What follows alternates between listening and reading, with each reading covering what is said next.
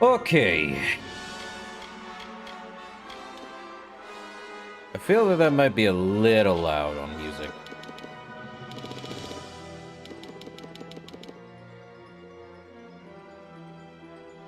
Can always tell when I have my headphones all the way up. Okay. Good there. Or it might be too low. We'll just put it there for now.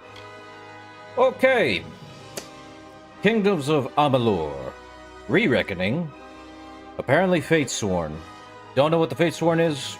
Have no idea. I have been gone from this entire game series, or at least this game, for like nearly almost close to 13 years. Let's be honest. I think the last time I played it was like one of the DLCs. I don't remember much of this entire game whatsoever.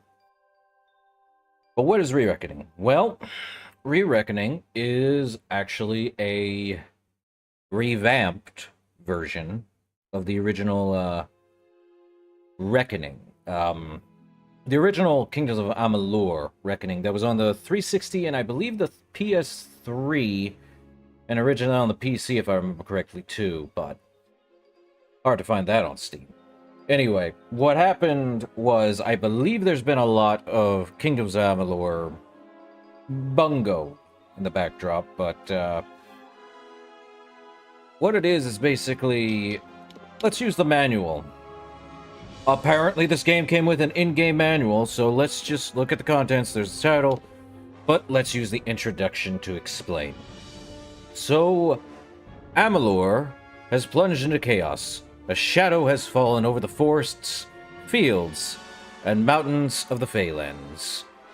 The once peaceful Fey of the Winter Court have marched to war, threatening all mortal life. New magic surges through the world, and a great and terrible power rises in the east. The Fate Weavers have predicted an inescapable doom for all the living creatures of Amalur. But, has all seemed lost? A hero has returned from the dead. A hero with no path written in Fate's grand tapestry. Become the Fateless hero, harness the power of Reckoning, and decide the future of Amalur. I'm not going to go into full detail, but yes. Apparently, we are the hero. We are, what you say, the destined one.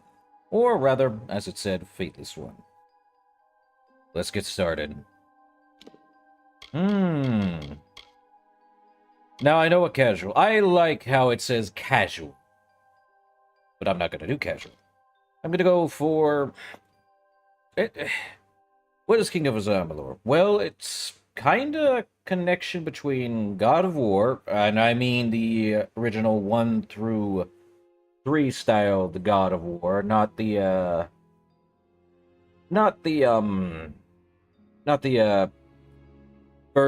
fourth game in that series, or slight reboot to the series of God of War and God of War Ragnarok.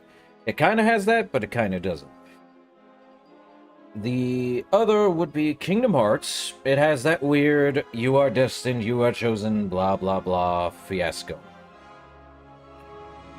And then I also believe a bit of the weird, Elder Scrolls style flavoring in it, mixed in. But there's more to this. So, I think, since I do not want to lose my brain cells, we go with normal. We're just gonna do... normal. I'm not gonna do hard. I'd rather get thrown into something. From the beginning, we were wrong. And only now, well into the second decade of the conflict, have we begun to understand the mistakes we have made. We lived in harmony among the Fae, in a world awakened to new magic. Perhaps we should have foreseen what might be born on this rising tide. What force might awaken. A force powerful enough to twist even the eternal and the mutable Fae folk.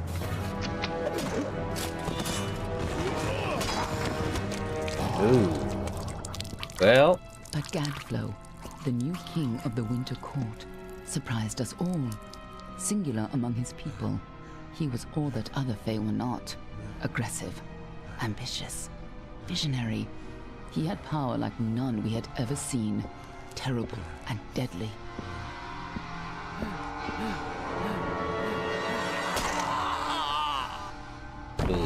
Gadflo and his followers, the Tuatha Deon, believed that a new god was to be born in the east, beneath Gadflo's crystalline fortress of Amathen. In the name of that god, they marched to war against the young races of Amalur. Against a mortal army, no matter the power of their god, we might have been victorious. But the Fae are creatures of magic, not bound by the laws of life and death. Each Tuatha fallen on the battlefield would soon rise again, for the Fae do not know death as we do. How could we stand against such a force? For 10 years the war raged. For 10 years the armies of Men and Alpha fought and died. But as our numbers dwindled, we knew that it was only a matter of time. Our fate had been written. At least, that is what we believed. Until you died. Yep, we died. Oh. I don't remember that as part of the opening. Well.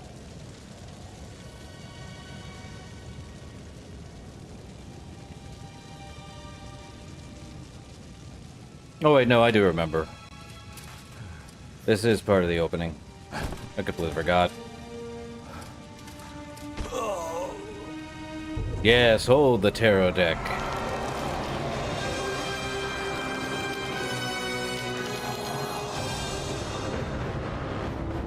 I hope that's not too loud. It probably is, but meh. I might have to turn down effects. Where's the part of music? I can never tell. This one is then. Alpha, Garan, could even be a Jotun. Always a surprise, eh, Garan? Eyes on the job, boy. Don't matter what it is. Dead's dead. And be thankful for that. All we've seen. Go on and pull back the sheet, though. It'll need to be in our report, one way or the other. Can't tell if they're gnomes or dwarves. Alright. Character creation. So, we have gender, male or female, like any other standard RPG. But we have Almain, Varani, Losafar, and Dokofar. But, what are these? What's the Almain?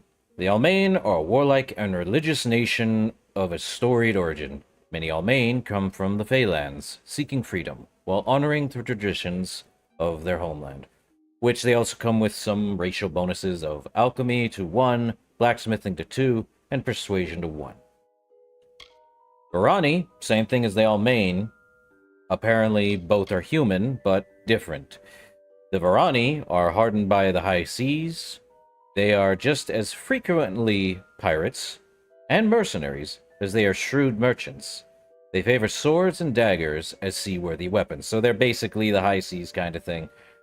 You could think Nord in Skyrim. It's kind of a weird thing. Almain are like your Imperial. They only gave us 4 races in this game, which I'm sad they didn't give us more, but it is what it is. As for the Varani, we get Detect Hidden, Mercantile, and a +2 to lockpicking. Now we're on to elves. Yes, the Losafar and Dokofar are both elves. You can probably think Dunmer or partial high elves, but there's a slight difference between the two. The Losafar are a proud and ancient people from the frozen lands of the north. Losafar judge themselves fit to divine right from wrong under wind, sky, and sun, and meet an even-handed justice. So, easy? No, not easy. They're basically a very by-the-book kind of mentality, these Losafar are, but they also come with an alchemy of 1, a sagecraft of 1, and dispelling. We'll get to those. These are just their racial bonuses to explain it. As for Dokofar, they are renowned as sophisticated students of magic and diplomacy. While they do not shy away from conflict, they prefer to resolve disputes subtly, with grace, or efficiently, in silence. As such, they have a racial bonus to sagecraft, stealth, and persuasion. So, they have, these guys are like your dark elves, the very Very secret-y, very stealthy guys. Losifar, let's go with High Elves. Very, very easy to go with that from Elder Scrolls and all that stuff. High Elves, Dark Elves, the Nord, and the Imperial. Makes more sense that way. Easy to go. They kind of did it. You actually get, like, female and male. I forgot that the females get that kind of clothing. Dang. But, yeah. What would be wise to do? There is no difference in whether picking male or female as far as I'm aware. And I don't think there's any dating sim applications in this game, so I'm sad about that. But we get a whole entire thing.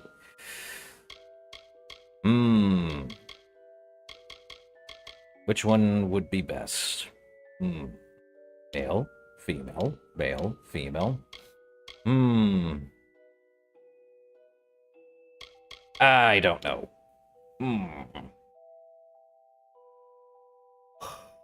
I know what people will be like. Oh yes, pick female. You just want to look at them, don't you?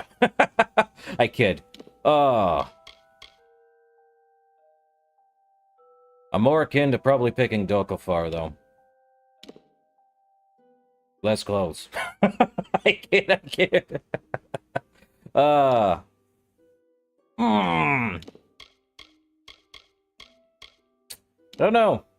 I don't know. Male or female? Both have their strengths and weaknesses. Not really. They're kind of like a preset determined thing. I don't know. Male or female? What would I pick?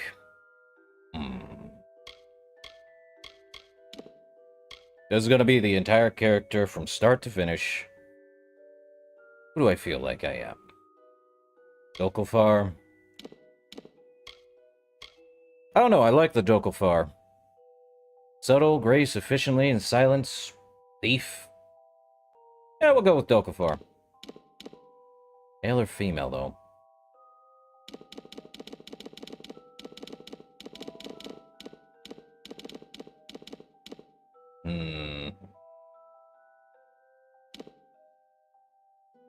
Well, I'm just gonna be that guy. We'll go male. Ah, yes, we get to pick a patron. Now, we have all of these. They each have their own patron. Let's go through that.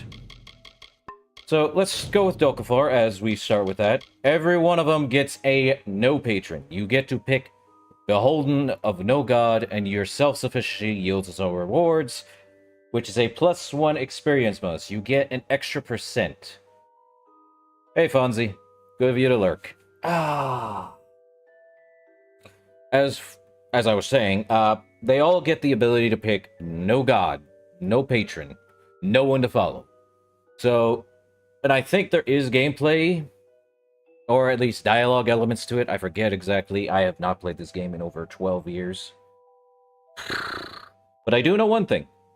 A +1 experience is pretty good. But now we have the god of mischief, Lupoku, the patron of brewing, which he gives the bonuses of poison, damage, and resistance. A 6%, by the way. There is also Lyria, the goddess of fate, magic, and luck. A 5% mana, and a 5% mana regen per second. Not bad. And now the god of death, Belen. A 1% chance of critical hit, but an 8% critical hit damage. That's pretty good, but 1% is still pretty low. Now, Aurelia, goddess of love and beauty, gives a +5% health, and just like death, you get a +1% chance to critical hit. And then Athene, the goddess of wisdom and art, gives a flat 10% bonus to mana. Now, for Losifar, we kind of get a different one. We get apparently a rewording of Gaia, the goddess of earth, harvest, and apparently fertility. Okay. And a +5 against all elemental resistance. Yippee! The god of air, Onshan, sky, stars, and winds. We get a +6 to lightning damage and resistance. Well, apparently wisdom is always Athene. Mitharo is the god of order. A plus 5% health and mana, flat 5%. Inadon, the god of justice, gives a flat 10% to health. However, this is only towards the Losofar. Dokofar do not get such a thing. They do get 10% mana. Interesting. The Varani get Vrekor, the god of fire and the patron of the forge. 6% fire damage and resistance. Nordir, the god of water, patron of fishing and sailing, ice damage and resistance.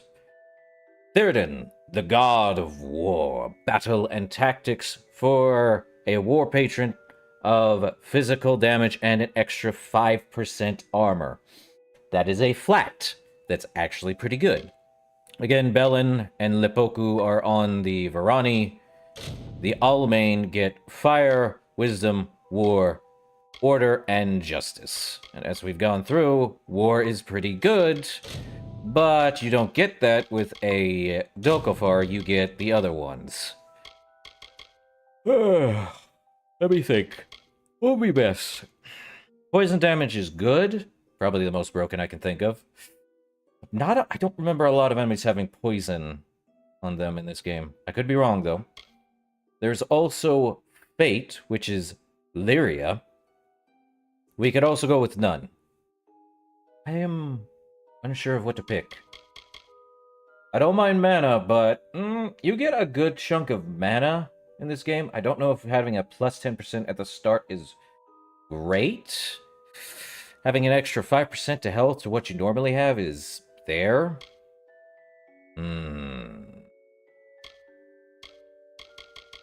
I mean, plus 10%, or we get 5% mana, and a 5% mana regen per second. Fate is actually pretty good when you think about it, because there is a good chunk. The only way you can use magic in this game is through staves, if I remember correctly. Because, well, I don't remember fully. I'm starting to lose my brain now. But I think you get better magical damage if you have it on your weapon. I don't fully remember.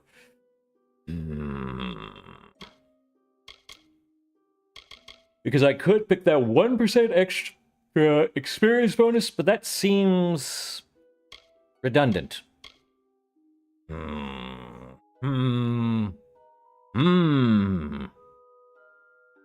Death, fate, mischief. I hate this.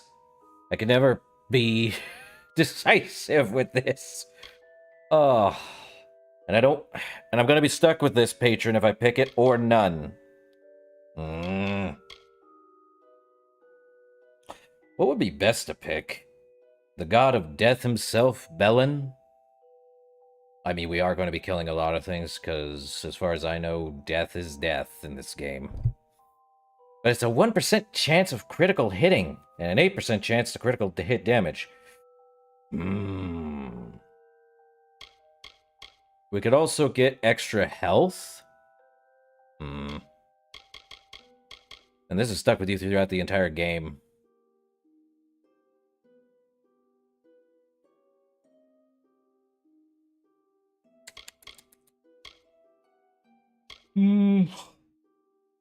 Well, I think I'll go with death.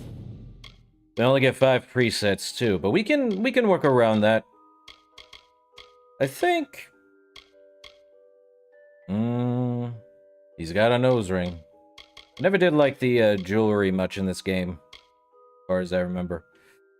We'll go with preset 3 and rework it. Oh, we get to pick between different faces. What is it? 1, 2, 3, 4, 5 different preset faces. Sag. I think I'll go with number 5. And we get about 1, 2, 3, 4, 5, 6, 7, 8, 9, 10. 10 different skin colors. I think I will go with this one, and we get about, let's go with eye color. 1, 2, 3, 4, 5, 6, 7, 8, 9 different eye colors. I think I want the red. Nifty. We also get eyeshadow. Not really good eyeshadow. Tempted to pick the one that doesn't show much eyeshadow. Yeah, why not? Or we can make it very dark. Oh, come on. There we go. Okay, so the eyeshadow is red, really dark, green, none, actual black. Gotta use that. Okay. I think I'll go with really black.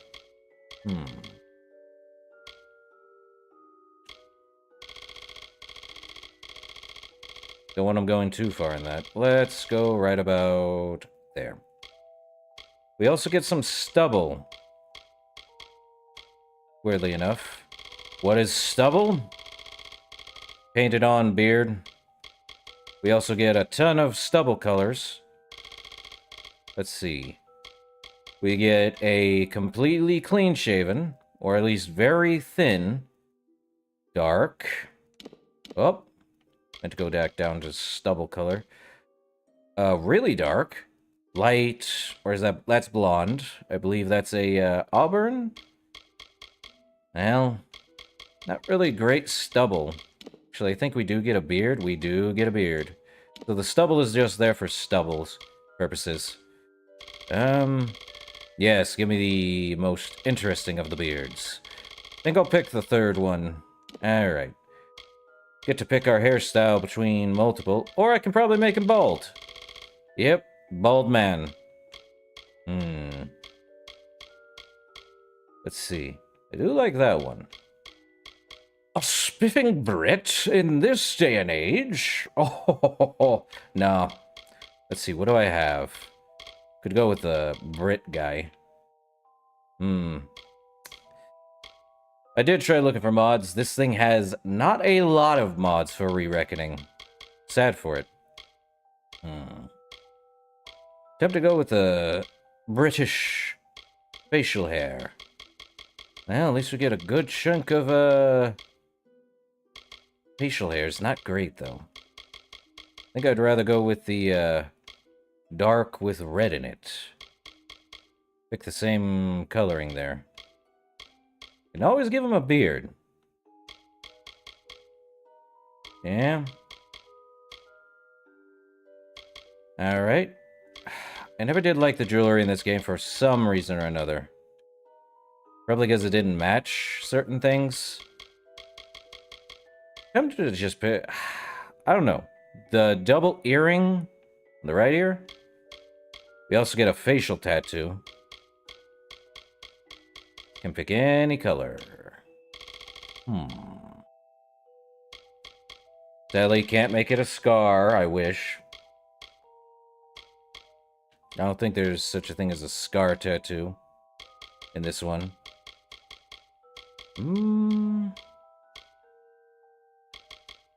I do like this one. Make it a little more intense, though. Like, completely covering up the thing. Though, I think if we're gonna be that guy, I think I'll go with it down the middle. Can pick it in a specific color. Make it near non-existent, too.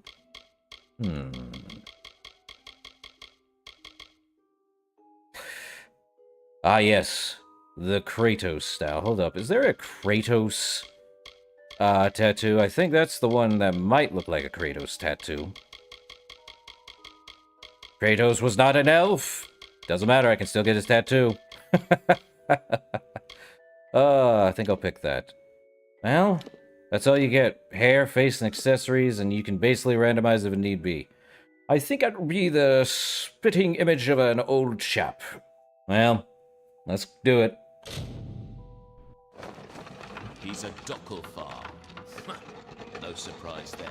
Seen a lot of them, though not usually in this good a shape. All right then, make sure it goes into the report. You know he'll want all the details. Amazing how well the body held up. Better than I've seen. I'm just glad it's not moving. Must have been born under a lucky star, this one. Anything else we need?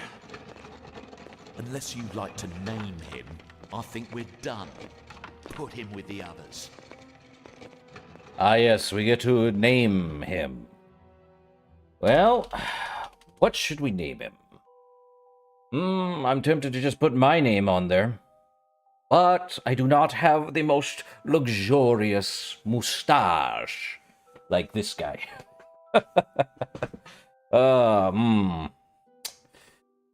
What do we think? What do we think?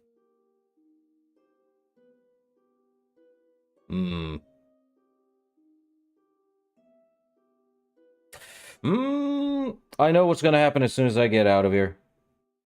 The entire music goes away.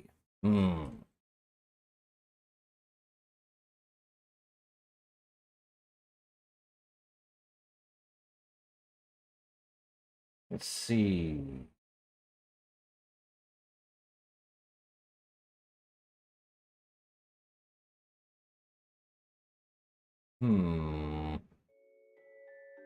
Oh, there's that music again. I don't know what to name him. What to name? I would like something unique.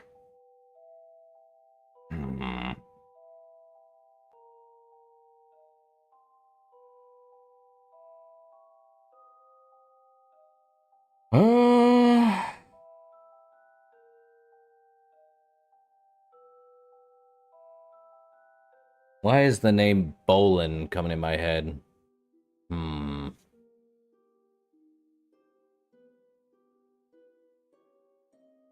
Such a weird name.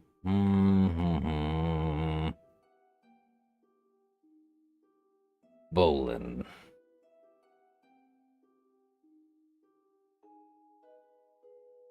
Bolin the...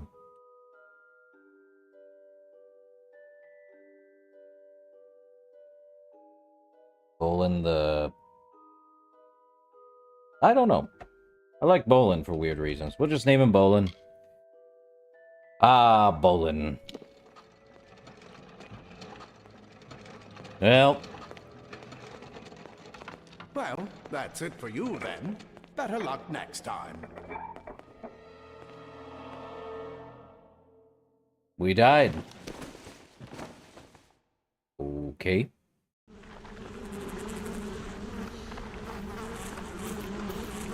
Well... Oh, I forgot that we're in a pile of dead bodies. That's a little disgusting.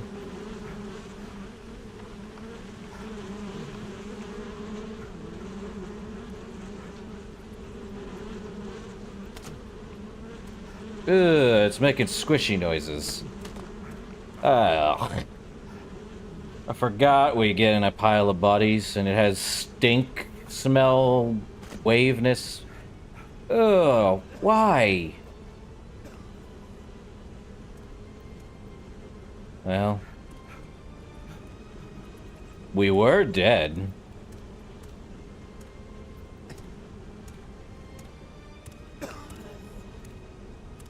Oh, dead bodies everywhere, huh? Okay, now we're in the actual game. Mostly. So, we are known as a Fateless One. We are only level 0. Good to know. So there's that. I should specify how leveling works in this game. Everything gets you a level, same as anything else. But the real unique thing about the leveling curve in this game is that every zone you enter, it is stuck to the level you entered it at. So let's say we entered the zone after this at level 0. Everything is literally level 0 at that point. At least in that zone. Next zone over is whatever level you're stuck at. So basically, it's a leveling curve issue. So you can go back to the earliest point of any level of the game and, well, beat the ever-living crud out of anything. So as right now, we have no weapons. Our armor is a tattered shirt, ragged and blood-stained tunic, ripped and torn in various places. Same with the leggings, torn and tattered pair of trousers, no shoes. We also have abilities. So we have, we're gonna have to get to this a little bit later, but We have abilities. It's like us choosing how we do things. They're your passive, your weapons, you got might, finesse, and sorcery. But we're going to get back to that later. We do have some moves. We have a bit of long swords. I don't think we have any hammers, great swords. So we are basically got swords, daggers with a backstab, a longbow, no fey blades. Yes, we get that. Fey blades are like daggers, I believe. We also get staves. We also get scepters, which is like a stave, but it is what it is. We also get a unique weapon that I don't think any other game uses, other than Kingdom Hearts. That would be the chakram. And they're not like Axel's, where he has like a literal cross between those chakrams. These are actual chakrams. These things are magical chakrams. They have spells and stuff. Attach them. Easy stuff. And then we also get shield. We get some might abilities, finesse abilities. We'll get to those later. Apparently, sorcerer ability, we get Stormbolt. Well, that's later. As for that, we have the ability of the map. We also have a world map. I am going to tell you right now. Let me zoom out. The map. Fonzie, you may be wondering. This map is huge. How huge? Ridiculous. It's... If I were to quote Todd Howard, 10 times the size, 10 times the detail, 10 times the people. This is literally the size of what Todd Howard would say. This sucker is huge. I'm not even joking. I don't think I explored everything in the original. And I think I remember quite literally in the original, I beat this game only once. And I'm like, never again. Never again. Now we've got, what, 3, 4 other maps? This map is ridiculous. We've got, no, we got 3? We got 4 maps in total, but 3 smaller DLC-sized maps. That's insanity. And here I thought I wouldn't be seeing much anything else. Okay, quest log. We know what a quest log is. First quest of the whole thing? Out of the darkness. I woke up in a pile of corpses, somewhere deep underground. I have no memory of who I am, and no clue where I am. I need to find a way out of here. Good of you to notice. Okay, let's... Well, we can change the difficulty at any time. And yes, changing difficulty may make you ineligible for certain achievements. So I don't know if there is an achievement for, Let's increase that, but lower the effects, I believe. Make dialogue pretty loud. Or did I turn that down because it was too loud? So let's see. Ooh, something's not fun. Let's see. Well, we are here. Underground, of all things. Ah. Pick up disposal notes. Okay, experiment disposal. Secrecy is still important in our work, requiring specialized disposal of our unfortunate failures. Piling remains have become a concern in the lower caverns, so an incinerator has been added to deal with the wastes. This should make disposal work slightly less horrible, although you should avoid drinking water from downstream of the ash dumps. Hardly a fitting rest for the poor things, but if it's any consolation, these weren't their original bodies in the first place. Formorous Hughes. Okay, so they were incinerating, bodies and such. Like so. Interactivity. And a goodbye. Okay. Anything else in this area? Oh, we do have a roll in here too. Forgot B is roll. Okay, so we have a roll. That's good. Ah. Okay. Now we have a new weapon. A rusty sword with 7 physical and 2 piercing damage. It does look rusty, and it looks like a longsword. Okay, yeah, it's a rusty longsword. Neat. I think there's only, rusty... I think there's only, longswords. At least I don't have to worry about it. They're all over. Run! The Tuatha? Okay. Scatter, children of dust! Scatter before the might of the Tuatha!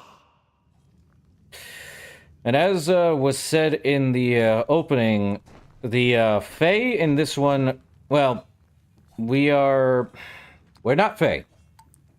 Real Fae are actually magically... It's a weird complication there. So, we are not actually Fae. We are Elven in that ideology. But we are not Fae. It's kind of an oddball. I feel like I need to make it to where I can actually just press... Let me go to gameplay. No, I need to go to controls. Okay, sprint mode, press left trigger. And I think in most things, yep, you're able to get a gold from...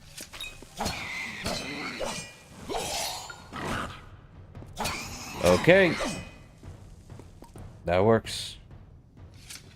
At least we auto, Stay away! well... He's now walking away. Okay. So I believe we don't have dwarves in this game. I think we have gnomes. Up.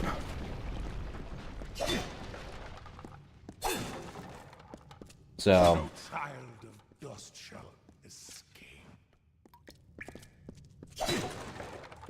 No, that's no fun. And yeah, Anybody! we are known as a child of dust, which is to them You! what we are. There, please help me! Okay, so we can't... Scum! No matter. You'll all die. Okay.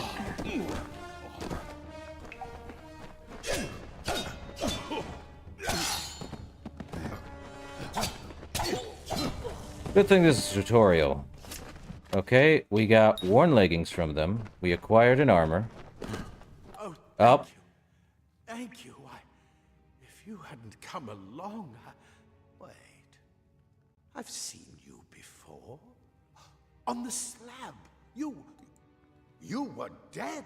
It worked. By the tome, it worked. You're alive. His name is Ensel. Okay. So I'm not dead. No, clearly not anymore. But you were. The Well of Souls remade your body.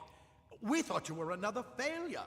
But the well restored your soul to your body, and it worked. We must get you to Professor Hughes right away.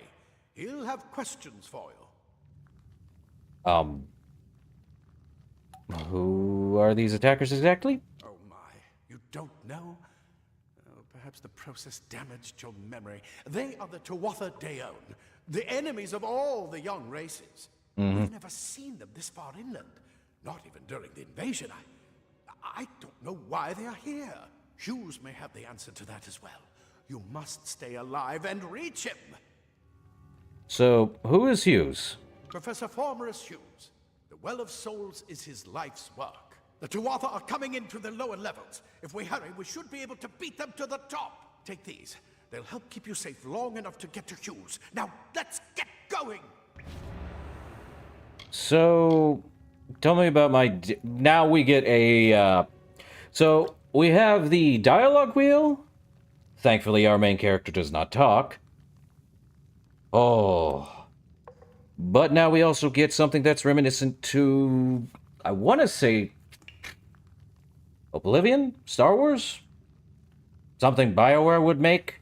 It's weird. This thing is a combination of every kind of weird gameplay element from other games. It's odd. But Tell me about my death. I wish I could tell you more. You showed no signs of life when we removed your new body from the well's waters. We just put it in the furnace room with the others. We would have never done that if we knew.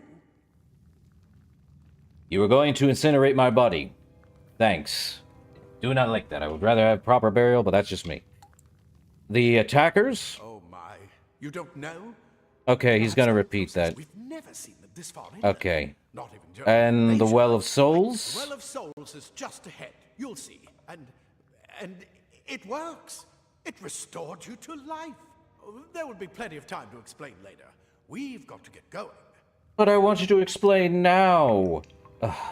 So where's Hughes? He'll be in his study on the ground floor of the tower. At least, I hope he's there. And safe.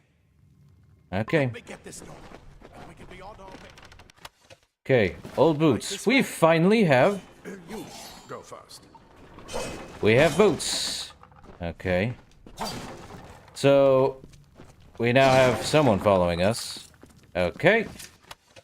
A battered armor. Okay, so now we have some armor.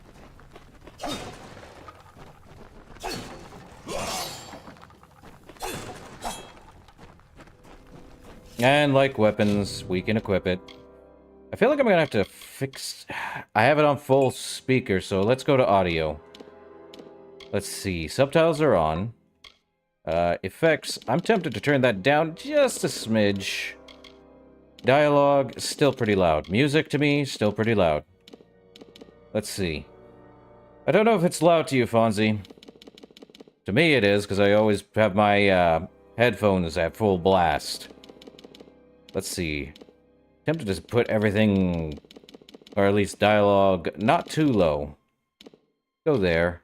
Effects there. Okay. I don't think it's too loud. Alright, armor. Well, the battered armor gives us 12% critical hit damage, so now we have a 13%. Worn leggings? Or actually, what do I have? No boots, 5, 10... 22% critical hit damage. Now we have this, and we can map it to the radial, which is basically what I was doing in Skyrim. Yippee! Not Skyrim.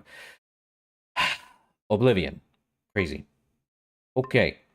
So let me look at the status. We have skills, Twists of Fate. Don't have that yet. We have lore stones. There's a bit of a, I think, an achievement for most lore stones. Or getting all of them. There's effects, there's stats, and the manual. Let's go into the stats. 4 enemies killed, damage. We have a lifetime gold earn. It's everything we do. Lord help me. What effects? We have positive. So we have critical hit damage on us, which is 8% and a critical hit chance of happening. Critical hit damage, we have 8%, 1%, but armor also has effects on us. We do not have lore stones. We have Odorath, which if we do all these lore stones, we do get some rewards, which is why I'm sitting here like, I remember now.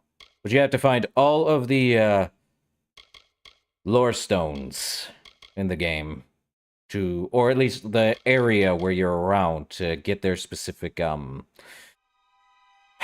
reward. So let's see, how many are there? That's 5 atop. 2, 3, 4, 5, 6, 7. 7.5. So if we have 5 across 7, that's already 35, 36, 37, and 38. Okay, 38 rewards to get. That is a lot. All of it is just extra effects to what you can do. Crazy.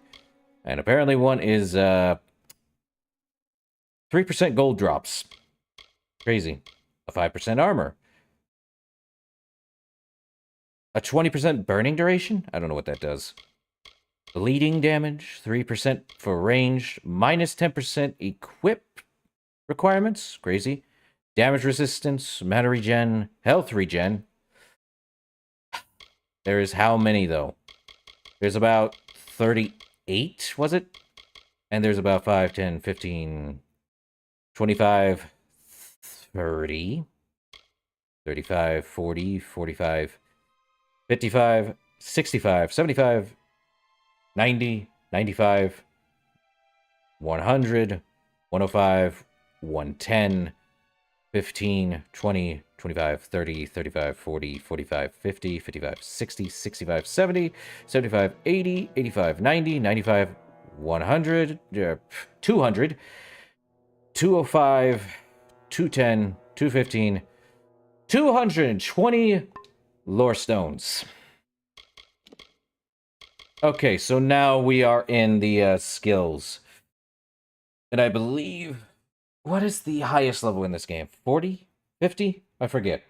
But we have basic skills, but you actually have to go one by one across them, not just picking wherever the heck you want. You actually have to level them up like you would. We get skill points, and you get advanced, mastery, all that stuff. But we go from basic to advanced to master. So there's no journeyman, no whatever the heck it is. But we do have stealth. I'm trying to remember how stealth works. But that's fine. So we have... let me see.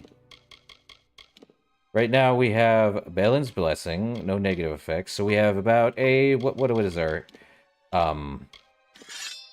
Okay, piercing damage, that's not what we need. So our battered armor, which is medium armor, as I'm going to say, gives us 12, 17, 18, 19, 20, 22. 22 extra critical hit damage on top of our regular effect of 8. So we do about 30% extra critical hit damage. It's good.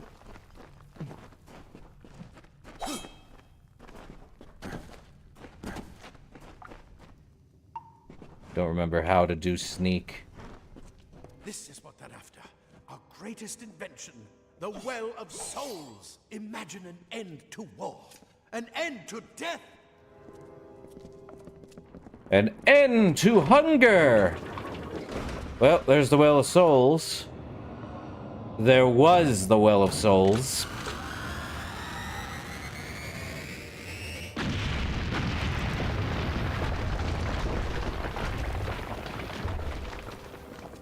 So, why would the Fae destroy the Well of Souls? Well, they don't want us acting like them, having a weird immortal ability like them.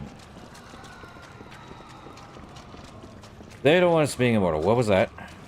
No, that was just me talking to Hughes. Or Encel. I'm gonna start calling him Incel now.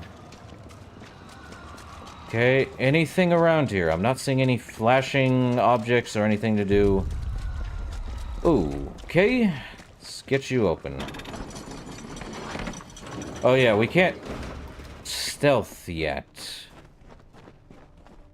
Oh, we're about to get into something new. Okay. We're in one of the storerooms. See if you can find anything useful. Well...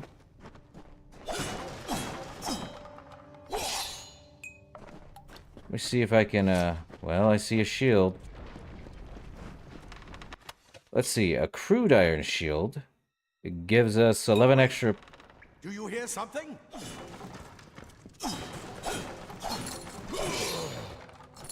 Do I hear something?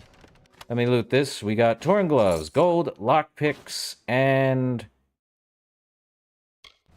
minor healing. Well, time to equip that.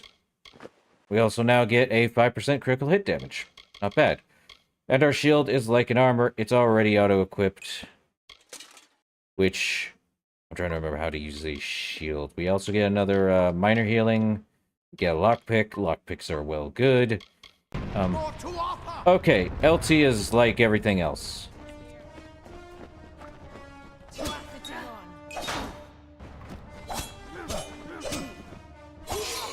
I barely use, I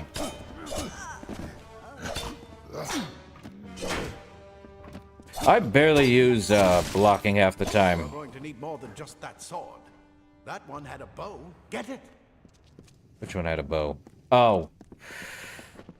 And I believe I can make it to where the, map is not so set? Let me look. Yeah, I can turn it to where the minimap is no longer set. It now follows the camera. So now we have a longbow as a secondary and not a primary. So as far as I know, and yes, everything does have a durability just like anything else. Let me see. No. Okay, so we don't get arrows like normal. They do recharge after a while. That's good. Oh, good. Oh, boy. Archers up ahead. Best shoot them before they see us. Well. Okay. Yeah. We have a limited amount of arrows, but they recharge after some time. Go! Go where? Oh, I hate you. Let me explore. Let me do things, not put me on a path. You serious? Let me open this chest. What's inside? Tattered documents. The writings of these documents are too faded to be of value. And I think they are too garbage to begin with in the first place. Okay.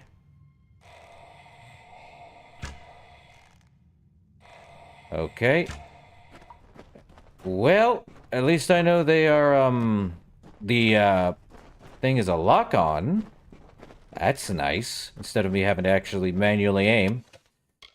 Okay. We now get rusty leg plates. 8 extra defense. Ooh. So I lose my critical hit damage for melee block efficiency. I'll take it, but will I wear it? Probably not. I would like the critical coming up. So yeah, we can jump, but we have to jump from a specified point, which is these ledges. I would probably say think like Pokemon at that point. You have to jump off a ledge.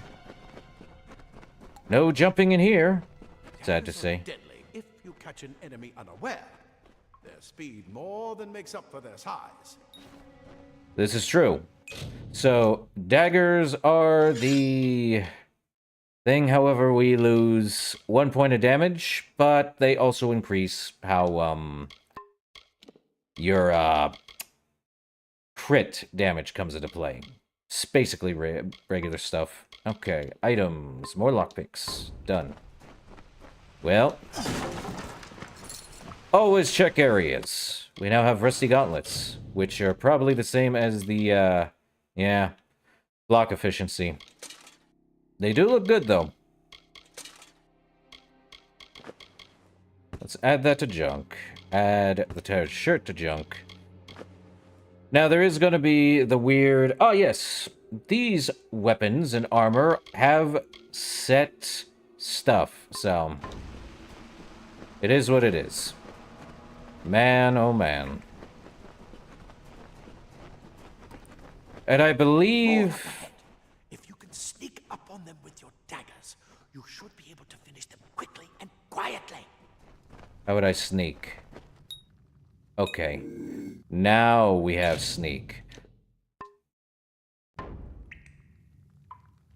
The problem is... You cannot fast sneak. Okay, so there is an instant kill.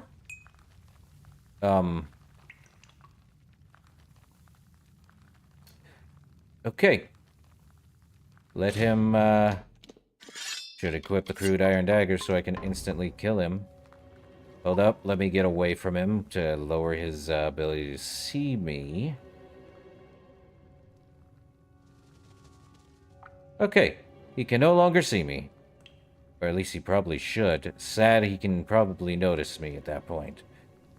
So with daggers, they are now at the back end of us. And as we are sneaking, we now get the ability... Well...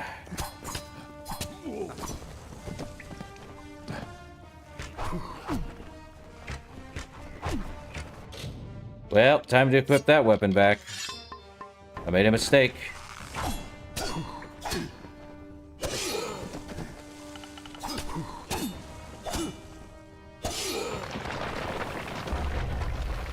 Okay, what do you got? Gold and a lockpick.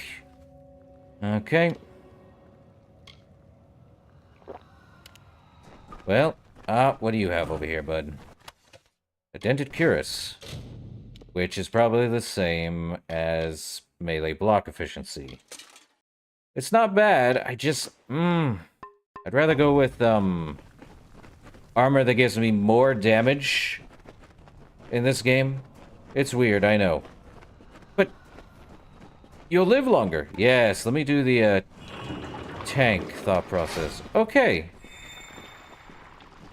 Cave blossoms only respond in the presence of magic. Perhaps there is more to you than it seems. So, okay. Incredible. What are you? A mage, a fateless one, the insane psychopath. I am all these and more. And there's another enemy. You have a spider in the midst. I bet you're still groggy, but just keep moving. Well, Move! okay, we got another note over here. Spider memo. Hughes, per your request, we finally got the spider problem under control. There was a spider problem, of course. It's in a cave under a tower. Claude will try to take credit for an efficient cleansing with his Praetorians, but I feel he overstates his case and fails to recognize the value that my own quick thinking and scholarly work provided to this successful operation. While overseeing the spider purge, I noticed that those guards who were affected by spider venom exhibited stiffness of joints and tightening of skin. Symptoms which suggest a possible solution for the internal cohesion problems of some of the well's creation. Words. I would have studied these symptoms in more depth at the time, but the guards willfully and flagrantly disobeyed my orders to delay application of antitoxins. As such, I request that we capture some of these spiders in order to harvest their venom and for future testing. Furthermore, I trust that these insubordinate guards will be punished immediately. For my steadfast pursuit of knowledge, I require no medal nor promotion. All I would ask is that you please reassign me off of subject disposal detail. Oi. Gurren Lagann? Okay, what do we got in here? Torn robes. Well, we now have robes. Let's go back the way we came, because I think this is the way forward. Let us go back a bit. Oh, there's a break there. Are you kidding me? Yeah. Oh, we were just... Oh, wait, no, we weren't there. Looks like it, though. Ooh. Okay. So what do we get? We got a new armor known as Torn Robes. However, robes, as it's said in the passive here, it gives you a plus 30 mana regen. That's pretty good. But they also replace torso and leg armor. So, it's not a bad looking set of robes, though. But they are torn. I'll stick with my, pants and, chest piece, thank you. Okay, minor mana. Let us put that on the opposite end. Things. And a serpent. Increases the damage you do with poison-based attack. 10 poison damage and 25 poison percent more poison damage. So you're literally doing like a flat 10 on top of 25, so you're doing at least about 12.5 damage. Not bad. I think I'll, more lockpicks, consumables. Well, let's map that one to the radio. It's a minor serpent, so it's not bad. We also are able to have accessories, which is, as I would say, rings and such. And probably necklaces, but that's just me. So, there's that. Well, that explains the spider in a cage. Don't feel bad for it, it's just a spider. Okay, I thought I was going to be hit by something. Up. Tells me I'm magical. Ah. Worn hand wraps. What do those do again? Probably the same thing as, yeah. An extra, and yes, worn hand wraps are like light armor. So, 1 point less than leather, and about 3 points less than heavy. I don't remember if there are any actual, clothes in this game. Oh, good.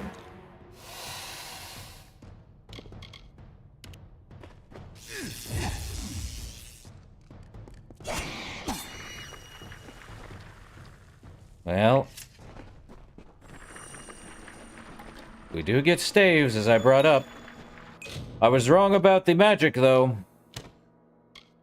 We can make our daggers secondary, or we can make our bow secondary. So we're able to make certain things secondary. Much like our birch staff. Birch staff does 9 extra fire damage and 8 burning damage over 3 seconds. So that explains the burning damage. So that's about 8 times 3. Wait, 8 damage over 3 seconds? A full 8 damage over 3 seconds? Or 8 damage per second? 8, okay, yeah, so 8 full damage over 3 seconds. So that's like 2.5 seconds? 2.5, 6, or is it 1.5? Or is it 2.75? Well, let's use the birch staff, because we can apparently use magic of all kinds. Completely covered the tunnel. Maybe Well, you can use that staff to burn a path through.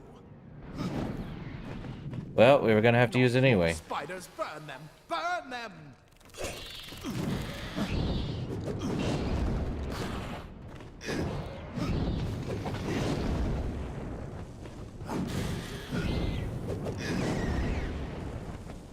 Okay, so magic on staves do not have MP equipped with them.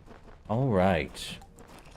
Loot the spider sack. We get old shoes, skull and bones. I don't think they cost anything or have anything worth noting. Just leave them behind. Okay. Oh, good.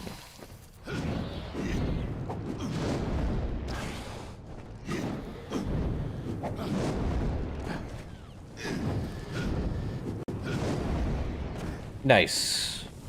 Hurry, get out of here! No. Let me explore, Encel. More lockpicks, more minor healing potions. At some point, I'm not going to be able to hold on to too many, potions. Let's see. More gold. That's good. At least we're not in prison. In most games, you start as a prisoner for some reason. This time, we just died. Came back to life. Bastard! Wait, you're not one of them. Ansel, yet alive! And who's this? That's what I intend to find out. He came out of the well. What? Then he'd better get inside to see the old man. Quick, before those twatha make another push. This is where we part ways. But take whatever you want from this armory. We might have a few things that would fit you. Just make sure you get your shoes. We can hold off the Tuatha here. Ah, so now we have a percentage persuasion. If anyone has ever played Fallout 3, they know that percentage is not always guaranteed, but if you're 95% persuasive, well, I need more help. I suppose these might be able to help. If the Tuatha realize what you are, you'll need them. Good to know. Good to know. Good to know. So where's Hughes? Or I could be the guy, but he's going to tell you go find Hughes. I'm too important. Oh, I am too very important. Ah, where's Hughes? He's directly ahead, in his study. Just keep going past the top of the well. He needs to see you. Right now, you're the most valuable thing in his world. I'll see you on the outside, if fate wills it. I never believed the world would work. Maybe it would be best. If you can walk, you don't need my help. Or a Henry. Okay. Well, we now have repair kits. I don't think I'm going to need that. I'll add it to the junk. Plate armor. Nothing protects quite like layers of impervious metal. Usually. Leather armor. Well, let's add that. Take the gold. What? Okay. Is thin, but will give you the speed to reach an enemy's boat. Simple Okay, add to junk, add to junk. Keep that. cloth frees your body and mind. That's why mages prefer it. Sure. Let's see. Let me break more stuff, see if I can get more things. Out of boxes, out of stuff. Any more things I can break in here?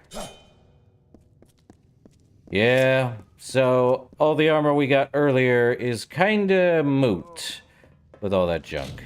Let me see. Can I just add more to the junk? I thought I could. Let's see. Da, da, da.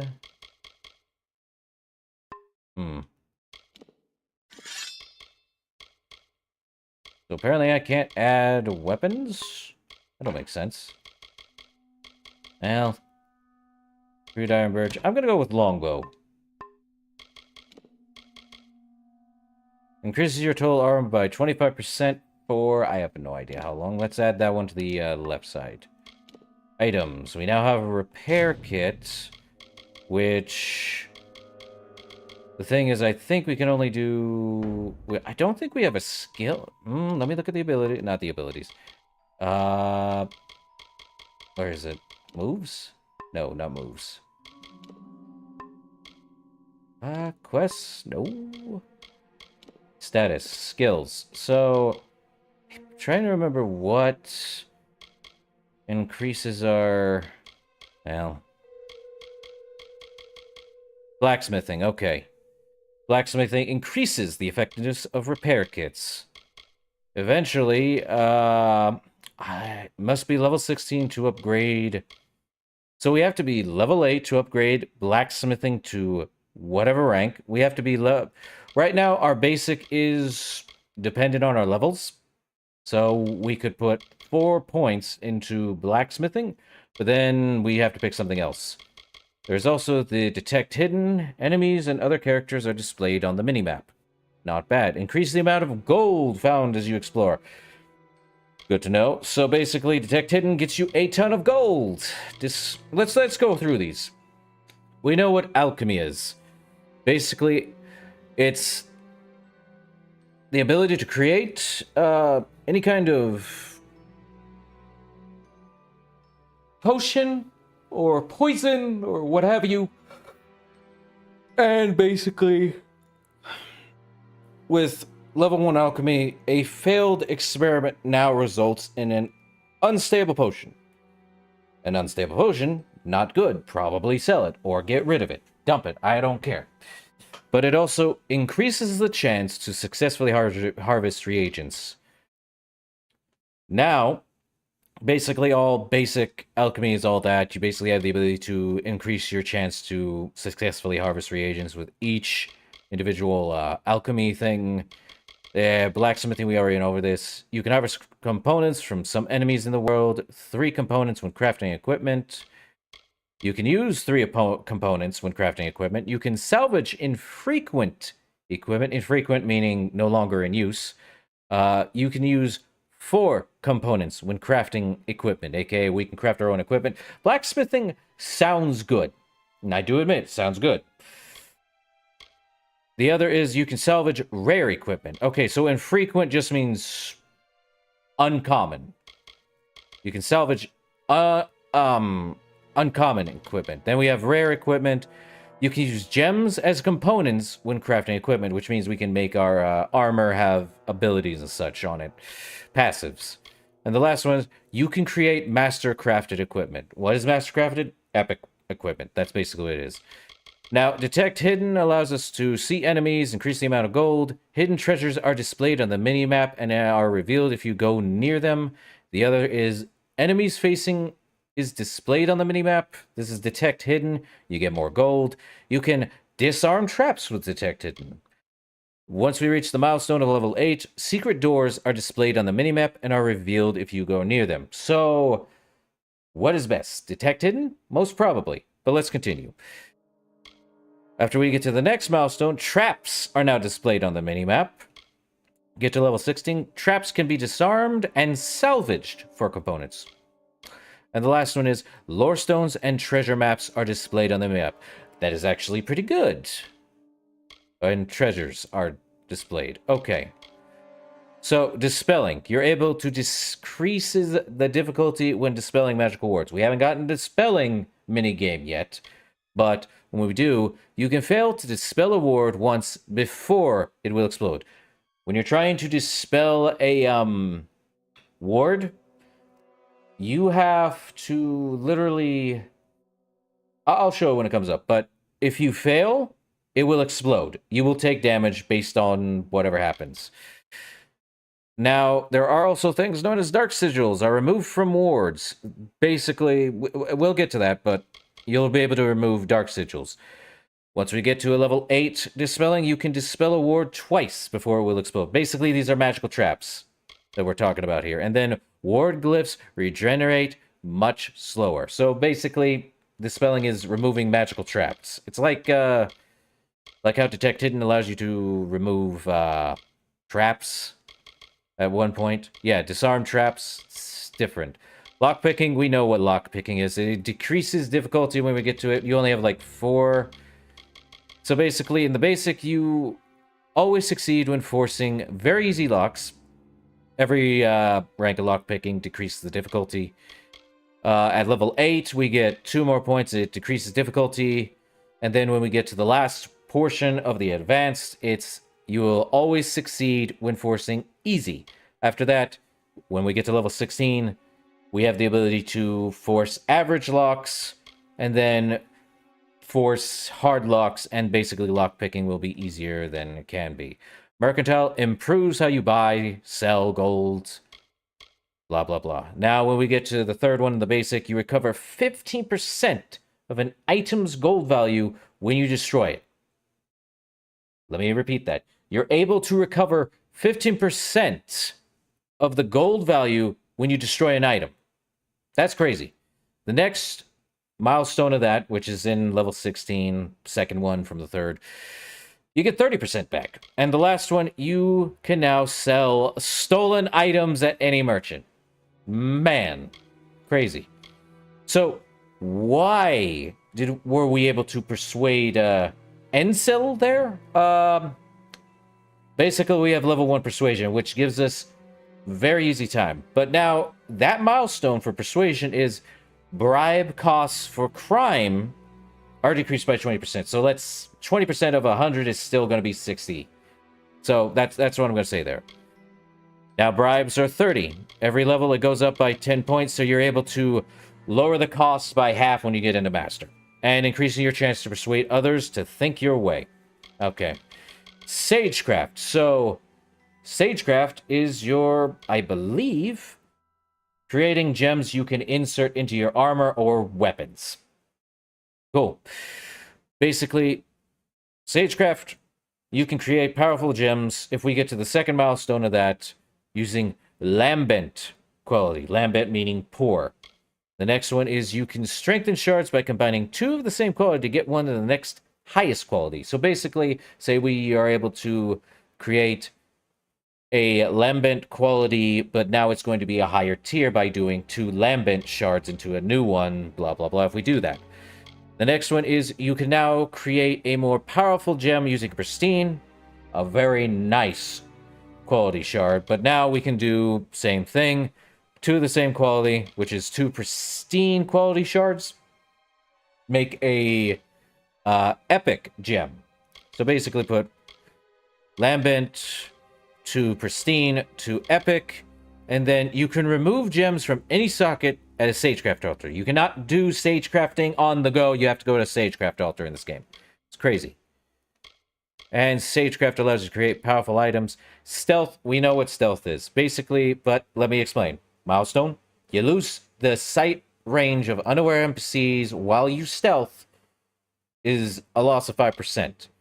And once you get in the second part of stealth, it increases the duration of time before you can remain hidden before any other one detects you. Then the third is minus 10%, fourth is 15%, 20, 30, and then 40. So basically, they're all pretty good in this game, to be honest. I just don't know which one to pick. Probably Detect Hidden to start with.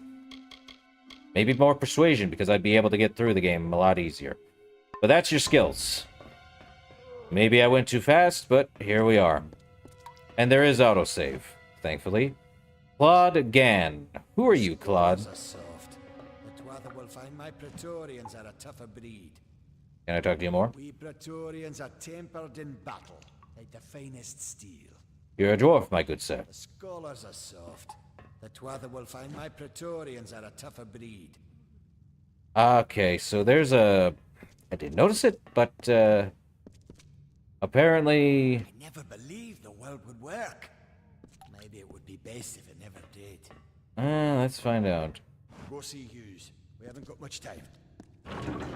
Well, I had to speak to the people in stream, my guys. Come on now. Okay. And yeah, falling debris can hurt you. And by pushing in the R, we're able to check our entire surroundings. Ah, I love the music in this game. Gives me happy feels. Ah, a well progress log. Let me take a swig of water.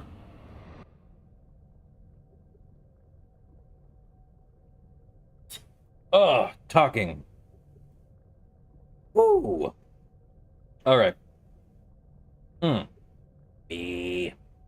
Anyway, the well progress. Blah blah blah blah blah. Words. I've lost them. Anyway, well progress log. Experiments are now successfully recreating bodies 97.5% of the time. Any missing limbs or extra fingers are now probably how the original subject looked, rather than a magical flux on our end. However, full revivification still eludes us. Even with increased testing, products are nothing more than inert lumps of skin and bone, although the occasional spasm or twitch does allow hope of full success in the future. I know some of you complain that we should use cadavers and skip the corpse recreation altogether, but you must know we'd never be allowed to experiment with the subject's actual body. We may be working to recreate life, but that hardly allows us to desecrate the dead. Any further complaints can be brought to me directly. Farmers Hughes. So, they are working on bodies, but not actual... Basically, they aren't... They're using fake bodies, which apparently ours is, but they're taking dead bodies to put the soul in another body. Apparently ours returned to ours, and now we're alive again. But something happened, and, well, here we are, not knowing who we are, what we did, how we got here, why we're like this.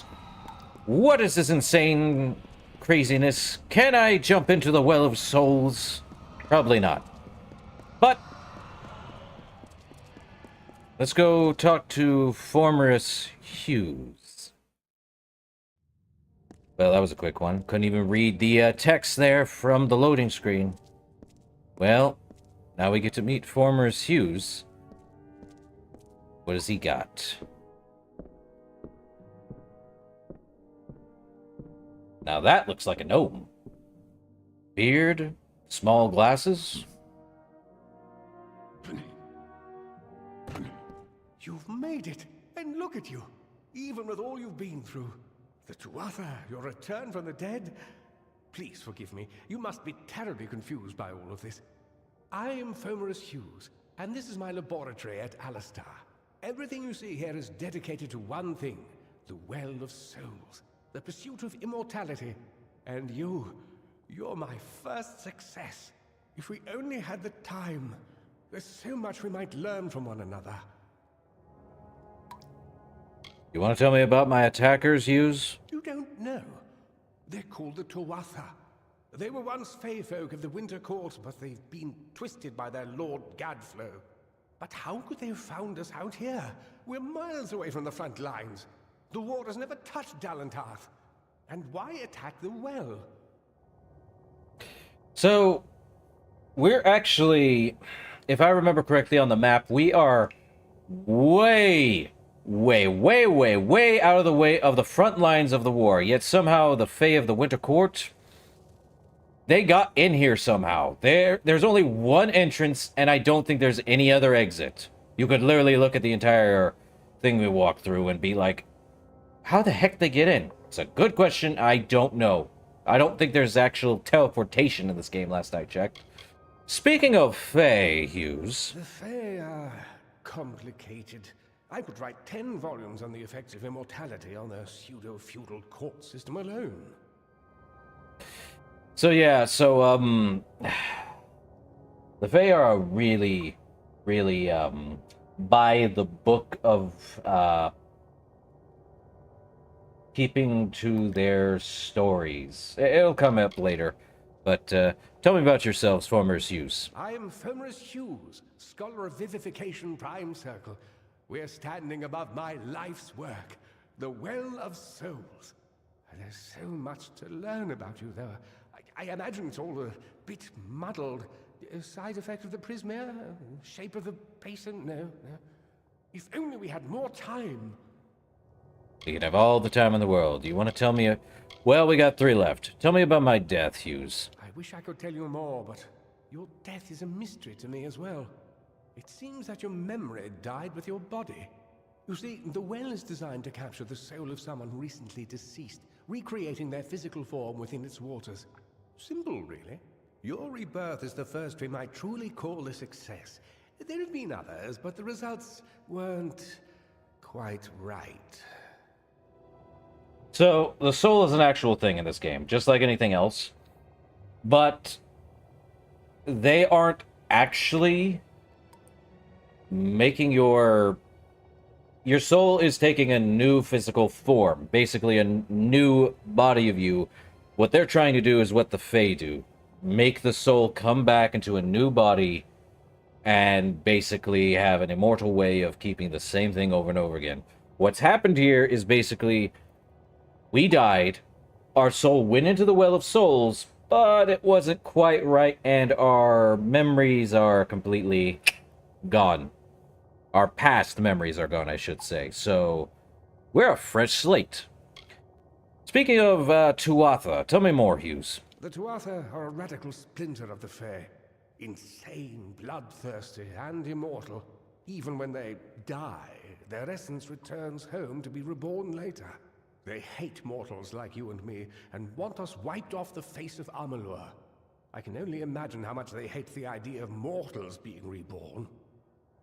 Yeah, the Tuatha, and most likely the other Fae, don't like the idea that a mortal can do what they do. Go back to their quote-unquote home, to basically the Court of Winter, and I think the Court of Spring is the other one. But the point is, they don't want that happening for a mortal to be able to rebirth themselves like they do. It's just unnatural to them. I mean, it'd be unnatural if someone actually went and did the same thing here, but I don't know the specifics. Either way, speaking of the Well of Souls we've been talking about this whole time, Hughes. It's been my life's work. Decades of research with a singular goal, ending death itself. And now, you're the only proof that it's a success. But why did it work on you and no one else? What makes you different from the others? There are so many questions to ask, and if we're to get any answers, we've got to get you someplace safe. I know the answer to that, and I think I remember a little bit of why that is. We are special, but if we weren't, it wouldn't have worked on anyone else for a reason that is way later down the line. In that case, Hughes, would you like to tell me what's going Not on? much to explain right now. The Tuatha have come to stop my work, but I don't believe they know about you. Not yet. What's important is getting you out of here safely. You're the only proof of what we've achieved here. I may not be able to save the well, but I can ensure that its only success is safe. Do you, So where are we exactly, Hughes? We're in the Feylands, miles away from the front lines. I thought we were safe enough from the war, but it seems some of the Tuatha found their way here anyway.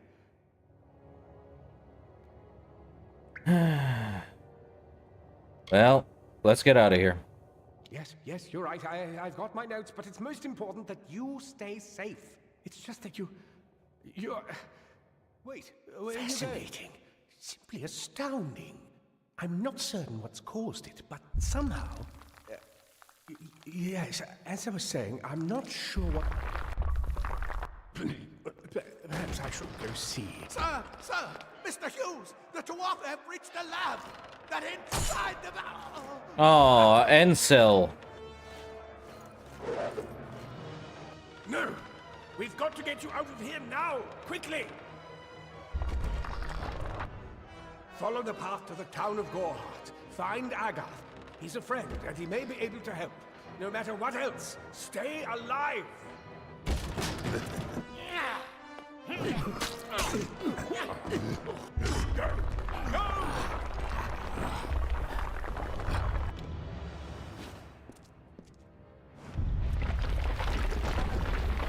Oh, Encil.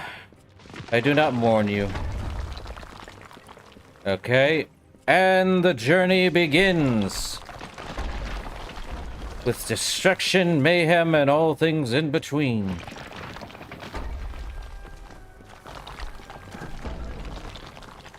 Okay. I think...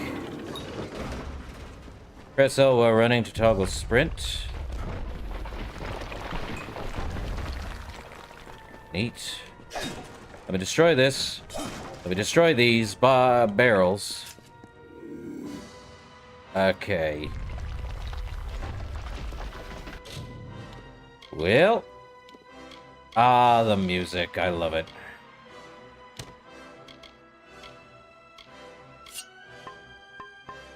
Let's equip some daggers.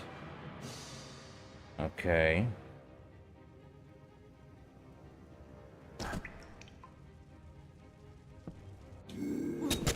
And there's the, stealth kill. Easy. Okay, do we have anyone else? No. Oh. There was one right over there. Let's do a second stealth kill. I tripped him, brought him back. Alright. Well, let's get our prime.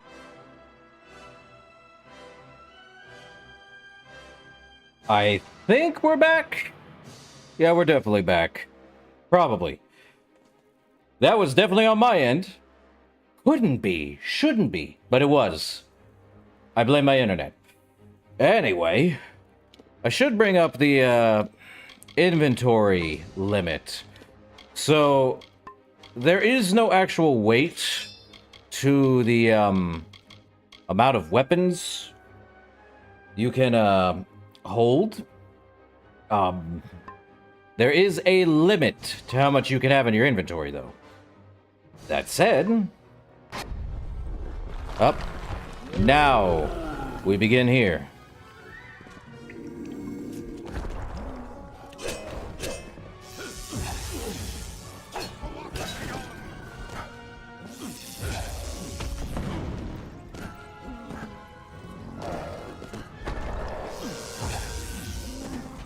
Resisted, huh?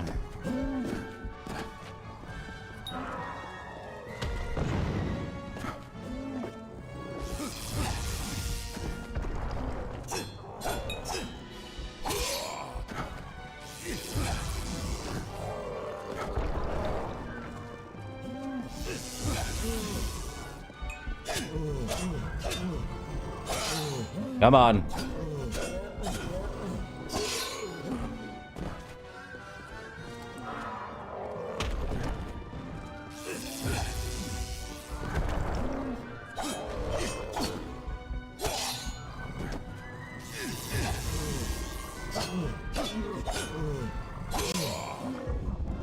All right. Time for some God of War mayhem.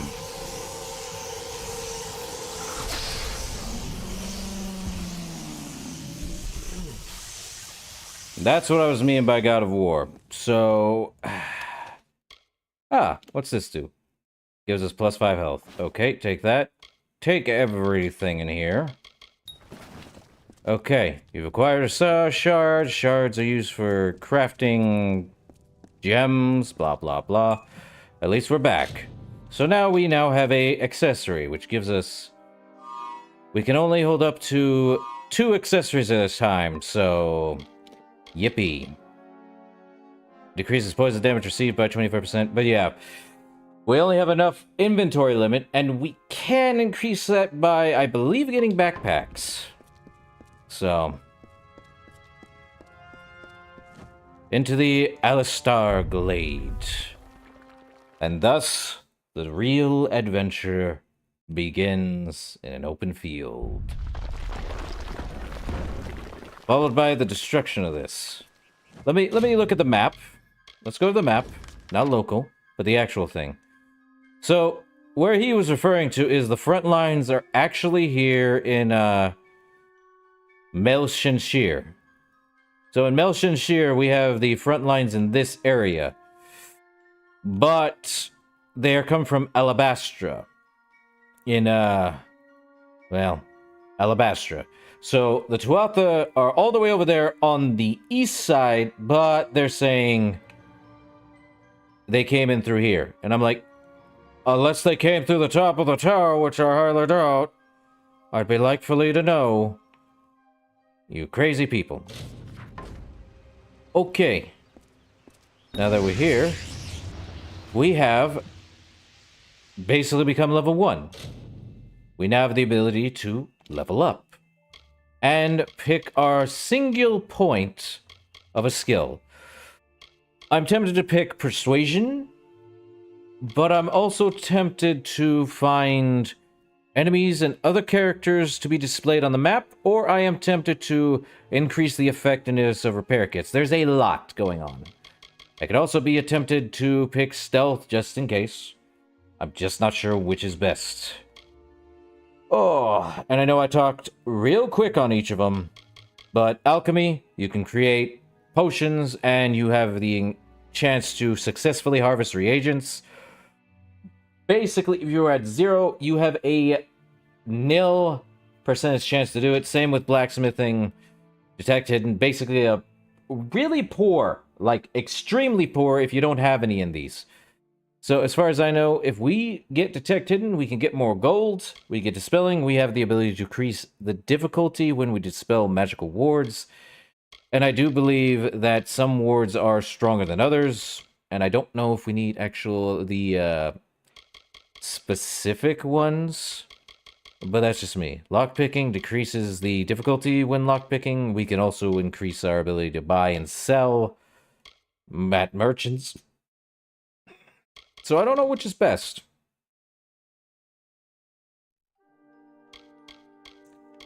Because...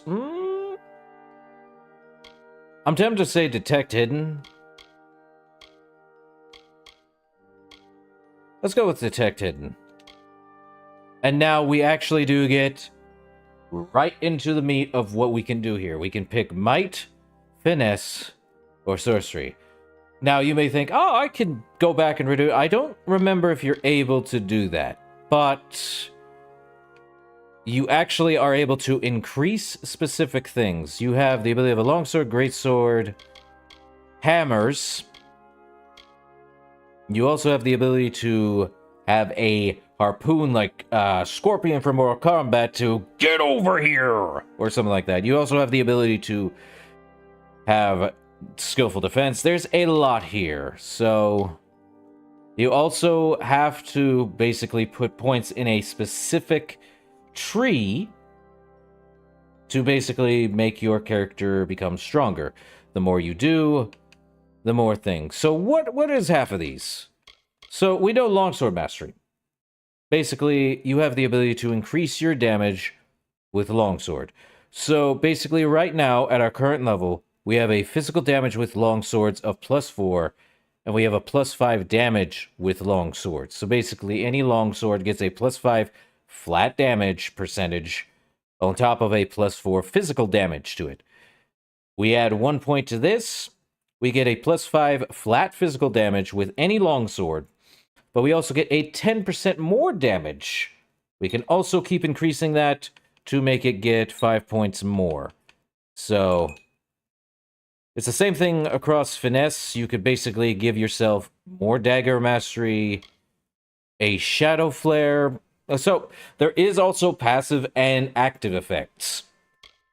Basically, think of past active effects like you actually have to use them on your thing. So what is shadow flare? Basically, you are able to weave a burst of shadow magic to wound and stagger enemies in an arc before you, quickly pressing the button again to throw a volley of shadowy blades, which deal pierce and bleeding damage. So basically, the first attack is staggers targets up to 4 meters in front of me and deals 3 physical damage. It costs 5 mana. So basically, every active costs mana, not stamina. Everything in this game costs mana for some reason or another.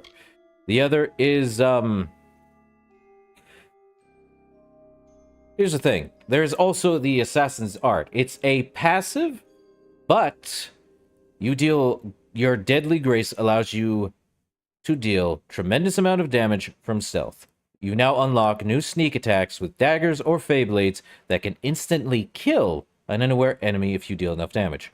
Right now, at the current level, we deal 10% critical damage when attacking unaware enemies from stealth, and it unlocks dagger and Feyblade sneak attacks. We also get 20% more if we go to the next level, and 30% more damage. So basically, we just shot up a...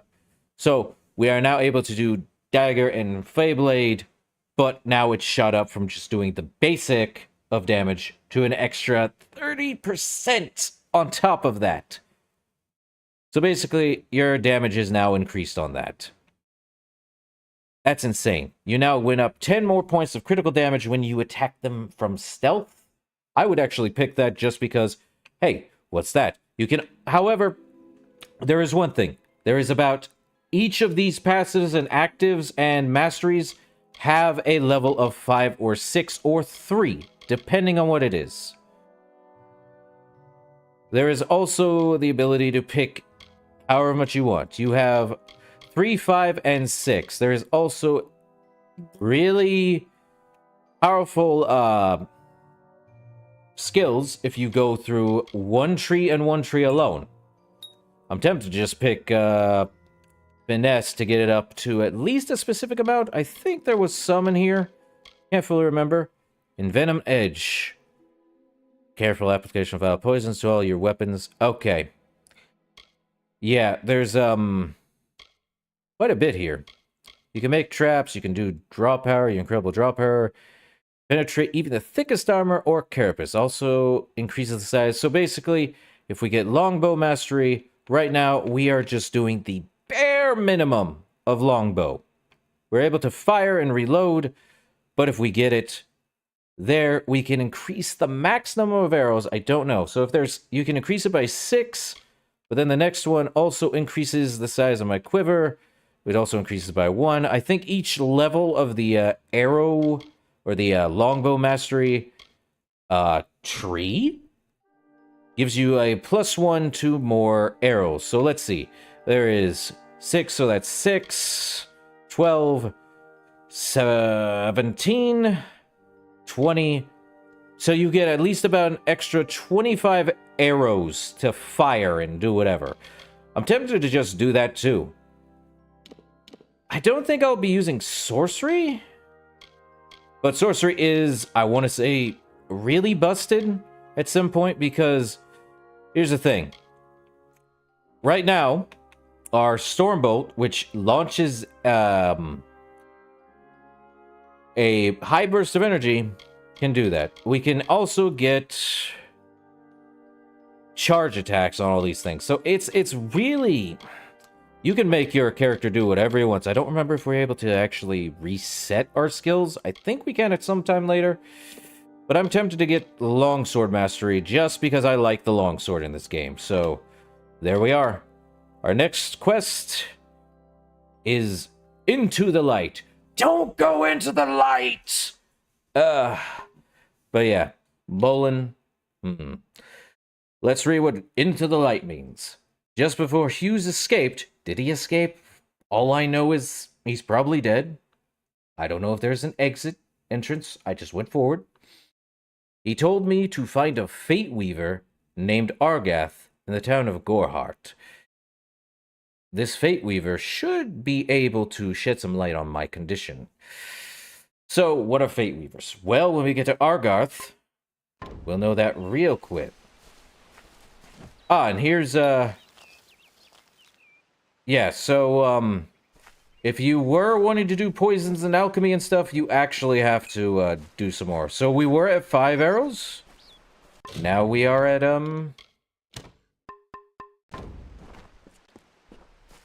6. So basically we'd have a total of 30 arrows by the, end of all of this. And since we invested in a certain amount of things, we can do whatever we want to do here. There is also diving in this game. Okay, Glodgan, we just met a little bit ago, but So fighting there. We could have used more of you. very true. You really have a troll. The giant rock thing, yeah. I don't know how the Twatha found us, but if they had a troll, it couldn't have been an accident. Fate was kind to collapse that doorway behind you, or they would have chased us into the glade. So tell me about Alistair, Claude. We started building here when they found Prismere in the mines nearby. Never thought we'd see Twatha this far out west, though. Okay. Can you tell me about Fate Weavers, Claude? Fate Weavers? Ah, charlatans. You swears by them. But I'll be damned if I trust my future to some cards. Okay, so we learned Fate Weavers use cards. What are cards for? Who knows? We'll find out when we get to him. Tell me more about Hughes. Bless his soul if he's not dead. Hughes ran off, you say? I wouldn't worry too much. The old man's tougher than he looks. And he's always got a plan. Cool. Tell me about trolls. They're technically a type of wild fae. Related to the fae of the summer and winter courts. Okay, so summer. Dangerous enough in the wild. The Twatha also use them in their army. Yeah, so apparently trolls are a kind of fae, as he says, but that's probably true too. Speaking of the Tuatha... I never did trust fae to begin with. Well, those Twatha are the worst sort. They waged some sort of holy war against humans and Alpha for years now. But the front's all the way out east. What are they doing out here? How did they know about this place? It's a good question. I have no idea. Speaking of the Well of Souls... The well was incredible. But it took armloads of Prismere crystals to keep the thing active. That's why we built it so close to the Stone Candle mines. They even put in a few tunnels to deliver the crystals directly into the well. I told them it wasn't safe. Looks like I was right. Again. Okay, Claude, that explains how they got in. So apparently there was a mine. Good luck out there. Let me go to the map. Actually, there we go. So, ooh. When I mean the map is huge, I am not joking. Map massive, and we are just here. Gorhart is down that way. They also tell you what's in Gorhart. You have... Basically, in small towns or such, you have shops, healing, training of all things, repairing, blacksmithing, alchemy, and sagecrafting. Most places have a good chunk of this. You're able to use it at your whim, if need be, or learn about it. That said, let's talk. Remy Callis? Hey, Remy. A Another survivor? But I've never seen you in the tower. Were you one of the professor's assistants in the downstairs projects? Did he escape with you? He distracted them, so I'd escape. That sounds like him. Professor Hughes was very thoughtful. I mean, he is very thoughtful. I'm sure he found a way to get out. He must have. Do you want to tell me about Alistair, Remy? Alistair is remote enough that we don't get a lot of visitors. And with our research, fewer visitors means fewer questions. Gnomes and their research and all their weird stuff. Tell me about Fate Weavers, Remy. Oh, you mean Agarth? He visits Hughes every once in a while. I never could figure out why they got along. He's friendly enough, if a bit odd. You should be able to find him in Gorhart, just down the road, past the ruins. You can't miss it. Cool, cool. Speaking of Hughes... We all knew Fomerus was a genius, but I'll admit, even I had my doubts about him being able to bring the dead back to life. Guess the Tuatha weren't very pleased that it worked. Since you brought up the Tuatha, Remy. I just don't understand the Tuatha. I mean, most Fae aren't violent. The wild ones can be, but no more than any forest animal. But the Tuatha are some sort of cult among the Winter Fae. Before they invaded Erethel, no one could have imagined the Fae ever marching to war. And he's right. Fae don't go to war because they actually follow their, there's a connection to all things in this thing, with this world. And one of those things is fate. Everyone has a fate in this game. We used to have a fate. But do we still have a fate, I wonder?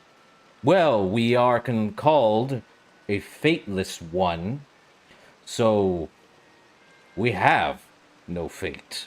None. But let's talk about the Well of Souls, Remy. Brilliant idea, the Well of Souls. Plucks dead people out of the ether, rebuilds their body, and brings them back to life. At least that's what it was supposed to do. Guess we'll never know if it worked now. I mean, I'm probably here. We should be safe here.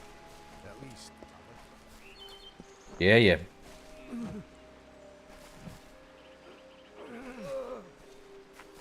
Ora, Henry, you got some aura about you? Matharu, another survivor.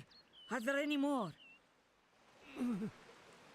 Well, no, the door collapsed behind me. I suppose that's a little bit of kindness from fate. May those still trapped inside rest peacefully.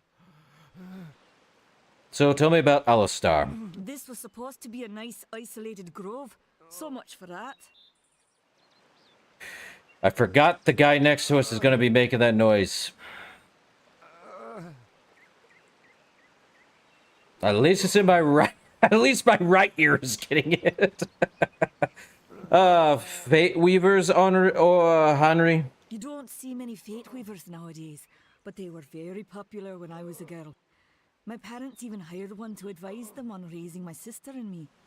But these days, you're lucky if you can find a single fate weaver in a big city. Most have been run out of town. Yeah, Fate Weavers are not looked kindly, I should also specify. And if anything, that's because they can see your fate. So we're getting more detail as to what Fate Weavers are. They're able to see your fate through cards.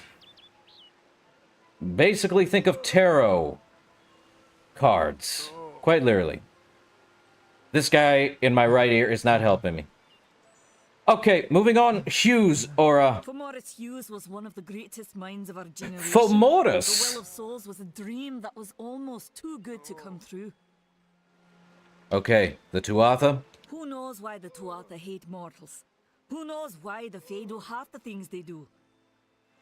Good point. And the Well of Souls? The well was a beautiful dream, an end to death, a cure to tragedy. It would have made war pointless. It could have saved the world. We should have known it was too good to exist. Now our friends have paid the price. The Tuatha do not like it being that way. So that said...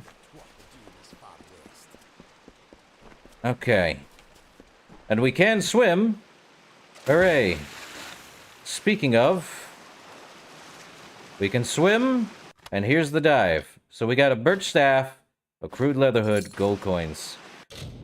So... I think I turned off... I think I turned on hide helmets. So, we now have a crude leather hood, which now increases our hit damage by another 8%. What is that? 25... 30 extra... Ooh, 35 extra critical hit. What else did I get? A regular birch staff, which is ice. And yes, magic, now we have requirement levels on our weapons. The tutorial weapons do not have that because they are level 0 weapons. They will not do any better. Can you beat this game with level 0 weapons? I would not recommend it because you cannot turn off leveling in this game, sadly. But the more levels you get, the more stuff you get. So we do have items, and in our we now have a sagecraft pouch, which we did not have before. We do now have. So cloudy magic and cloudy protection. What this means is cloudy magic increases our magicka or magic damage. No longer magicka. It's all magic in this world. Protection is also basically like the heavy armor with protection stuff. Okay. There we go. Alright. Rats.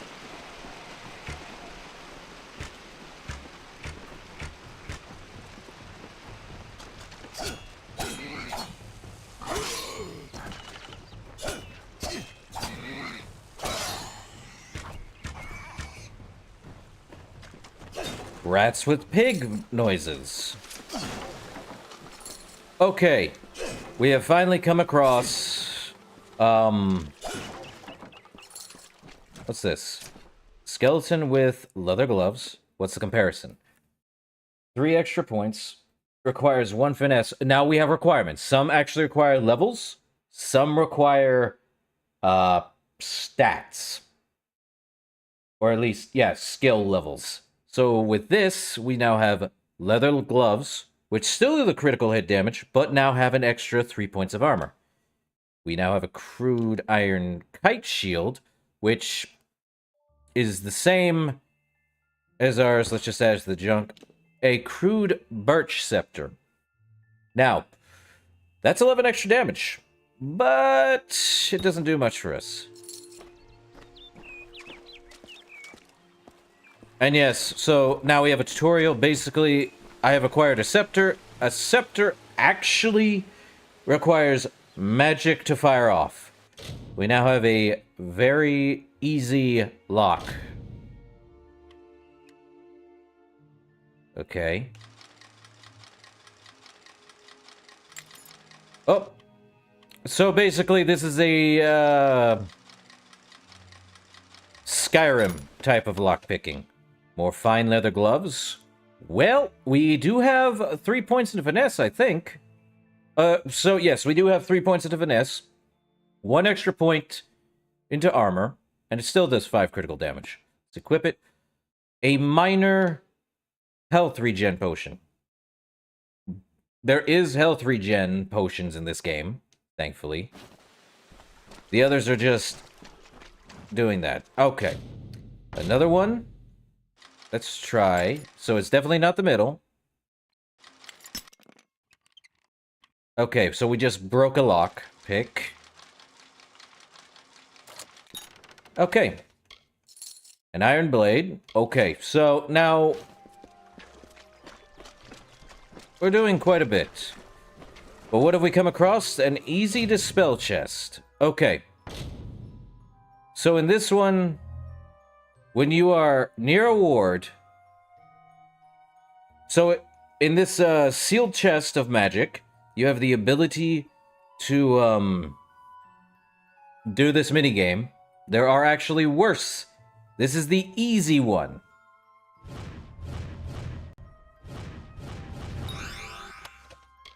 Ah, and now we have a light armor. We now have ice resistance.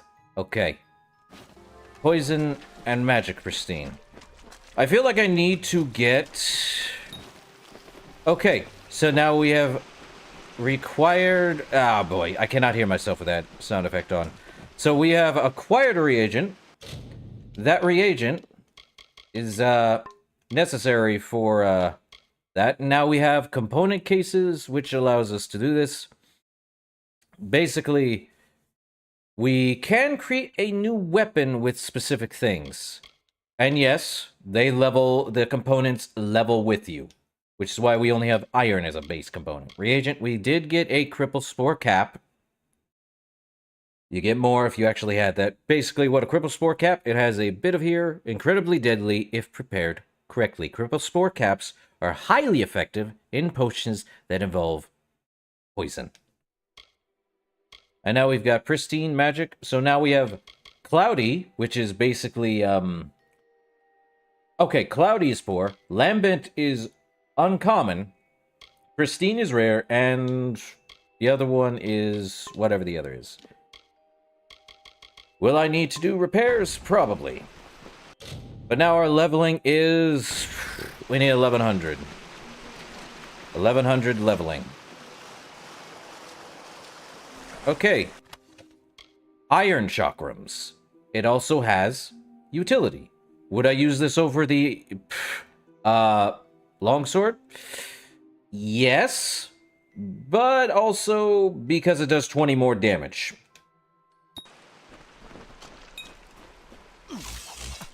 Chakrams always have magical properties to them. No getting around that. Let's find more fishing spots. One over here. Okay. Any other fishing area? I don't see any. None entirely. I don't see any, so,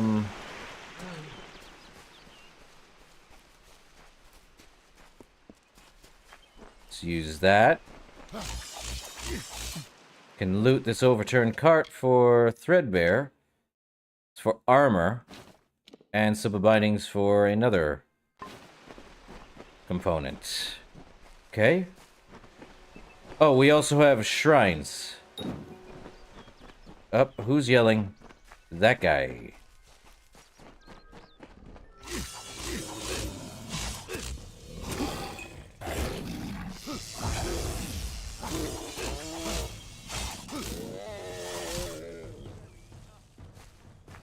You!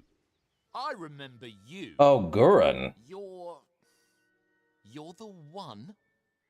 How did you come back? How did you find me here?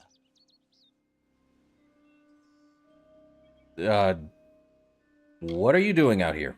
When I saw you with Edsel in the well, I ran. But it wasn't because I was afraid. I was coming to report that Hughes's experiment had succeeded. The Well of Souls is bigger than just one gnome's pet project. My contact pays well for information about its progress. I just send reports to make some money on the side. But I don't know how the Tuatha found out. This has nothing to do with them. I never wanted anyone to get hurt.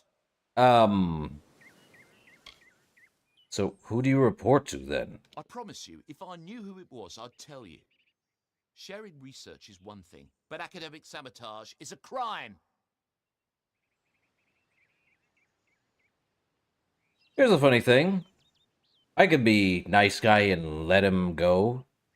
I can blame Gurren because his reports somehow got intercepted by the Tuatha, no less, and it caused the whole issue to be here. You know what? Pay me, and I'll let you live. I never meant for anyone to get hurt. But at this point, What's a little more blood on my hands? Oh, so now he's gonna fight me.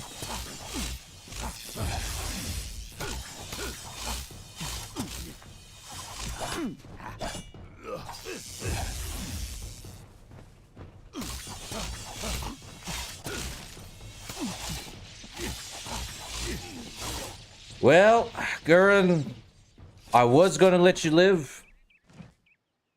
And yeah, so I failed a 95% persuasion check. If I had put more points into persuasion, I can assure you, I most definitely would have persuaded him to give me his money and he can live. But of course, he does not. Now, do reagents respawn? I think given enough time, they do. But there is no wait time in this game, sadly. Ah, we got a harvested black coash. Well, I believe that's in the, not the component, reagent. So, long known for their medicinal properties, black cohosh roots can be shredded and combined with other reagents to imbue a potion with the essence of good health. So black cohosh, you can put on the radio menu and just basically eat it like anything else. But you get more benefit if you actually did something better with it. Well, nothing there. Hold up. Let me go up. No reagent. Okay, so can't get up that way. Sad. Well.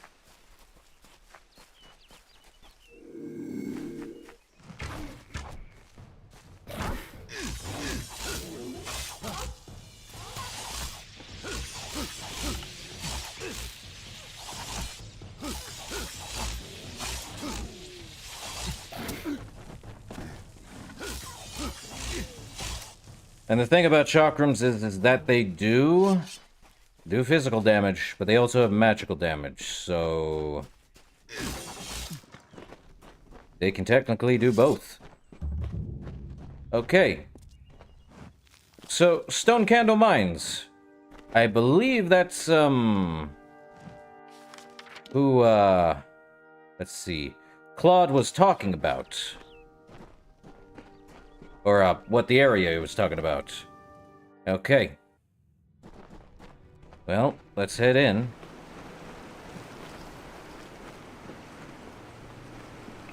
Go a-hunting. Ah. Ooh.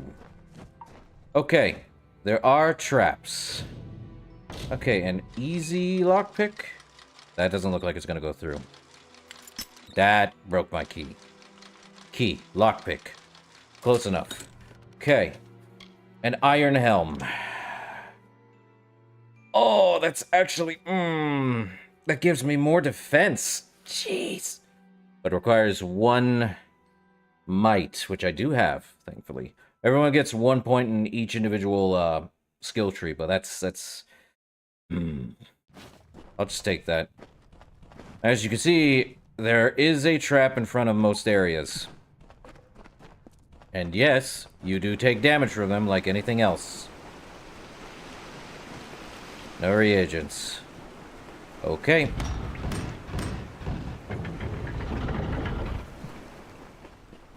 What do we have? What do we have?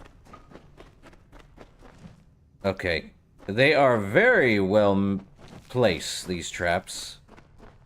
I admit, saw that one there.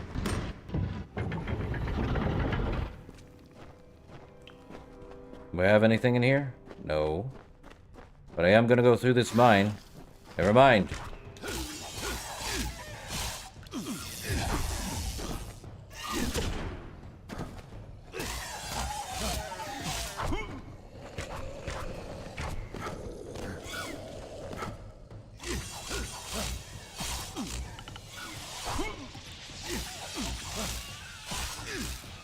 Okay, kobold, level 1 kobolds. And yes.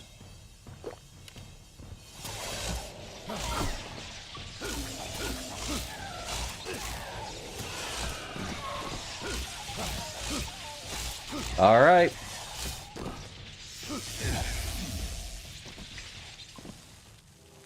You drop anything, guys? Bupkis. They gave me bupkis. Ah.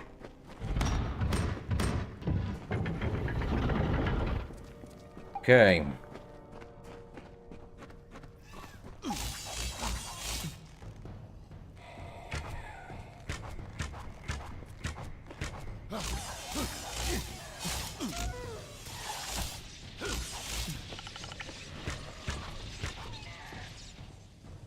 Okay. Well, we can go down that way. An iron longsword. Well, let's see. 8 shock damage over 5 seconds. A total of 8. And iron chakrams are doing 15 extra... Okay, so that's basically the truth of it. So, I don't know if I should take the iron longsword, because it's only doing 15. I'll take it, just in case. Okay. Head this way. Because there seems to be a dead end with a lock. Okay, it's a hard one.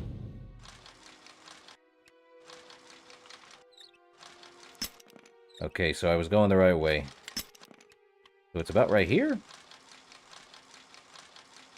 little further this way? There it is. We got a rigid buckler. Actually, blocks 5, but gives an extra armor. I think I'll take the rigid buckler. Okay, you can go and junk and I'll take that one. Okay. So they blocked off part of the mine, which tells me, yes, the Tuatha got in through the mine here. That stinks. That's actually pretty bad. Now it makes sense. Okay. And the thing about chakrams, they hit multi-target. Brilliant.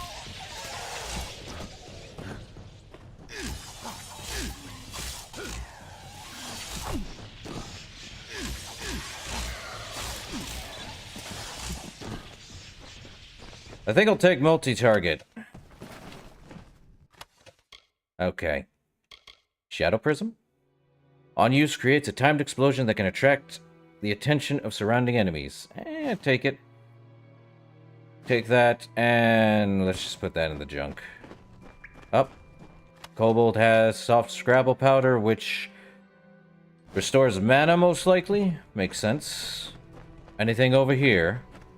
1 Scribble Spore. Yeah, we are very terrible at harvesting stuff right now.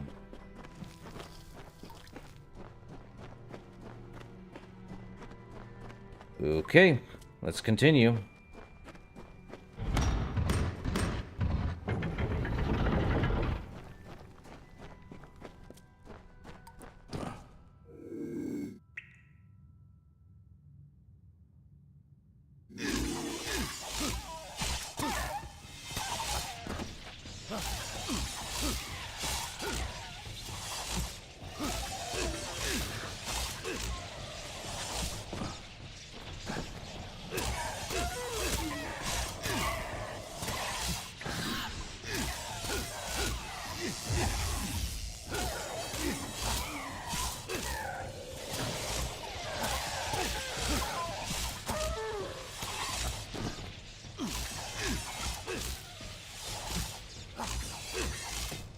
Okay, I remember why I chose chakrams last time.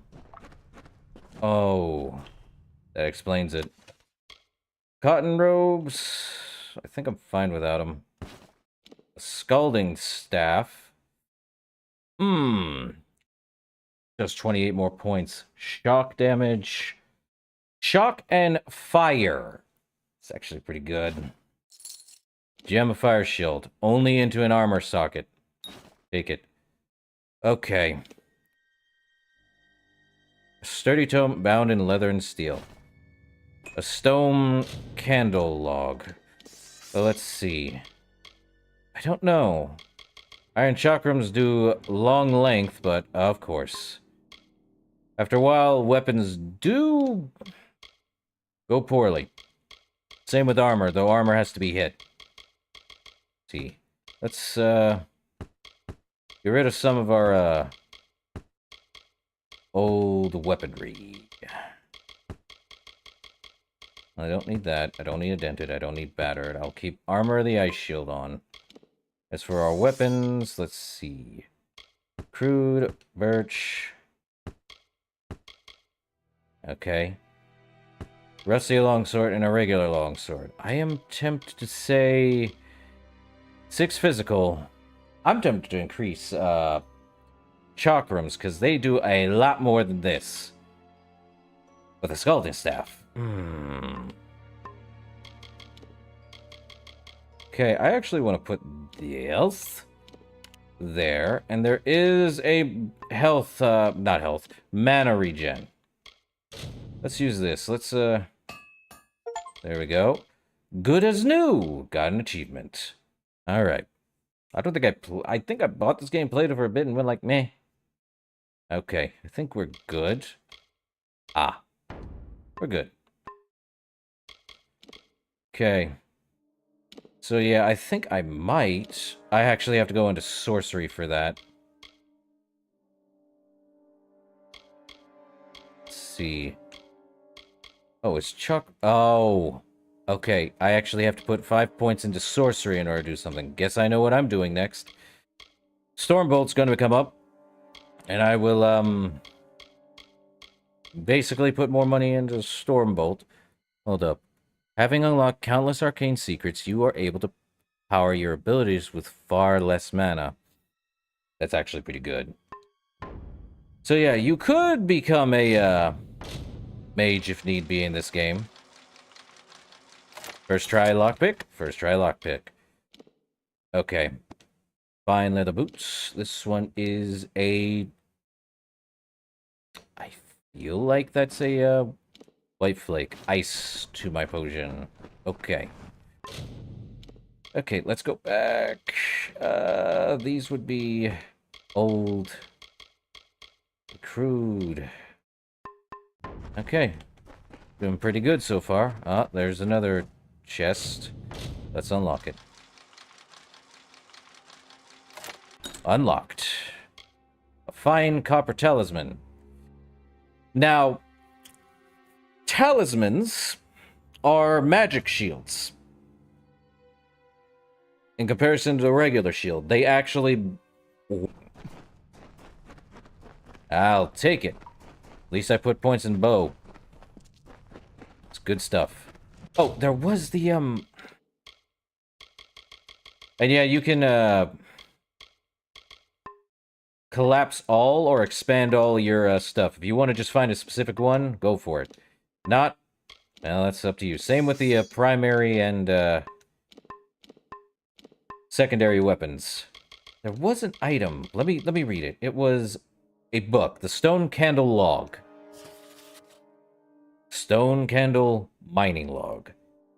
Among meticulous entries of mining shifts and prisoner loads extracted, a handful of personal entries stand out. Third winter, 203. Survey team Secundus has made a tremendous find. Contradictory to our earlier surveys on record, the Stone Candle Caves in Alistair show signs of a rare seam of Prismere. Word and samples have been sent to the forum in Edessa via secure messenger, and their answer is all but certain. Buy the land, start the mines, and tell no one. With everyone focused on the war, nobody'll notice another mine, and we should be able to make a killing. First spring, 204. So a year has passed since then. Or no, a few days, or a couple weeks. Templar Ostian not only demanded the establishment of Stone Candle Mine, but has also personally funded construction of a new laboratory in Alistair. This should prevent the nearby town from asking too many questions about the mine, although we still keep a second log, in case of prying eyes. Regrettably, this makes for lax reporting at best. One can only hope that this will not reflect poorly in our reviews. And then, 3 years later? Oh boy, second autumn 207. A new scholar has arrived at Alistair Tower with much fanfare. Word from Octien is that Formerus Hughes' research is too much important to be interrupted by day-to-day matters, even though he won't tell us what the research is exactly. Meanwhile, kobolds continue to be a nuisance, ambushing our miners at the mouth of the cavern. We have too few Praetorians to handle a pack of the beasts, and there's no way I'm letting them station Fair Gorda down here. Bad enough chipping away in the dark without one of these one crazy bee? One of those one man sneaking up on you.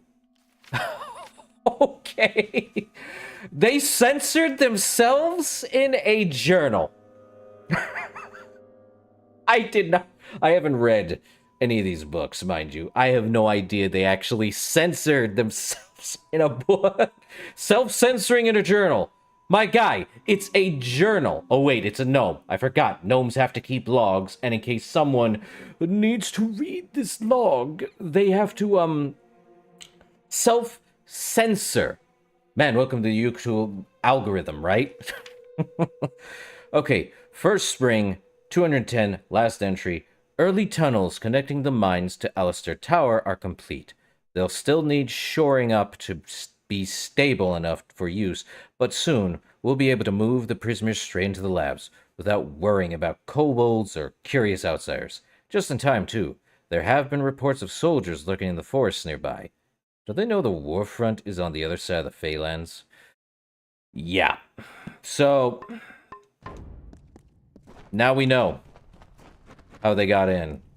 And just where this person died, I have a sneaking suspicion that it's further deep in the mines. Brilliant. Okay. And we jumped... Wait, is that it? Okay, that... Boo! Shortest mine ever. But no, we know how they got in. We know how the Tuatha now got into Alistair Tower, got there, and all of that. Well, that's a pain in the butt. Man. Also, if I'm right, yeah, there is a day and night cycle in this game. Well, someone didn't make it. Oh well. Well, let's get a move on to the, through the main quest. Just a bit. Wait, did I just harvest an embryos? Let's see. Item. Reagent. I think I just did. This one is restoration.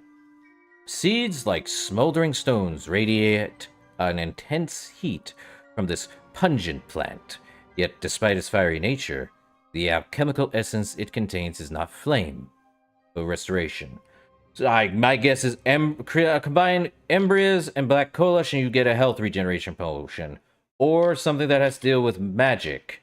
Or mana, and you get a mana regeneration potion. Go figure, that's what it'll do, most likely. Okay. Agarth. With a claymore on his back that I probably want. It looks pretty cool. Okay. You've come from the tower, haven't you? Name's Agarth. Maybe you can help an old fate weaver, eh? Okay, now we get the full gist of what's a fate weaver, Agarth. Fate weavers look at the great tapestry of fate. The threads will tell us how a life will unfold. But knowing the future and being able to change it are two very different things. So, it's correct. Basically, fate weavers are able to see into fate itself, not just with cards. They are able to see the strands, the threads of fate. Can they change it? No. They can't change fate. But at that said, Hughes sent me to find you, Agarth. Did he? Poor old Fomerus Hughes. He respected the way the world works. What a shame. He's probably dead by now. And now the reason why the hood was off in the options menu is because during conversation, much like old RPGs of earlier time, they didn't let you keep the hood on during conversation for whatever reason. It's confusing. In any case, what makes you think he's dead, Agarth? The cards told me that the Well of Souls would work, but Hughes's success would come on the day of his death. He took it pretty well, honestly, although we did a lot of drinking after that. Yeah. Can you tell me what the cards are, Agarth? You really don't know much, do you? I know A some, fate weaver not all. taps into the threads of fate and channels that energy through a focus. My order prefers cards. The cards are unique to each fate weaver, since we all see the weave differently.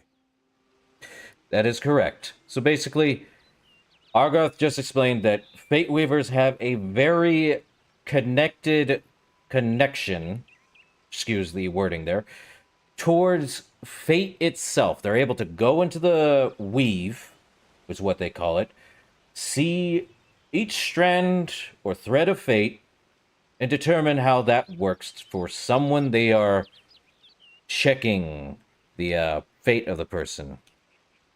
So, Agarth, can you give me some help? I suppose I could spare a little help in memory of Hughes, or in celebration of his success. Whichever.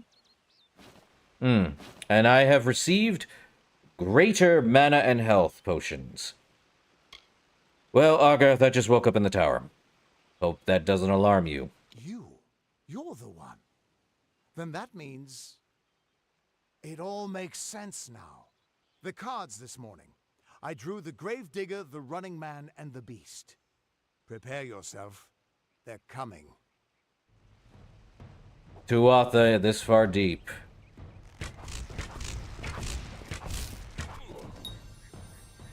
Perform special attacks, defeat enemies together.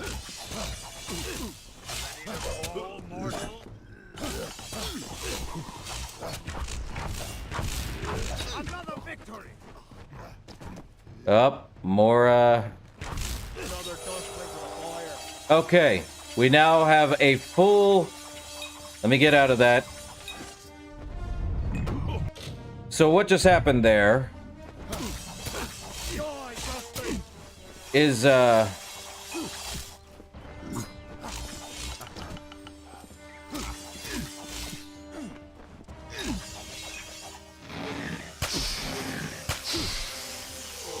okay.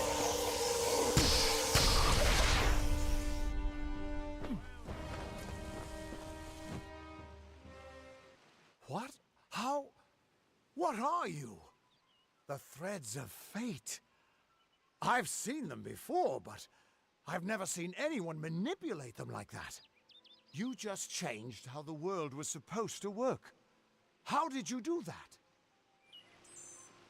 So, basically, if anyone knows God of War, think of it as a rage meter. Basically, the fate meter is your rage. The more attacks you do, the more fate you get or more rage you get, and you're able to perform a powerful offensive attack until your fate completely, or fate meter is completely gone, or you do a special attack like I did with that. I'm about to say, did the well cause it? Agarth, I feel like the well caused it. Hughes may have brought you back to life, but that was still part of fate's plan. Nothing short of a god can do what you did. Yeah. Come here. I'm going to do a reading. You might be able to change the threads, but fate will still have a plan for you. I promise not to tell you if I see your death. Agarth, do you always see death? It's a gift. Some people paint landscapes, other people write poetry. I peer into the weave of fate's tapestry and see people's deaths. Tragic. That explains why, you saw Hughes's death. Now, is this why Hughes sent me, though? That would be my guess. He was an academic, but he had a proper respect for fate's plan, unlike most gnomes. Fine. Show me my fate, even though I probably don't have one whatsoever. You're nervous. Relax. This is what fate weavers do. I'll be seeing your place in the pattern of destiny. Who you are, what you've done, where your path takes you. Or, at least, I should be. You're real, right? I swear I haven't had that much.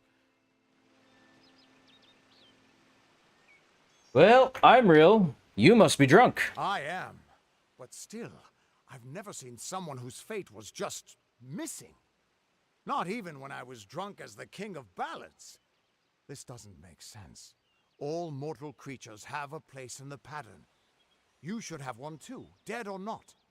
If this is true, and I'm not saying I believe it, then your path is yours to determine. And there it is. Basically, we now have unlocked destinies. What are unlocked destinies? We're able to pick our own path on how we want. You could basically do the Jack of all trades one, which is basically getting all might, finesse, and sorcery, which I'm sure a lot of people do. You could also just do might and finesse and be a skilled duelist by just doing all of that. You could also do might and sorcery, becoming a weird paladin of some sorts. But the point is, you're able to pick your specific class, is what this is. It's basically your class, but you need points into the specific skill tree, which is might, finesse, or sorcery, to get that class. As right now, since we have 1 point into Rogue, Acolyte, and Brawler, which is might for Brawler, sorcery for Acolyte, and finesse for Rogue. What do these first 3 Tier 1 destinies have? Let's go with Rogue, as we're on it. Unlike many of the warriors of Amalur, rogues prefer to fight from far away, or from behind, or by dishonorable means, and usually by surprise. As a rogue, you sneak, dodge, and slather weapons with poison to gain the advantage in combat. You gain a 10% ranged attack damage, 30% damage resistance while dodging, and 5% piercing damage flat. They do not increase, and they are as that. Acolyte. As an Acolyte, you are devoted to the arcane and a master of elemental forces. You prefer to destroy your opponents with raw magic, rather than through crude or mundane methods. You gain plus 25% elemental damage, and a 10% mana cost reduction. And you can pick, before I continue, you can pick these at any time, and go back to the specific one you want, regardless of tier, regardless of thing, as long as you have the requirements for it. Moving on to Brawler. With this destiny, you are a formidable melee combatant. You can withstand a lot of punishment, and it is usually more efficient for you to block or suffer an attack rather than dodge one. But that's the tier 1. We now have might tier, which there's a lot. Let's just stick with, for now, the 4 unlocked destinies to start with. The tier 1 destinies. We have Brawler, Acolyte, or Rogue. As for me, since I like melee in this game, but I also like magic, so I might be going down the path of... you also could do Seeker if you were that way. You basically get... So, with the Tier 1 Seeker, let me use the Tier 1 Seeker here. Let's use Tier 1 Seeker, since I could put another point into Sorcery when I get it. Let's read Seeker. With this destiny, you are a jack of all trades, proficient in all forms of combat, whether it is in melee, at a distance, or magical combat. You will rarely find yourself without recourse. You are comfortable with the trappings of mage, warrior, and rogue alike. And what you get is a flat 7% to all damage, melee, ranged, and magic, and your equip requirements are reduced by 25%. But let's go into finesse and sorcery since actually no. The mixed ones that are just between two separate ones, which is finesse and sorcery, might and finesse, which is basically tier 2. You need at least about 6 for tier 2, if I'm correct. Except for Wayfinder or Wayfarer, which is the next tier, which is what we'll get to. So I think I'm going to, if I level, I can pick Seeker if I level up. For now, I think what I want to pick is melee damage, the Brawler. So let's go with Brawler for right now, and if I do, I can change it later. That's kind of what our fate choices are. That said, Agarth, what did you see? I can see the threads around you, but they're shifting, changing so rapidly, I can't make sense of them. Normally, the threads would guide my hand to the cards, and I'd use those cards to see your pattern in the weave. But it just didn't happen. They wouldn't focus. So either there's something wrong with me, and there isn't, or there's something very wrong with you. Or I'm outside of time and we'd never understand this. So what does this mean, Argarth? It could mean nothing. Or it could mean everything. The world is changing. You might be a sign of that. Or maybe the cause. I've never had a reason to doubt my own readings. But we should consult with Arden. He's not a friend, but he's got a good eye for the tapestry. I'll meet you at his home to the east. I'm going to see if I can be of any help to the wounded at the tower. So, tell me about Arden before we move on, Argarth. You can find Arden's little cottage in the middle of Joven. Had to move there when he got run out of town. He's a damned good fate weaver. But that doesn't make you very popular. Especially not in dark days like these. Yeah, fate weavers are not liked. Would you be liked if you could see everyone's fate? Everyone's decision, everyone's tiniest moment set on a path to either death, success, or otherwise. Early death, I should specify. Never, everyone dies eventually. That's the point of it. It just shows your fate too early. Tell me about yourself, Argarth. Once I was Agarth the Unyielding, the Blade of Avgrum. I wrestled the Colossus Priestess and declined knighthood by the High King of the Fae. I was a hero of men, but that wasn't enough for me. I joined the Fate Weavers, hoping to find a way to conquer destiny itself. Turns out fate is the one thing I couldn't fight. Yeah, Argarth is actually pretty good. I like him. But tell me about fate, Argarth. We are all threads in the tapestry of fate, measured, woven, and cut according to a great plan. Fate Weavers undertake the task of reading those threads. Our title always was a bitter lie, since we have no control over how that tapestry is woven. But you do. And when a Fate Weaver looks at your place in the weave, we see only the shapes of what you may choose to become. So basically put, he's able to see every moment of fate. Literally from your birth to your death. And anything in between. But there is always a singular path you are going to pick as a Fate Weaver. And speaking of Fate Weavers...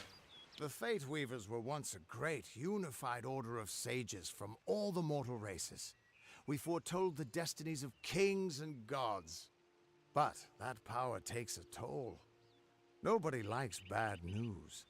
And all the news in the world is getting worse. The Order splintered long ago. Now the old traditions are all but lost. And all I foretell is the fate of my beer. And I see it being empty soon.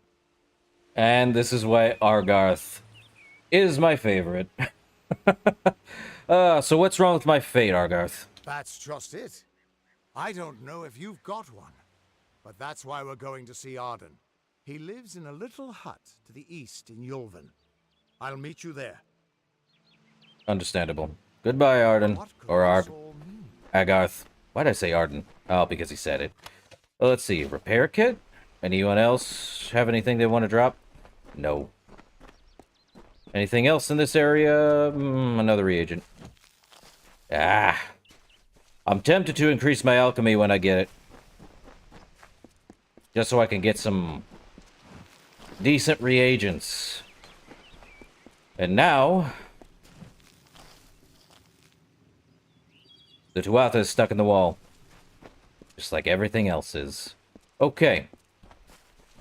Now we are on our way to the actual start of Amalur. Which we now get every DLC quest known to man at this start. Yep. Every DLC quest at the start. Just like every Fallout and every Bethesda tile game. Okay. Add to junk. Take. We also have special delivery. Which I believe is something you get from... I forget. Point is, it's something. Let me actually go to quests. We have the Teeth of Naros, which is DLC. I would recommend way later. The Legend of Dead Kell, which is a level 10 plus. Recommend later. I would rather get through the game before we start any of these DLC main quest things. Now, we do have a special delivery. I have received a package of special items. They are currently being stored in a chest in Gorhard Village. I should go there to claim them, but let's read Into the Light a little bit more. Agarth, Fate Weaver and close friend to Hughes, says that I appear to have no fate. If it's true, I would be the first mortal with no destiny. Agarth suggested we meet with a fellow Fate Weaver, Arden, in Yulven. Now, where is, Yulven?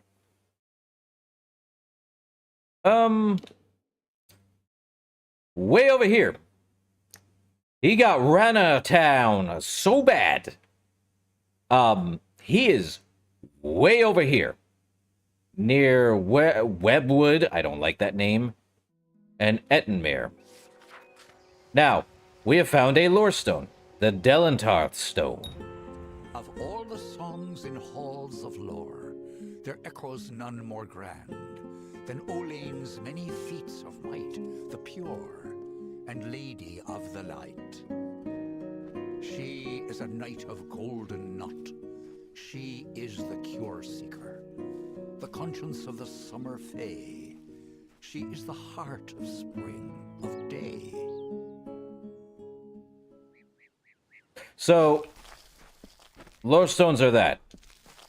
They allow you to basically hear of a story and learn individual lores. Of basically... Ow! Thanks, bud. I could end him if I wanted to. I'm not going to. Fate does not hold a candle to me these days. And there's the buckler. Okay.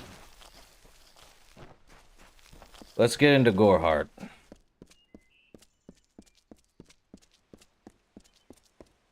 What a weird name, but what's going on over here? Okay. I have discovered a new location, and we have fast travel points. So basically, we are able to fast travel to places we have visited, much like Skyrim. And the sad truth is, this game came out roughly a few months after Skyrim. Which stinks, because this game is actually larger than Skyrim's map. I am not even joking on that. The map is 100% larger, 10 times larger than Skyrim's map. With... I don't know how people slept on this kind of a game, but I have a feeling I know why they slept on it. Because Skyrim is still probably has more freedom with modding than this game does, and I see why. Longevity. That said, let me Everyone just stand back. The warden can't work when you're crowding so close. Go back to your business. Go on. Oh, okay. Corner shop for supplies. Okay. Nothing to see back here. Just a man working for his pay. We in Gorhart like to stay focused on our business. That way the Fae stay focused on theirs. I wasn't trying to talk to you. Goodbye. Eowyn Rathgar? Keep moving. This business doesn't concern you. Unless you're an expert scholar on the Fae, I'd suggest you move along. No reason to be out in the open with the Red Legion about. I see the woman in the background and I'm like, that's weird. So,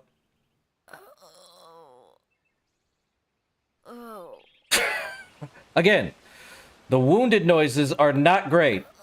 So let's talk about the Fae, Eowyn Rathgar. Do you know what they are? Want to explain a little bit more about them? What are they? I'm not sure, but they've been here for longer than any of us can imagine. They're older than the trees. They have to be. They grew them. Humans and immortals cannot live together in peace, at least not forever. The peace we have with the Summer Court is unnatural. That's my opinion. That's true. Tell me about the Court of Summer, then. You might call it a Fae nation, one of two united factions that rule their kind. The Summer Court are not exactly allies, but they do let us be, most of the time. It's the other Fae, the Winter Court, that has spawned the dreaded Tuatha, a vicious clan of killers who wish to defeat and enslave all mortals. Okay, tell me about the Crystal War, which is what we're in right now. 10 years, by the way. Are you playing a trick on me? I would hope so. We're going on 10 years of the mortals and the Tuatha locked in a deadly embrace. Normally, I'd decry the bloodshed, but this is a conflict that we cannot afford to lose. Okay. Tell me about the Red Legion. Bandits, but no ordinary bandits. Surely you've heard of Red the Dead Idward. They say he drinks the blood of his captives, that he consumes their souls. Or perhaps those are just rumors. Or perhaps they're both. If you stay inside the village. Once you go beyond the boundaries of Gorhart, however, your life is in your hands. Cool, cool. This noise. At least I like the fly better. Now it's in my left ear. Thanks. St. Ogwig's mission. Tell me about it. The Brothers of St. Odwig's are an odd sort. Odwig. Scurrying back and forth across the mission like squirrels gathering nuts. I wonder what goes on behind those closed doors. Yeah, that depends.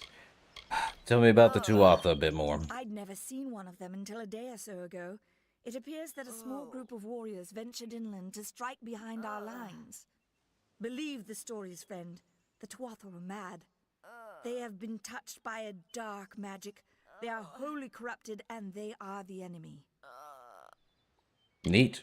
And what of this wounded maiden? I don't know if you noticed, but St. Odwig's mission closed its gate moments before that Fae's body turned up on the road. I don't like what that suggests. Not at all.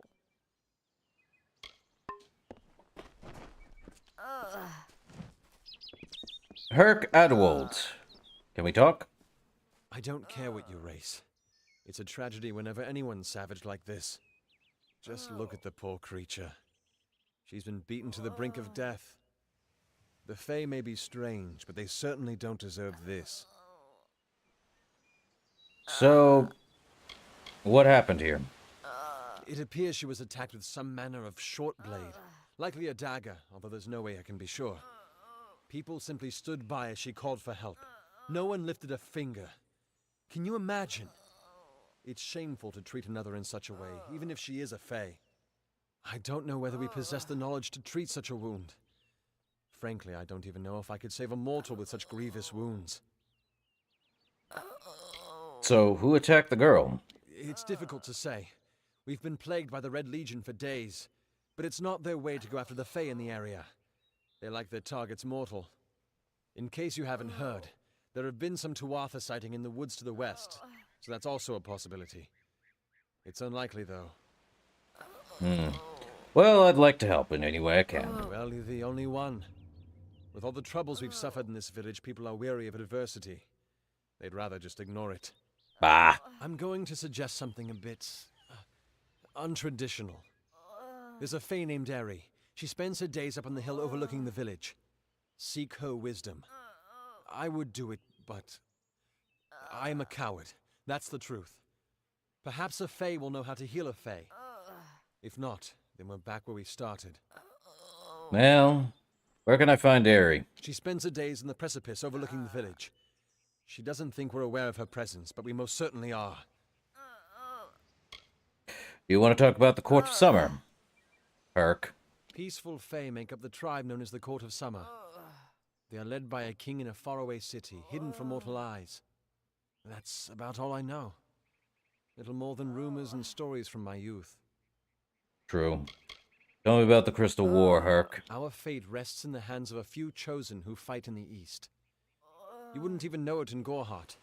We're miles away from the smoke and the screams. I see. What do you know about the Fae, Herc? I've spent most of my life dealing with them, but they aren't like us. Not at the core.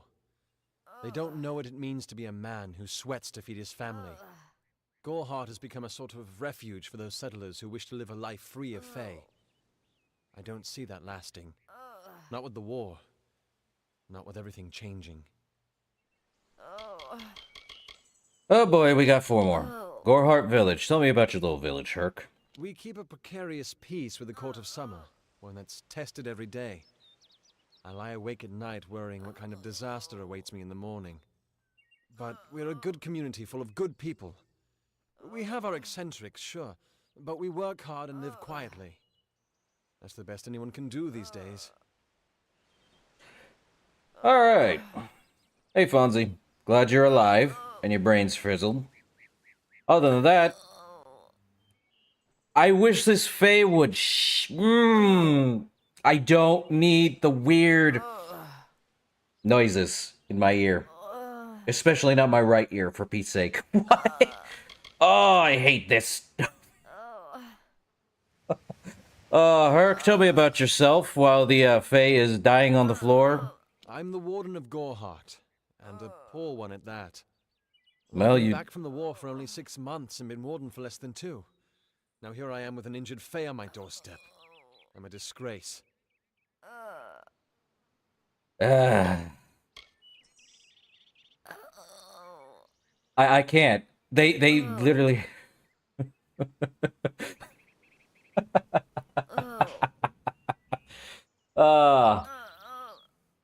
I wish they didn't add that...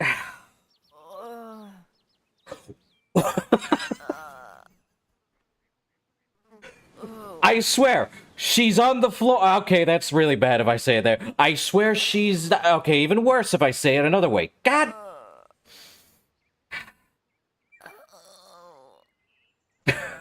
Okay, Herc, say something so it can slightly override her thing. Tell me about the Red Legion. I've seen many bandit clans in the Crystal War and back home. These men are a particular breed. They like their victims weak and bloody. The Red Legion has been a presence in the area for several weeks now. Our people are scared to show their faces after dark. Okay, and the Tuatha you probably heard of? I swear, she is incapacitated. The airs are just... The voice you hear coming out of her, that's just, that's air from, fat pockets, yes! Tell me about the Tuatha, Herc. I don't know what the Tuatha would be doing this far from the front lines. It must be something vital to their interests. They're a wicked breed, though, and I pity the man who meets up with them in these darkened forests. Yeah. Okay. Stay in town. Goodbye. Get me away from the noise. Lord. Okay, Now here's the special deliveries. How much, I am going to have to sell some stuff. I must sell my junk.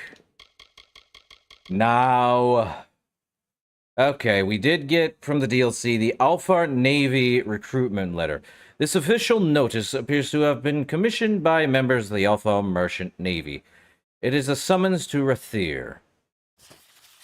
Take heed, intrepid travelers, seasoned adventurers, and brave men and women of Amalur. A fiend is loose in the Frostbreak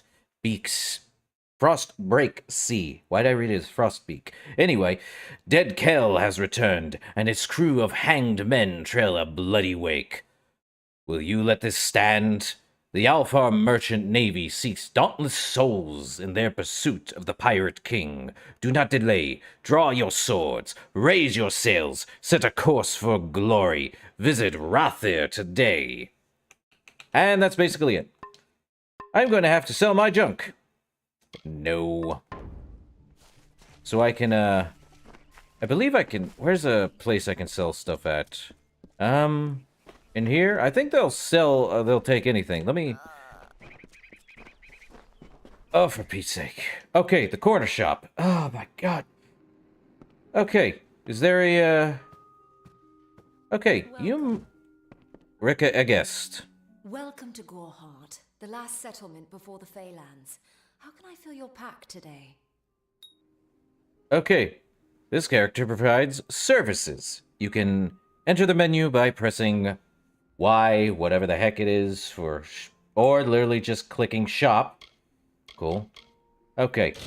I need to sell all my junk for 30 junked items for at least about 304. I'm going to sell this iron longsword, this crude birch. Okay. I don't think I need the fine copper. It's at least about 8. Let's see, anything else I can, check and sell? Well, that's about 285. Well... Oh, let me see if you have anything I can buy. Ah. Well, let's see, erosive longbow. Less than, the conductive longbow, clearly. Bummer. You have anything that's good? Not really. Well, the leather hood is a little better than the crude, sadly. A haughty ring gives 20 health and 20 mana, but it costs over 4,000. You are kidding me. Ah, and there it is, the backpack. Obtaining this item increases your inventory limit by 10.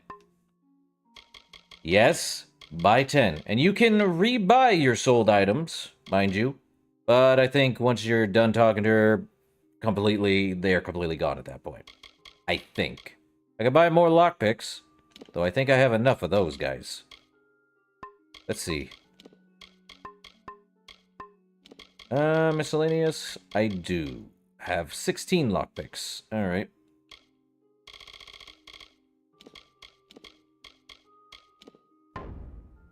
Okay. Hey, Rika, you want to tell me about the Crystal War? The Alpha and the Tuatha have been at each other's throats for nearly a decade now. I can't remember the reason. I wonder if they can, the fools. Tell me about Didenhill. I do not know what that is. You will find it settled on a small lake beside the Eastern Road. Compared to Goreheart, Didenhill could be called a city. Neat. Small city settlement. Can you tell me more about the Fae? The Fae are elemental creatures, magical and strange. None too considerate of us mortals either. They see us like pets, or worse, like bugs. It's best that you stay out of the Eastern Forest. I've seen things you can't even imagine. The road is dark and dangerous, and it's a long hike to Didenhill. Sadly, there are no horses in this game, so you actually have to run everywhere. Much like I did in Oblivion. Really crazy at that point. Tell me more about your village, Rika. Some call it the Camp of Cowards, on account of it being settled by those who refuse to enter the forest. Can you blame them? Never trust a wood that whispers. There's Nettie the smith, and Nanny handles potions and remedies. The inn's across the way if you fancy a pint. Keep an eye out for the Red Legion, though. Good to know. Speaking of Red Legion, tell me more. Oh, I doubt it's an organized group. More likely that it's one scared idiot with a knife. I heard someone in the village mention the Red Legion, but that can't be true. Ah. Tell me about yourself, Rika. Me? Widowed, going on 5 years now. All my boys were taken by the Tuatha. Both sons, my brother, and my beloved Avery. Wicked business, this war. I'm sorry for that loss. Yeesh. It's probably a touchy subject, but do you want to talk about the Tuatha? I refuse to speak of them. Please respect my wishes. Understandable. My mistake. Come see me again. Hello? Hello, guard. I thought about searching for treasure in that nearby Arathi ruin Agner Farhall, but they say it's overrun with dark spirits. Okay, don't open that. Nettie? Oh, she just said Nettie. Let's talk Nettie. For a weapon? Going to earn a lord's favor in this ridiculous war, are you? Probably. Tell me about your, race? The Alfar? Troublesome creatures, the Oh, Alfar. you're not No Alfar, doubt I'm an this idiot. war is a result of their meddling in the affairs of others. I don't know what the Alpha are. I cannot remember for the life of me. But we can talk about the Crystal War, right? We here in Goreheart are far from the front, and deliberately so.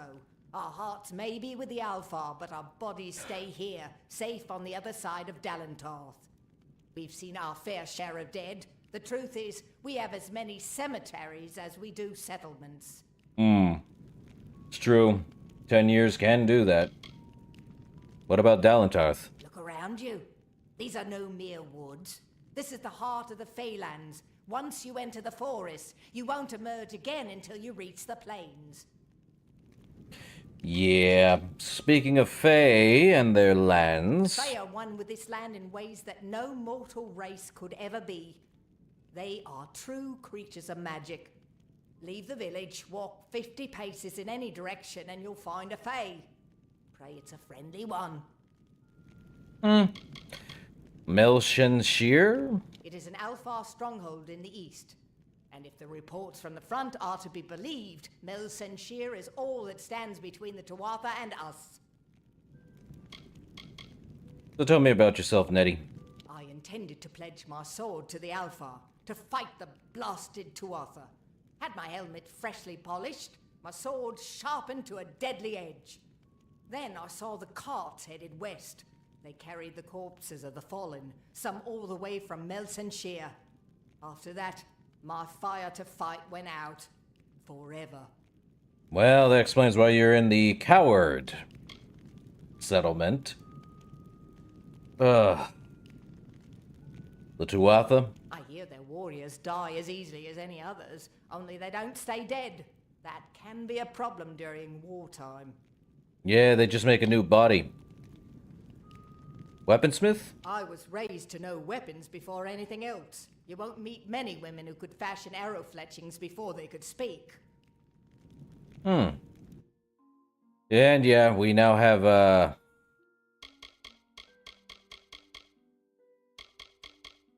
we could repair all of our weapons and armor. So long. And forges will allow you to craft, blacksmithing. We can actually create components.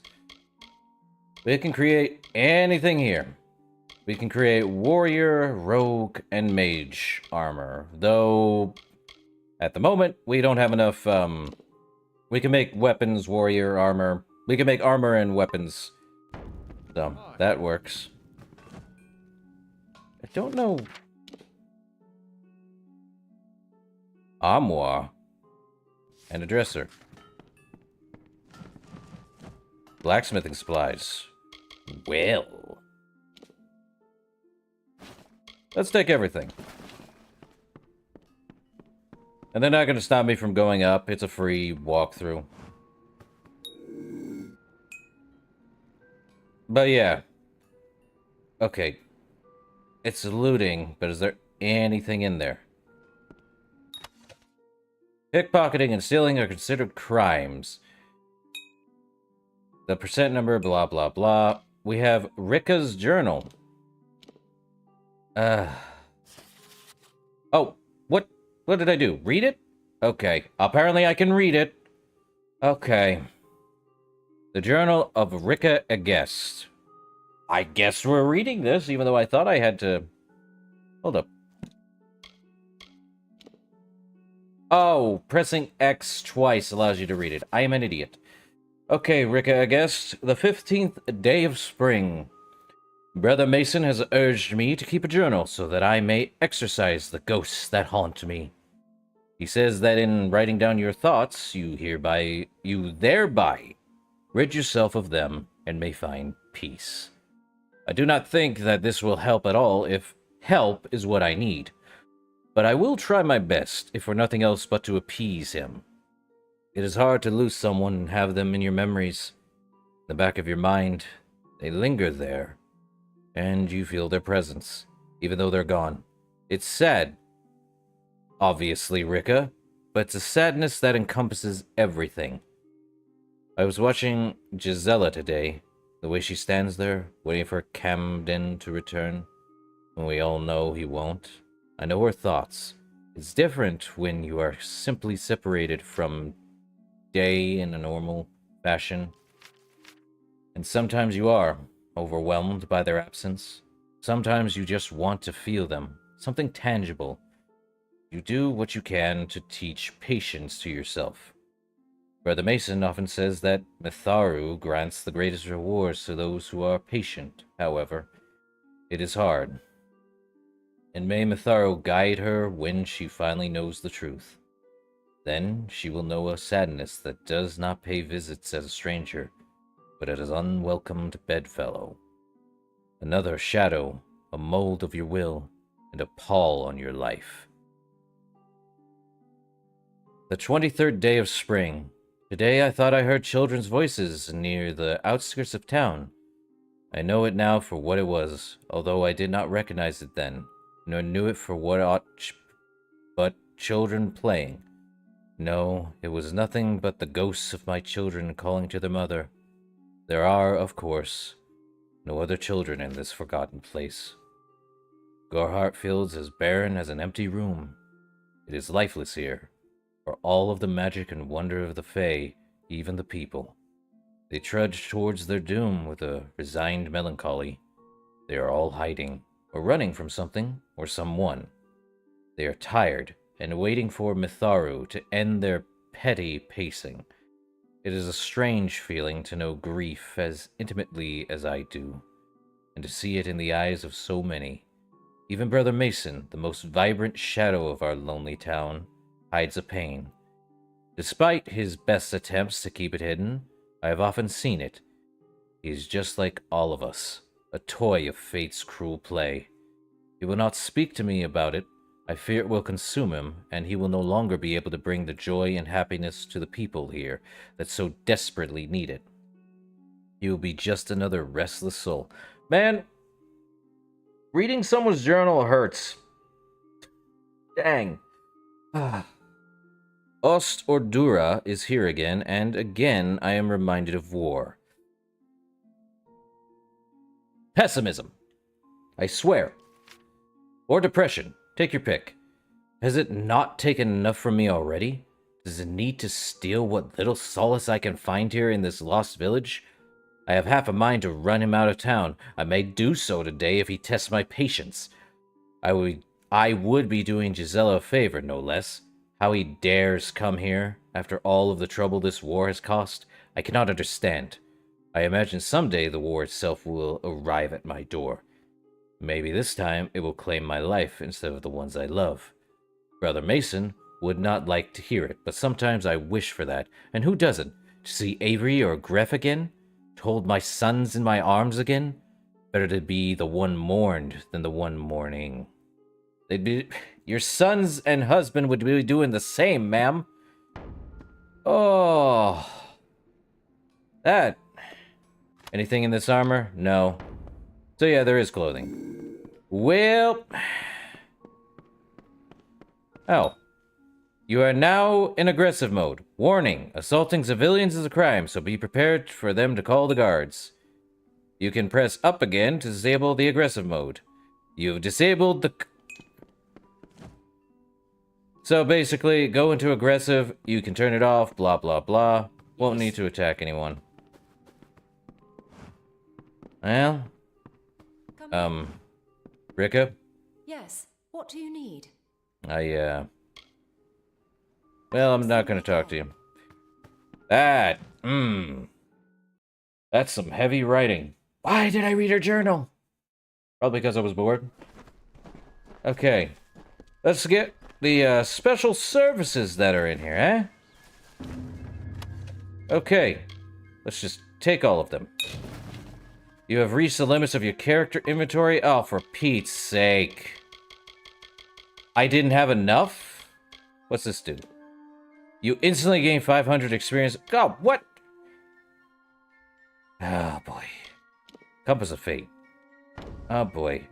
So now we have a new twist of fate. Confident, you follow your path with uncommon coolness and ease, rarely letting your situation suffer from extremes.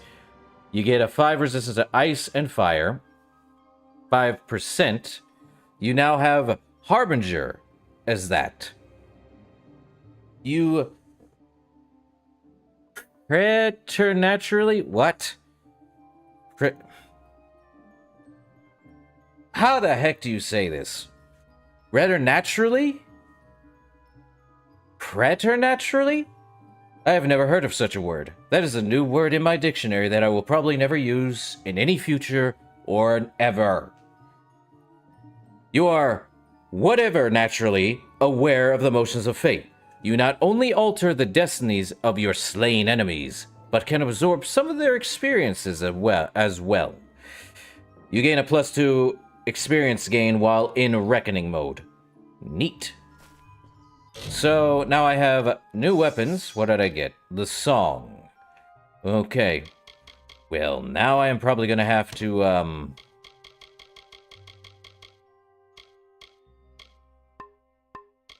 did get some honor.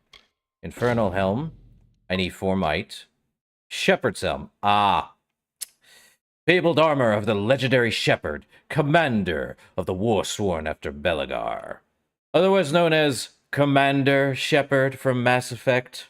I need 3 might. You fools.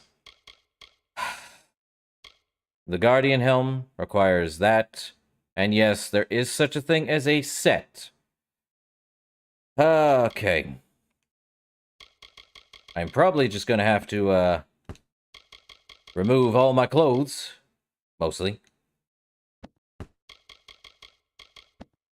So I can have junk to wear. I do not have that much,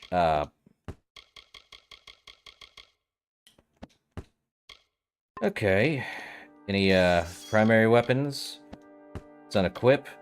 Can I punch things? I don't remember if I can. Let's see. Scalding. I wonder if they'll say something if I'm not wearing clothes. Any accessories? No. Consumables? No. Well. I didn't ask for that. Oh, do I still have a secondary? Okay. Let me go and sell you some stuff, madam. I will... Preternaturally? Care to part with some gold? Yes, I would like to sell all of my junk. Thank you. Come see me again. Streaker, you spoke to so... They literally added a... achievement? To where I wasn't even trying. I was not trying to do that. But apparently now I do. Okay. That's an achievement, apparently. Talk to someone without any clothes on. Until you're in your, That's so dumb. Okay. Can I actually punch things? Okay, yeah, apparently I can punch things. Okay, didn't expect that. Okay, so we have Fate's Edge, which only requires a level 1. I think all of these just require level 1. Let's get the others, if I can. What else is in here? We have Destiny Spiral, Fate's Eye, Twin Souls, Fate's Needles, Omni Blades. Hey, it's Mass Effect. Okay, I don't have a lot of room, do I? Okay, let's see what we can get here. Let's look at Fate's Edge. It's a longsword. It requires level 1. It's about 18 physical, but it gives me an extra 15% of reckoning duration. I don't think that's good. Oh, goodbye. The Beast. Okay. The Beast.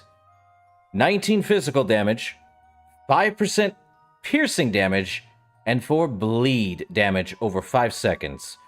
The Beast is the Destroyer, often thought of as the card of destruction. Fate Weavers are quick to explain that the Beast indicates change rather than death. In the last several years, the Beast has begun appearing in more readings than ever before. Fate's Brand. Kind of the same thing as Fate's Sword, so no. I would rather not pick Fate's Sword. Or Fate's Brand. But now we have the Forge. A great sword. 26 physical. So the Forge and the Beast are about the same, aren't they? Except the Forge does 4 burning for over 5 seconds. So I believe it's actually 4 points, totaling 20 points of fire damage. Cool. And a 5% chance to steal 4 health per hit. That's not bad. The Forge is an instrument of change, and its card reflects that. Those fated with the Forge bring about change. No? I don't think I watched the state of play. I've been out of the loop on a lot of unique things happening. So what happened in the unique state of play for Sony?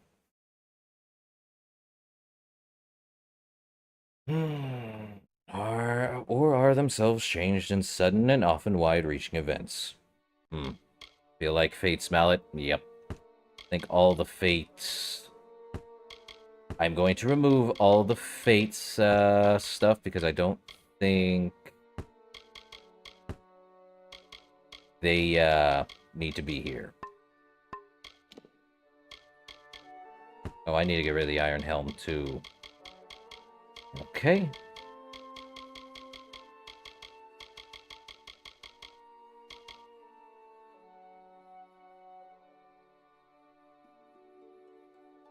Final Fantasy Tactics. I do remember hearing that game.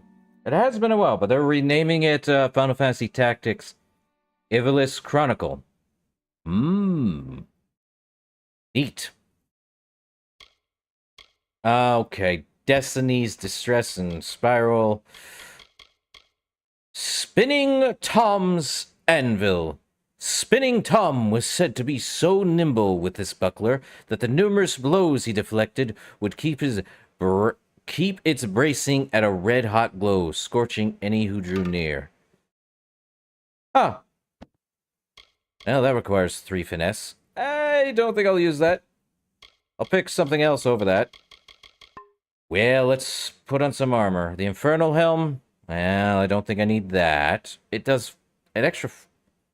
You put fire damage on a helm? Well, goodbye, Infernal Helm. I need 3 might for Shepherd's Helm. Or the Vigilant Helm.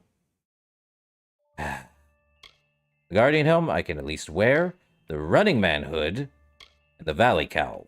I don't think I'll be using mana. Or at least a thing there. Well... Vigilant Cuirass. Very true. Determination is a thing. Now let's see. So Shepard's armor set Needs 3 might. This is actually the original DLC armor, except for a few of these. Let's go sell again the stuff I will not be needing. Oh boy. Welcome. Yes, what do you need? I need to sell all my junk again. Thankfully,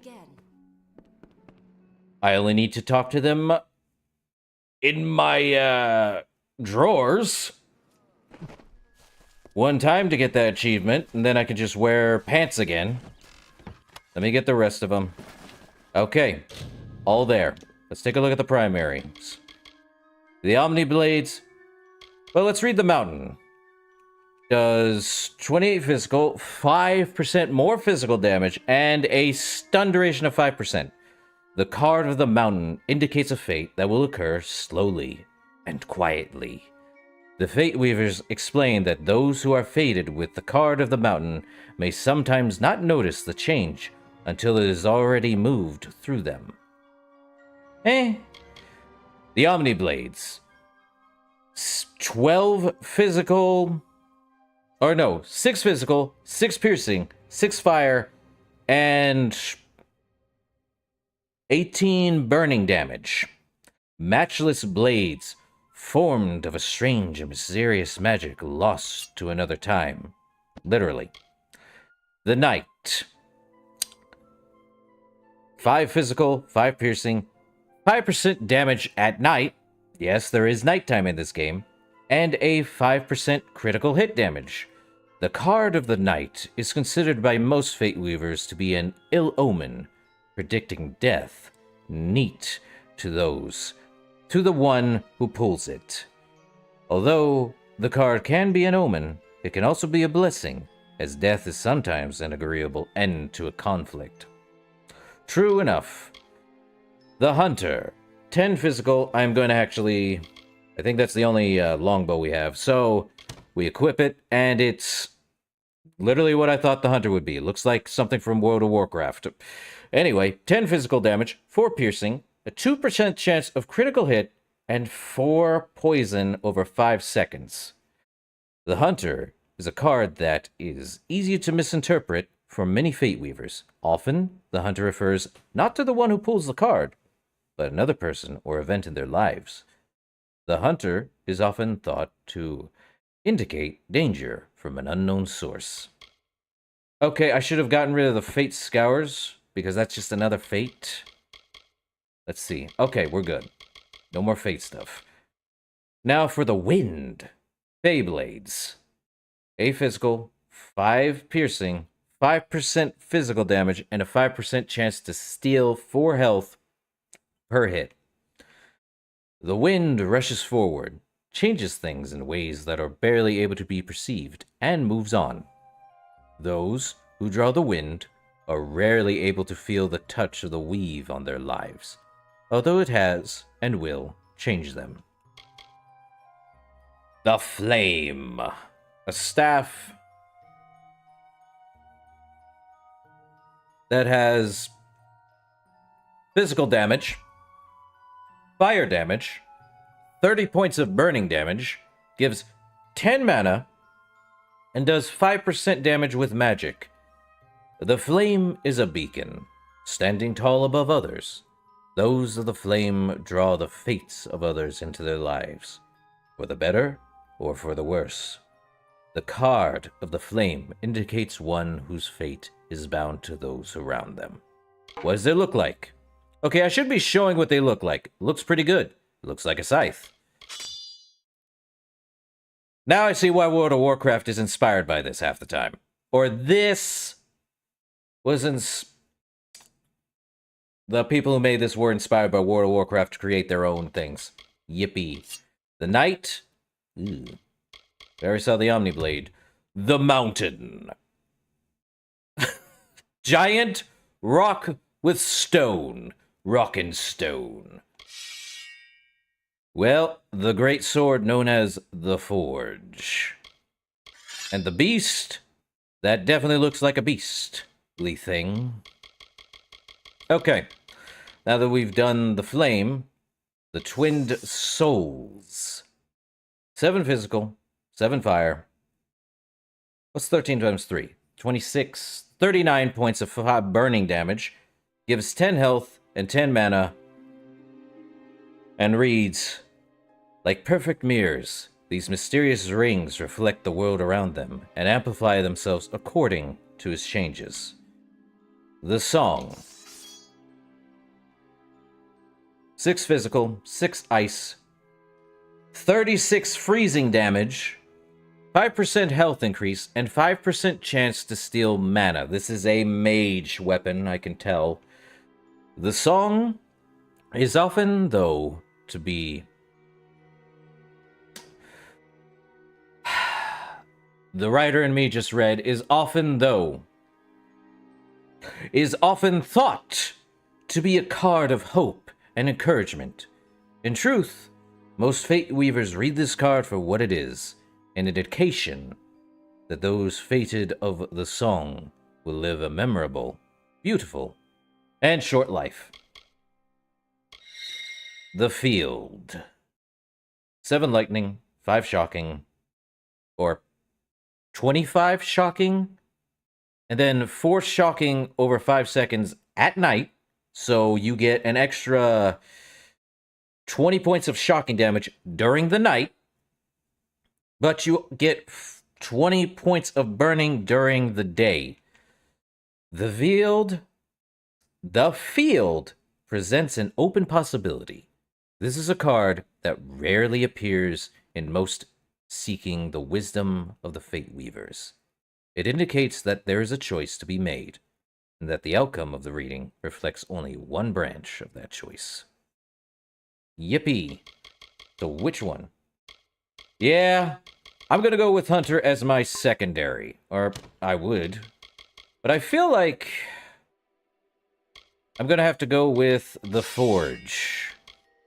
Though, granted, the Forge is slow. I'll probably go with the Beast for now. Bleeding over 20 bleeding damage? Pretty good. Did I read the Beast? I did read the Beast. Okay. Actually, did I read the whole thing? The Beast is the Destroyer, often thought of as a card of destruction. Fate Weavers are quick to explain the Beast. Yeah, I read it before. As for the secondary, I will go with the Hunter. Now, onto the armor. The Imminent Cap. Okay. 0.5 mana regen per second, 8 critical hit damage gives me finesse. So I get regen with leather armor. Great. But the set is a 5-piece set, which we have all here. And basically, it gives a bonus in Reckoning mode.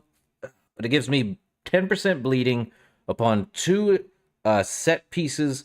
Gives me +2 upon 3. And then gives me a +5 experience upon having all 4. This one is Fate may be unalterable, but those discern its path soonest profit most. The Pensive Cowl. I need sorcery, but let's read it. It gives me 4 mana and 15% mana regen. Does 10% ice damage. Gives 14 more mana on... Basically, let's just say it's a 4 set.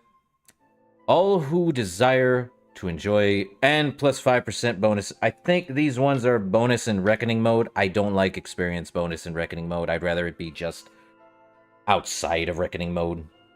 Ugh. But all who desire to enjoy Fate's favors must become students of its ways and follow closely its motions. Imminent Cap, I'm not too happy with it. You go in the trash, you go in the junk. Shepherd's Helm. We already read that, but its set bonus is 2 points, gives an extra 10 armor, health regen per sec. That's actually pretty good until you realize this thing does not level up with you. 1 mana regen per second, not bad, upon basically a 3-set bonus, and a 4-set bonus gives it plus 10% elemental resistance. That's not bad. But the Vigilant Helm is like the other Fate ones. I hate these Fate. But it requires 3 might. The servant of the ways of Fate knows well the value of constant vigilance. Great, don't want it. The Guardian Helm, pretty good. 5 armor, not great. I'm not going to use heavy armor. It's not heavy armor, it's just... It's a might armor, I should specify. So, let's see. Plus 5% armor, melee block efficiency, a 3. The full set is probably just going to give you a plus 10% block efficacy, and a 10% piercing resistance. The Guardian is the card of faith, truth, and those that stand against adversity. Those mortals fated with the image of the Guardian will stand against their foes to the end. What a unique helm. The Running Man hood. 5% physical resistance, well, that works. And an 8% critical hit damage. Full set gives plus 10% health and plus 10% critical hit damage with melee. We are now a rogue helm. Great. I will take that. I would take Shepherd's Helm. The Imminent Vest, another one. I'd rather not. Vigilant, no. The Guardian Curse, I can wear. Looks cool. Now that, I can get behind. Now we've got a 2 set. We now have an extra 10% health. There you go. It's the same thing. But did I read the Running Man hood? Did I? Okay, I did not. I just equipped it without saying what it is. The Running Man is a card of desperation.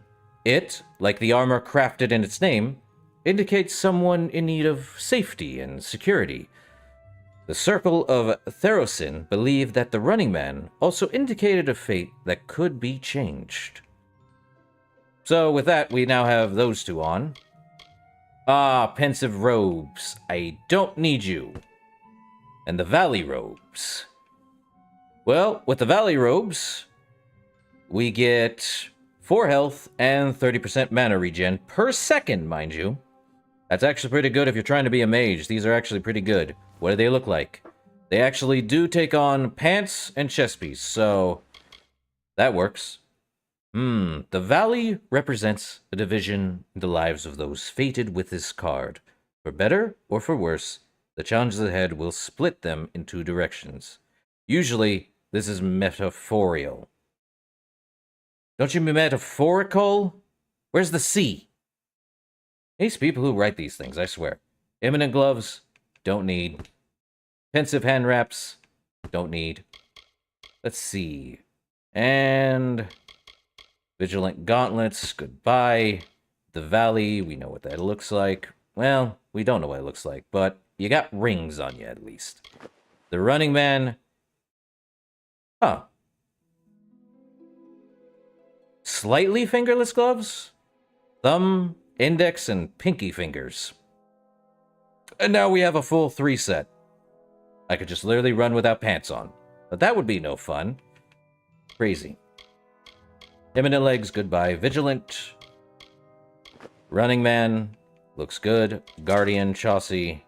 Let's wear the whole set. Goodbye. Pensive Shoes, goodbye. Vigilant, goodbye. Running Man. Now that looks like a rogue armor. Crazy.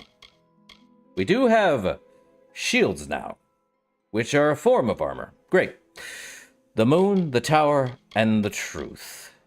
The Moon blocks 7 damage, does 10% critical hit damage with melee, and gives 10 health. Those fated of the Moon cast light into the darkness, revealing the truths that most are afraid to face. And it's a wooden shield. The Tower requires 1 might, blocks 9 damage, also does 5% physical damage, 5% elemental resistance, and gives a plus 5% to mana. The Tower encourages the fated to gain a new perspective on their lives. This card often links to other cards, indicating to the Fate Weaver that the reading may not be as it seems on the surface. And the Truth blocks Magic Shield. Blocks 7 damage, does 5% damage with magic, a 5% physical resistance, gives 5% health, and also does 10% elemental resistance. The Card of the Truth is inscribed with a line written in the ancient Dervega. Or, yeah, Derverga. Or is it Verga? I can never tell with these names. Those who tell the truth shall die. Oh, that's a real starting position. Those who tell the truth shall live forever. The meaning of this passage is unknown and hotly debated among Fate Weavers. Or, you know, it's a double entendre. Basically, those who lie first and tell the truth shall die, but those who tell the truth wholly shall live forever. Yea, entendre. I feel like the magic shield literally gives me more resistance than the actual resistance. But the moon gives me like 7 damage blocking it.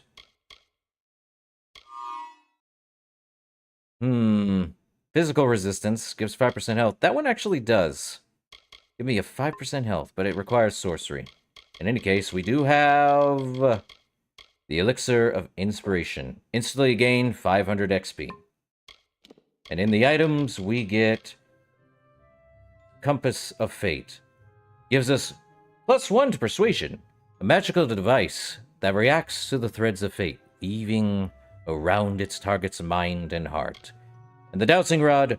This magical rod will help you find special elements usable in alchemy. Okay. So now, we have, let's see, status. And our skills have gone up because of a passive item in our inventory, which, if it's bright green, you got a passive to this. So now, you have increased your chance to persuade others to think your way, which I believe it's like a 5% increase or something per line. That's kind of how it is. So you actually, it'll be 30, 35, 40, or no. No, that's not how that works. I think it's just like a weird percentage chance to get it there. But persuasion, I don't know, let's take a look. Yeah, I believe it's like, if it's 95% with persuasion already, the more you give into it, the easier it'll be. I would rather have picked something else at this point. But now we have Twists of Fate. Only these two, huh? Which I believe the Lore Stone does give us Twists of Fate? That's correct. And I think the first one we have is Delentarth. We have to find 4 more Lore Stones. Which is basically... We have Lore Audio, which is what was playing earlier on when I found it. We have 4 more of these, and we get a reward known as Olian's Will, which is a poison resistance of 8%, which is not bad. Let's see. So right now we have a whole heap ton of armor. Let's see. We have, well, a full set of this armor. Let's wear the next one I can wear. The Guardian Helm, the Guardian Cuirass, the Guardian Gauntlets, and Guardian Chaussee, and the Guardian Greaves. That is a bulky armor set if I ever done seen one. But now you get 10% block efficacy and 10% piercing resistance. This armor looks top-notch. Though, I think... Did I throw away the Valley headgear? I think I did. Let me go to my junk. There should be a Valley headgear. Nope, no Valley headgear, just Valley armor. Weird. In any case, let's unequip that. So, that is the Valley armor, or Valley robes, and you get 10% elemental resistance. And you get 1 mana regen per second. That's actually 1 point of mana regen. And then a 30% mana regen on top of that. I think I like the, I don't know. Get 10% health and critical hit damage with melee, on top of our regular critical hit damage.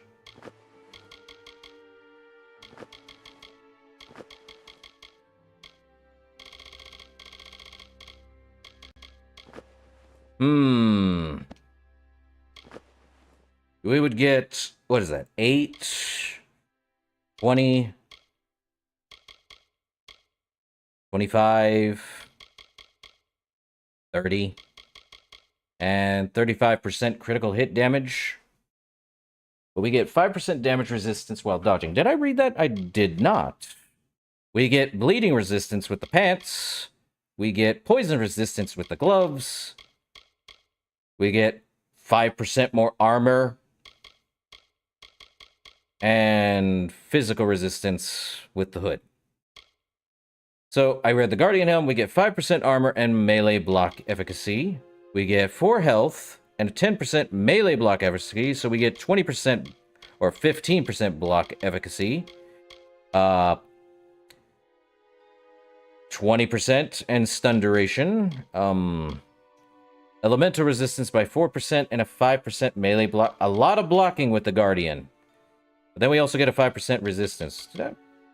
Yeah, 5% physical resistance. That's crazy.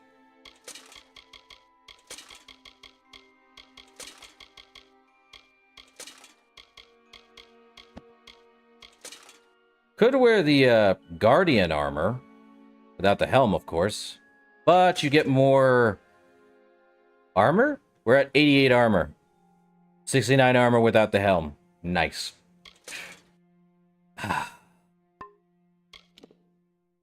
Well, it shows the beast. Him holding the mountain is just ridiculous. I don't know. Running Man hood? Or Running Man armor set? Or the Guardian helm? Or the Guardian set? I would wear Shepherd's armor because it actually gets a 4-set bonus versus a 3-set bonus. Because it would give an extra... But I need 3 might to wield it. I don't know. More critical hit damage is not bad. But eventually these... What would have been better is me coming back and leaving the... Actually, no. That wouldn't have worked. Because here's the thing. The DLC armor, I don't think levels with you whatsoever. I could be wrong. I could look it up. Let me actually see if it does. Let me look up.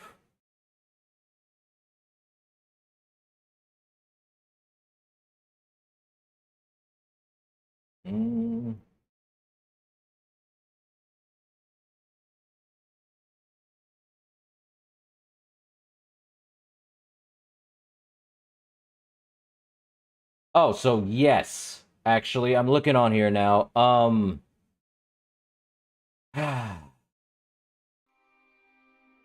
If I have to think on it, apparently...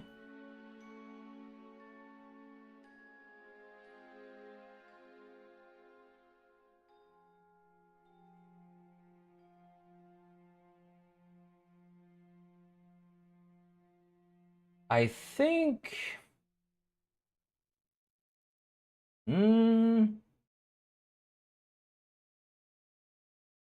I don't...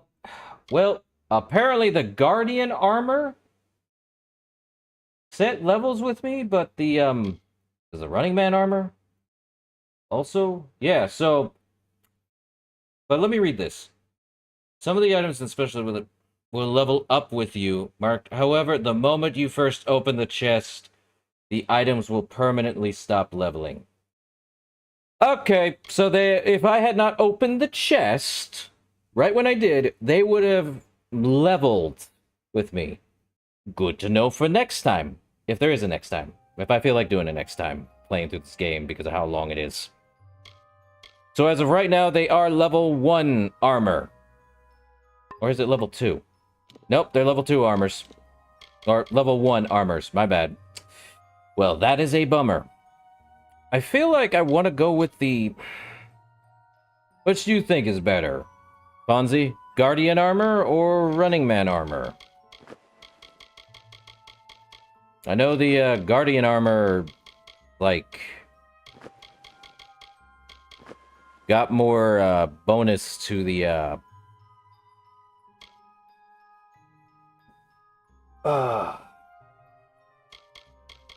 armor rating. I know Shepard's armor does not level with you. So most of the armors in that chest are now level 1 weapons. Still pretty good regardless. You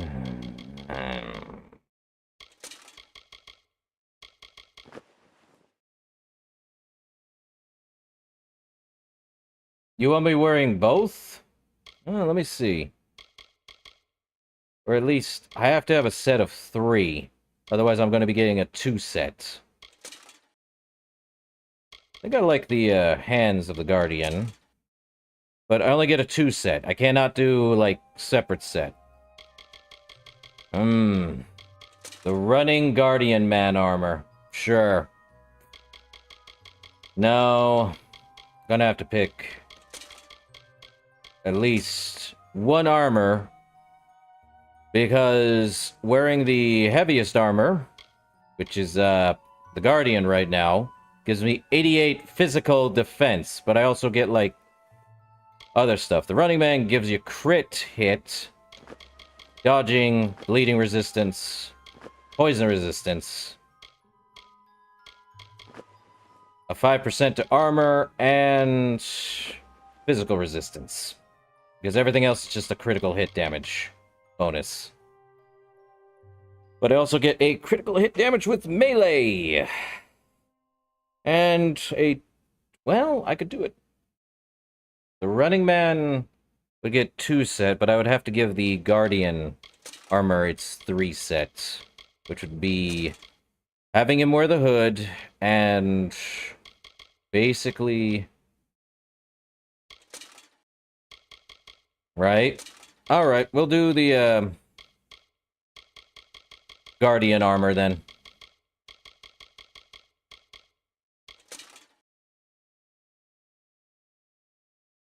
Because at least I get the full thing. Otherwise, I'd be wearing a 2 set of the running man to get 10% more health. That seems redundant. Wearing the full set of armor gives me 88 points of physical. Now, if I could, I would wear Shepard's, because it actually gives decently better stuff. A 0.1 health regen per sec. Sounds good. Not great, though. Well, we'll do that. I think I'm just going to go with the Beast, which I cannot see, apparently. At least with the Beast, it looks decent. Oh, now I can go straight into a level up. Okay, what are we picking? Another detect hidden. Hidden treasures are displayed on the minimap and are revealed if you go near them. Or are we going to go with lockpicking? I don't think... lockpicking will be harder throughout anything. Dispelling would be that. Could also pick blackpicking. Blackpicking. Blacksmithing. Words. I swear. Could pick blacksmithing because now I can harvest components from enemies in the world and basically create my own stronger weaponry. Or I can pick alchemy and do that. I think I'll pick blacksmithing. Create my own armor sounds much better than what it is. We'll go with blacksmithing. Okay.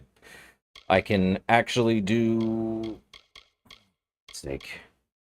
We will upgrade this one. Gives us 50 more lightning at the cost of 23 mana. I'm going to actually pick more in the longsword and another in finesse. Just to give my bows more stuff. And now we get Seeker. Instead of being a brawler with 15% melee attack damage and 20% block efficacy, we get the Seeker, which is what I talked about earlier. 7% melee attack, ranged, and magic. Since, you know, we're going through all of them. But I think the highest one for all of that is tier 6, which is 37 in every skill tree, which you would get at tier 6. Let me tell you what's at tier 6 for the Universalist or the Jack of all trades. You get 20% melee attack damage, 20% ranged, and 20% magic damage. And all your equip requirements are still 25% less than what they are, but you get a +3 to all skills, a 12% total damage resistance. That is every damage. 12% total on everything. And a 10% chance to critical hit. And then, however, you get Mastery of Arms. Unlocks all weapon mastery abilities. Funny that. And, of course, going down this line, you get a +1 to all skills, but it keeps increasing every time. Because once you get to tier 4, you get a 5% chance of critical, 7% chance, and then it's 10. But what about the others, you might ask? Well, let's look at might. 70% melee, 20% block, you get stun duration, 20. At tier 3, you get stun duration for 10%. You get 20% melee damage, attack damage, and 24% block efficacy. For warrior, you get 23% melee, 26% block, 50% stun, you get Conqueror at 76 might. So they all have their own mights. If you were to do the full might tree, you would get Warlord, which does 30% melee, 30% block, 20% stun, 20% chance to stun, and then its hidden passive ability known as Last Stand. Automatically resurrect with 20% health, and health drains until an enemy is killed. Sure, let's go might. No. Now, Scout, or the Finesse tree, 30% range damage, 35% resistance to damage while dodging, 7% piercing, now it's increased with a extra 5% critical, 40% damage resist, 15% range, and 10% piercing. 17% range, 45% damage resist, 7% chance to crit, 13% piercing. Assassin gets you 20% range, 50% damage resistance while dodging, 10% chance to crit, 15% piercing, and a 6% chance to avoid with evasion. And the tier 6 Nightblade. 30% ranged attack damage, 60% damage resistance while dodging, 12% chance to critical hit, 20% piercing, with an added bonus to the Nightblade of Assassination. Guaranteed 300% critical hit after triggering evasion, and evasion is 11% chance to avoid a hit. Great. Sorcery. Initiate 30% elemental damage, 13% mana cost reduction. Seer gets you 35% elemental damage, 13% mana cost, 1 mana regen per second, and we get the Warcraft special of all mages, Blink. A short-range teleport, and it replaces dodge. Not bad. And the thing is, the more we go into down the line, I believe... let me look at that one. Yeah, 37. So we would only get probably 37 before anything else. So we'd only get at least tier 3 of every other sorcery stuff. So either way, we go into Sage, which is we're not going to get, unfortunately, unless we do something weird, because I saw something I want and want to do that now. But 40% elemental damage, 17% mana cost, 1 mana, 15% duration of all duration-based spells. Weird. And now we get Ice Blink, which is, or Ice Blink 1 as it's specified here, which is a short-range teleport with an ice effect on top of it. You get Ice Blink 2, which is another one. But in Sorcerer, 45% elemental damage, 20% mana cost reduction, 2 mana per regen, or 2 mana regen per second, 20% duration, and for the Archmage is 50% elemental damage, 25% mana cost reduction across the board, 3 mana per second, 25% duration of all duration. You get Ice Blink 3, and then you get the Echoes of Fate. Chance to spawn Fate Echo ally per kill. Doesn't say how much of a chance, it's just a chance. Probably 50%. Now, Finesse and Sorcery is the Disciple. It's an 18% elemental and 7% piercing. This is the Finesse and Sorcery. You get, for tier 3, you get 22% elemental, 10% pierce, 5% chance to crit, crit hit. You get Dread, which is a guarantee to critical hit versus enemies in Panic. And you also get Blink. Cool. But then we get Warlock, which we might get tier 4, but probably not tier 5. We'll see.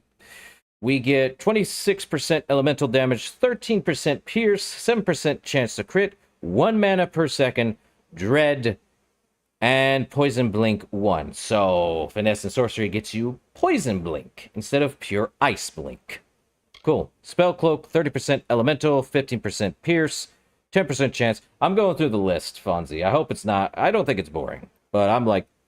I at least want to see what the heck I would get if I actually did any of these or choose to change later on. Spell Cloak, 2 mana, Poison Blink 2, and then Shadowcaster is just another upgrade of 34% elemental, 20% pierce, 12% chance, 2 mana. We get Dread, Poison Blink 3, and critical hits restore mana for drain mana. Okay. Now we get the Might and Sorcery build, which is gain 25% of damage received as mana, so we can we're basically going to be a tanky boy if we pick this, but we also are a mage, so Spell Sword?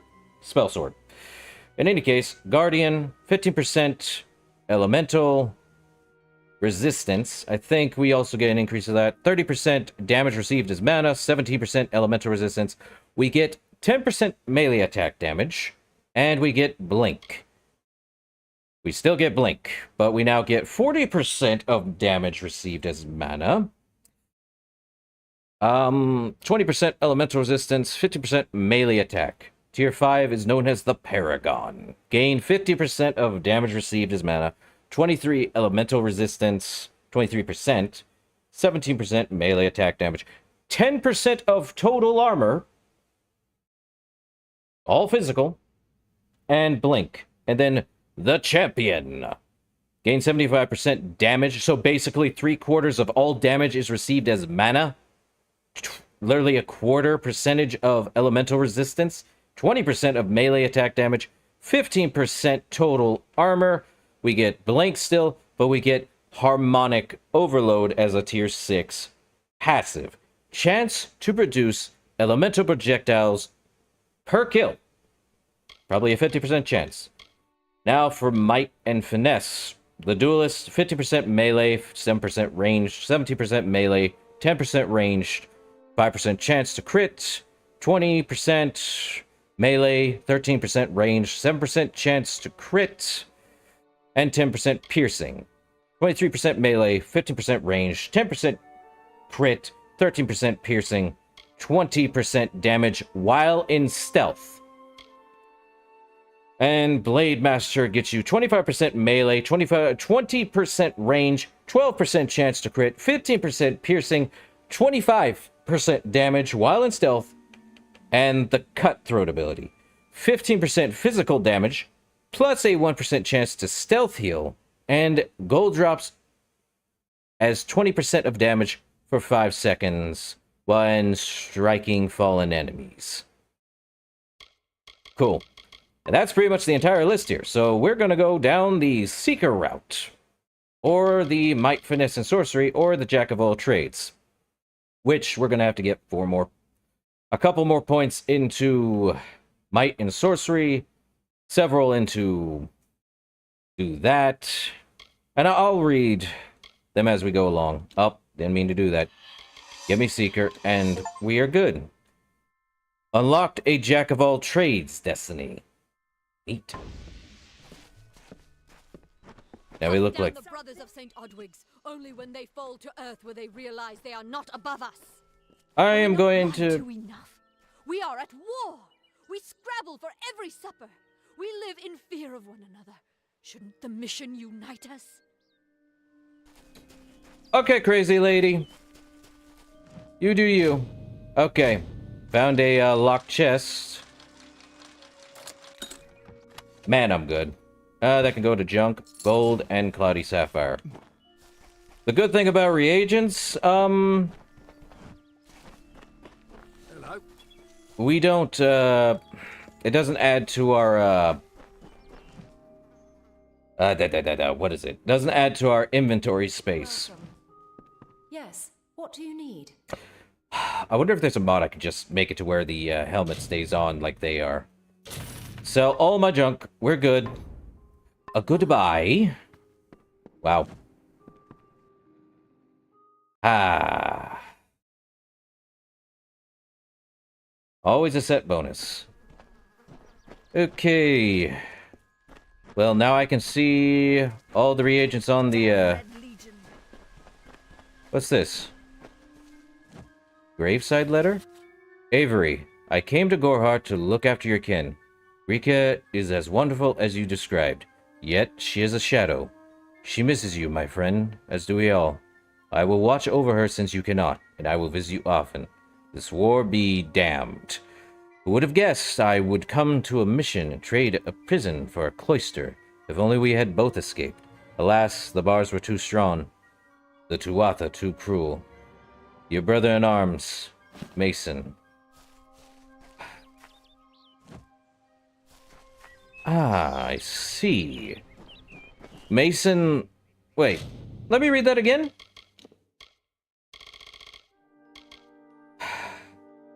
Though this letter appears to have been recently planted on the grave of Avery Agest, it is written in the hand of Mitharu, in which all brothers of the Order of Mitharu are trained. Oh. Mason left him to die?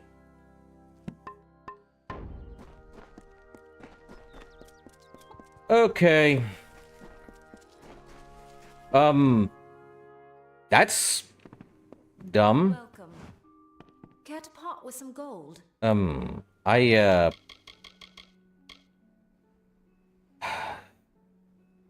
can't tell you anything? The Tuatha? I told you. I will say no more on this matter. But... Can't say okay. again.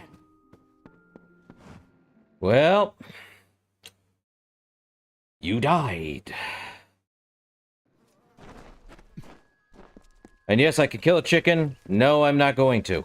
Need something? Where is the order that Mitharu has given us? I see no order in obstructing the truth. That is chaos. That is what the mission fears. The Fae are not our enemy. Only those who seek to poison us should be reviled. That includes the brothers of St. Odwig's. Okay, Sister Zelda. Where's Link? Whatever you do, avoid the monks of St. Odwig's Perpetual. They deal in lies and false tenets. Their light of hope will leave you in shadow. Okay. Tell me about the Fae, Zelda. If such creatures were not part of the authorities' plan, then they would not exist in nature, period. Mitharu's divine order governs all, even the Fae. You crazy. Anyway, tell me about yourself, Zelda. It is the name I chose when I baptized myself in the clear waters of Mitharu. I have undergone the ordination rites, and am as legitimate as any monk. Oh, no. Gonna be one of those, isn't it? Oh! Great! You have a problem with St. Odwig's mission? You don't know. It is less a mission than a fortress of deception, a citadel of lies. It throws its menacing shadow over all of Gorhart. Father Dinwell will try to defend his cause, but he is simply a soldier, marching to the orders passed down to him. None of them have minds of their own. Father Dinwell. He would be a good man if he could see past the rigidity of his faith. Mitharu embraces all, not simply those that the church deems worthy. Do you know anything about the Wounded Maiden? She was wronged by someone in this village. That is an injustice I can understand. By its appearance, you'd assume Goreheart is a pleasant place. Never make assumptions. Because assumptions make out of you and me. Cool. Are you pointing at yourself and then the ground? Okay, lady. Oh, Father Dinwell. Welcome to St. Odwig's perpetual mission. I would invite you in, but the Order has been too trusting in the past. We try to learn from our mistakes. Wait, what? Although one never knows what might be a test of faith. You have arrived just when I am in need of aid. So perhaps Mitharu is at work.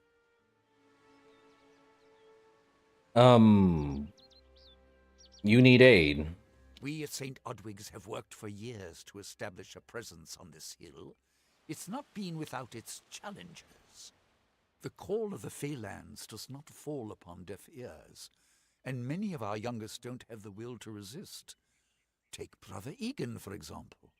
2 nights ago, Egan ventured past the walls to collect firewood and never returned. We must find him before anything happens. So, what has you so worried? Why are you worried? Oderath is a savage land. Every day we must face both the beasts of the wood and the evil of wicked hearts. I fear for Brother Egan's soul. He knows nothing of the world of Fey and Alpha, trust and temptation. He is like a baby, eyes wide at the world around him. All right, I'll help. Mitharu be praised. His order reigns supreme. Brother Egan was last seen northeast of here, just off the road near the Fey ruins. Please find him. Perhaps then we can welcome you into the fold with open arms. So, where should I look exactly? Egan was last seen in the woods outside the walls, just north of the village. Okay. Tell me more about Brother Egan. He is a good boy, but our youngest, and Egan often suffers from doubt. That is to be expected. One can only grow out of conflict, especially conflict of the spirit. I tried my best to comfort him and tell him that wisdom would come in time, but he is impatient, brash. He wanted a faster way to enlightenment and power. Good to know. How do you feel about the Fae? The Fae are stubborn fools. They treat their souls like toys, with no thought of right or wrong, chaos or order. Well, he has an issue with that. I thought, Mintharu, was it? Really, Dinwell? Tell me about yourself, Dinwell. I have been with the mission since its founding. These Mitharu. boys are like my sons. I live my life as an example of Mitharu's wishes for our kind. And there it is. Our kind. Not everyone. Our. Yeah, Tell me about Sister Zelda. Frustrating, that one. Stubborn to the spirit. She claims to know the will of Mitharu better than those of us who have spent a lifetime studying scripture. If only she would be touched by the hand of reason. Why do I have the sudden urge to punch him? Like, seriously, why do I have the sudden urge to punch him? Oh! What was the old saying? I'm trying to remember. They hated him because he was right. Oh yes, the meme. They told him to shut up, too. Tell me about St. Ogwig's mission, Father Dinwell. The first bricks were laid 50 years ago by Odwig himself, before his demise at the hands of trolls. We honor him by converting the Fae to the worship of Mitharu. Alas, we have yet to convert a single one. But that does not keep us from trying. Probably because they don't need Mitharu in their life. Why? There's a metaphor for every single kind of religion, politicacy in all of this. Yeah, that's kind of the thing with the engine of this game. Every character will either look perturbed, raise their brow, and every time it does that. Okay. Let's pursue this quest. What is the mission hiding? Why are its gates forever closed?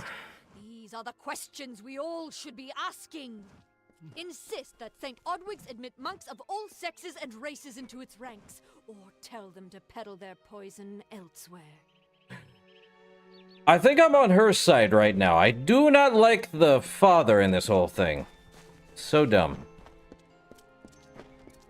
Oh. I don't know if there's any more I can do. What's in here? Damn Red Legion. The post in Gorhart would be an easy one if not for all the thieves and murderers. Lawbreaker's Grotto? I guess that's where we go for the lawbreakers. All the lawbreakers break laws, they say. Okay. Ah, good stuff.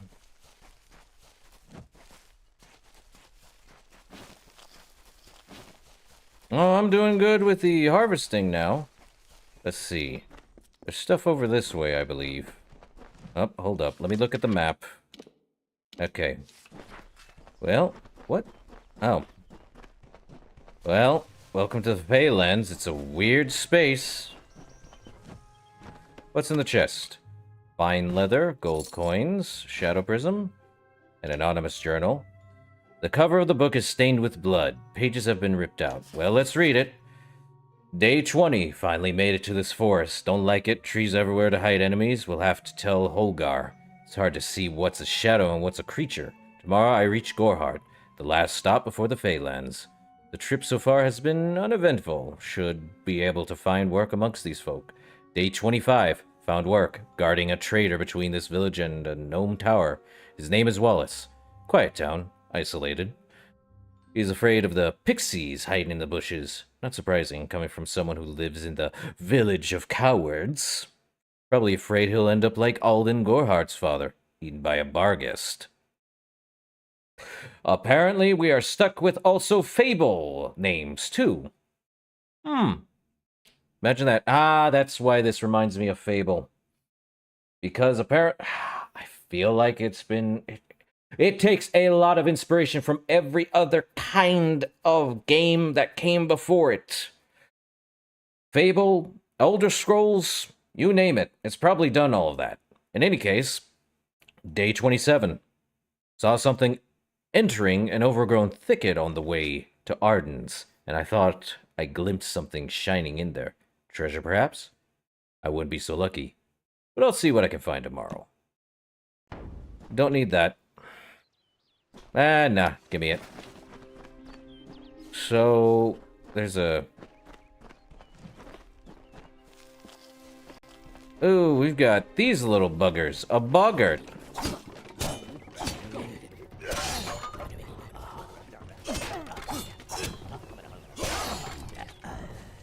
They also make... The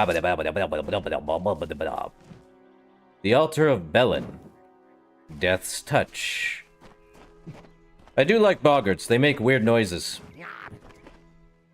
Tell me a joke. I didn't even know this thing was here. What?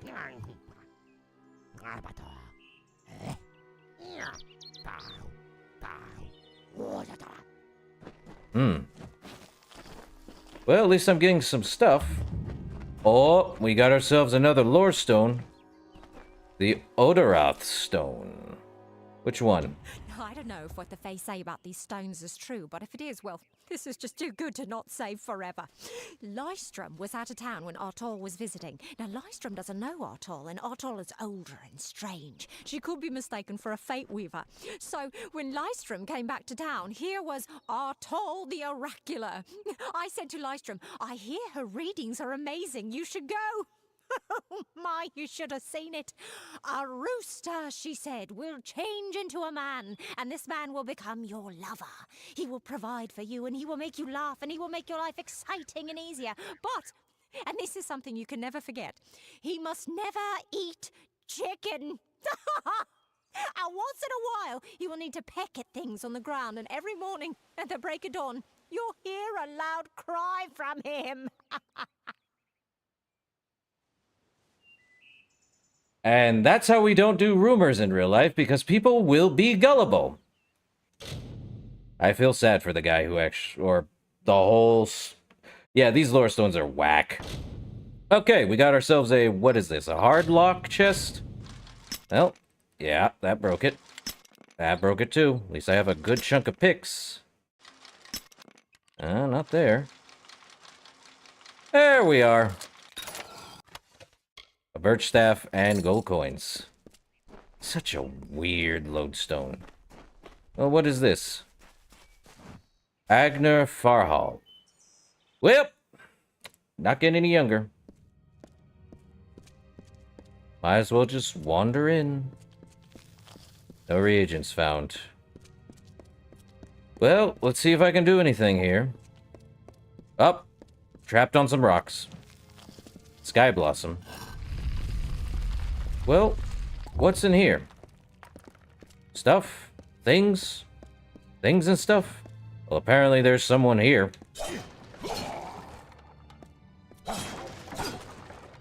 An average chest. Well. Up. Okay, there we go. A Signet of Justice. Well, critical hit damage with physical. Iron chakrams and hand wraps of luck. They go into the junk. For now. Well, that also means this area is, and I think I said it at the start, basically zones or areas you walk into. They will basically be set to the level you wandered in them at, so... Basically, this entire area is level 2. Completely level 2. Go figure. Red Legion, I see.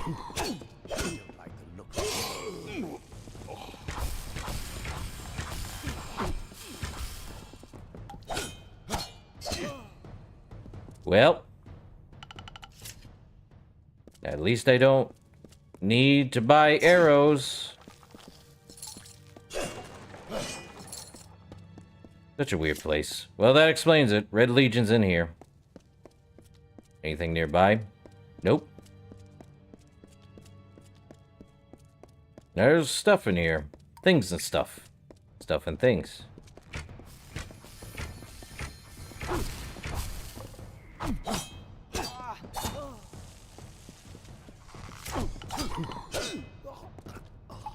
Well, that happened. I am seriously not taking that much damage now. Then again, I am playing on normal. I could theoretically go to hard, but I would rather do that later.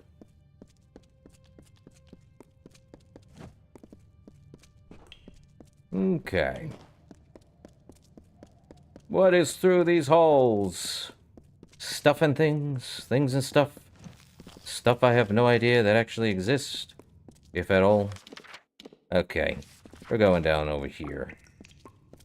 Looks like... Oh, they found me. Brownies!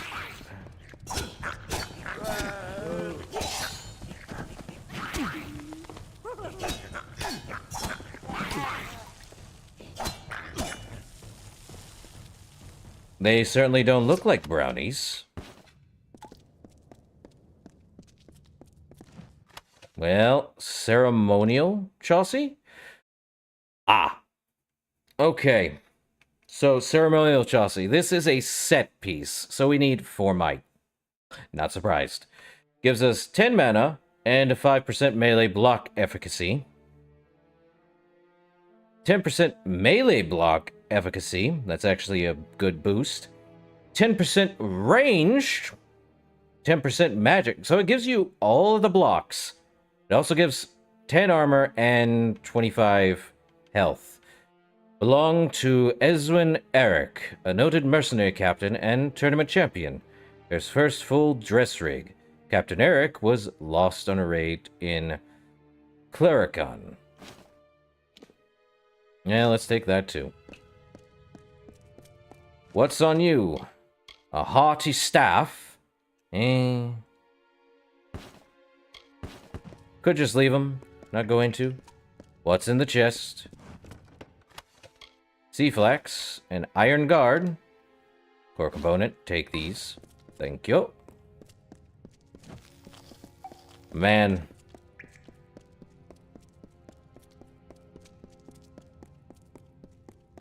Let me heal myself. Okay. So we could go straight or take the other route. Let me see. Other route it is. I'm surprised the music just keeps going in and out at times, you know?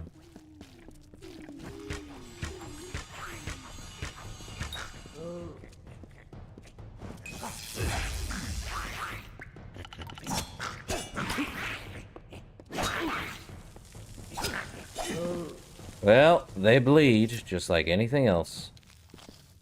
Man. Leather leggings. Well, take that. Oh, there is a lodestone. The Stone of Autumn? Sometimes this is too hard to believe. But you can accept the strangest fact that you were wrong. Yes, but that and this endless vacuity is horrible. The Ancient Ones were here. They delivered themselves into the world. The time-worn cycle turns with ages. The seasons drift along the stream. They wait for the past. The future brings the forming storm. This is no place for a home, for anyone. Ha? You talk too fast and I can't understand a single word you said, woman. What?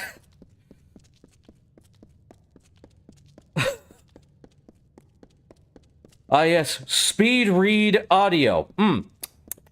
Good to know. Good to go. How about we... That's all, folks.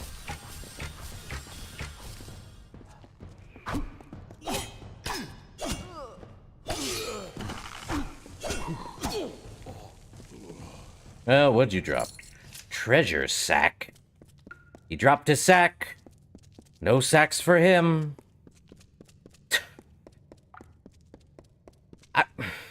These lore stones, man.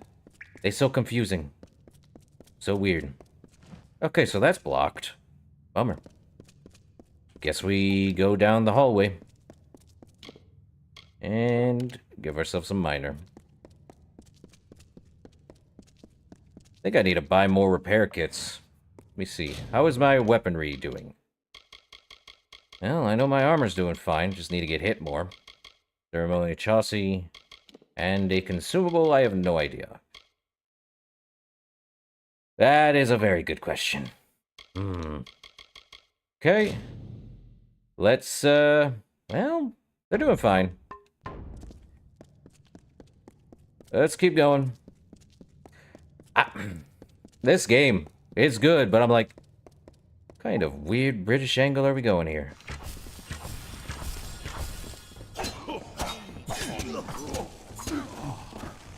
Really?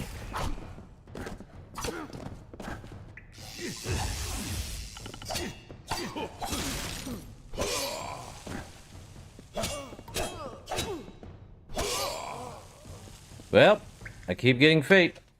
Minor steel curtain. Gold. Cloudy poison shard. More shards I get, the more I'm able to do sage crafting eventually. But it is what it is. Another lore stone. Another stone of autumn. These walls are grown, are built of stone. Lovingly this place was crafted. You see the lights, the mystic halls of ordered reality? They are the faces of the missing, the embodied truth of the lost souls. There are so many of them. Still, you can see them. They are like pathetic charades, some with good intentions, and you can't fault them that. But the majority of them are just a hoax. Needless to say, I don't like it here. You could have stayed free and lived a comfortable life, but you couldn't settle the disquiet that haunts people like you.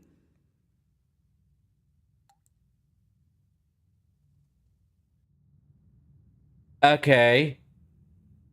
The only word I got there was charade. Charade? Who says charade anymore? Oh, broken English, I swear. Okay, let's unlock this easy. Oh, you're gonna break. Charade? Okay. I can't. Okay, gold. A cotton heel. Charade. Charade. Well, there's no charade here. Oh, my lord.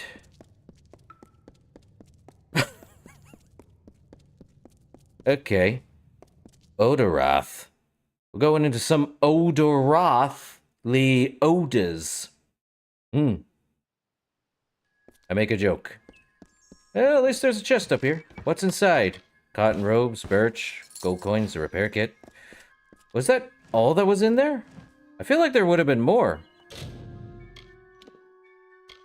Building bridges. Crisis of faith. Such a weird word. Charade. It's not charade, it's charade. It's not Leviosa, it's Leviosa. Oh.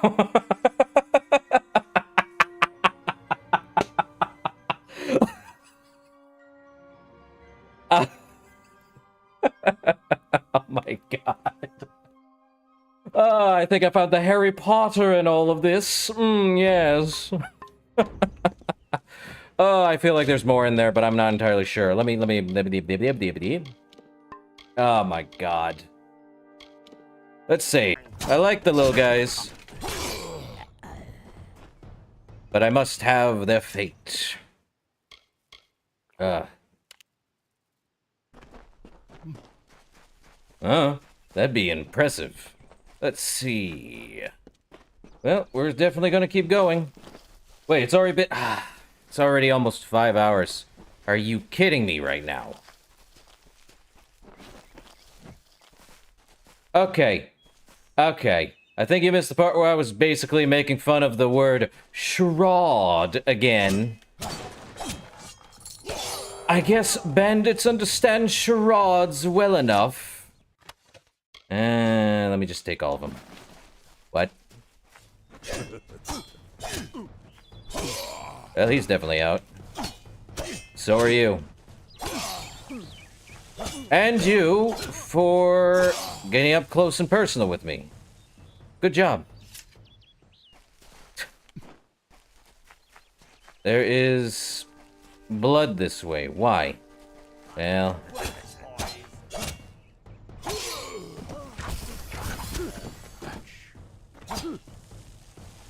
Well... Death notice. Camden Wolfak. Ah, yes. Oh, my lord. Let's see. The official document is meant to inform familiars that Camden Wolfak of the Altar Army has died in the line of duty. Dear Mrs. Wolflack, we regret to inform you that your husband, Camden Wolflack, was killed in battle while serving in the walls of Melshan Shear. Sincerely, General Telera, Alfar Army. Oh, I think I know what the Alpha are. They are me. I am them. Let me go deal with these stupid legions. I am not entering reckoning mode, thanks. Use it for something when I need to.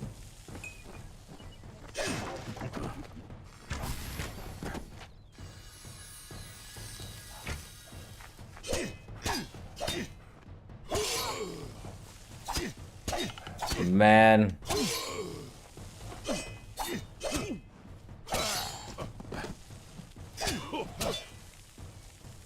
And you're all dead. Ceremonial gauntlets. Ah, the other half. Great.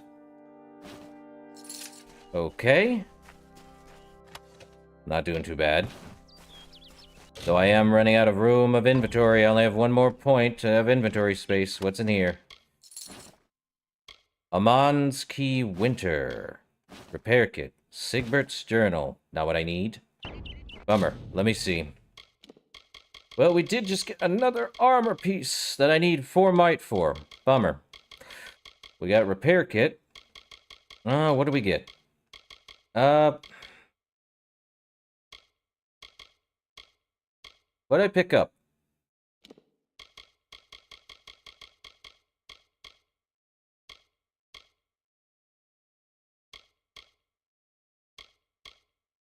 I thought I picked up something.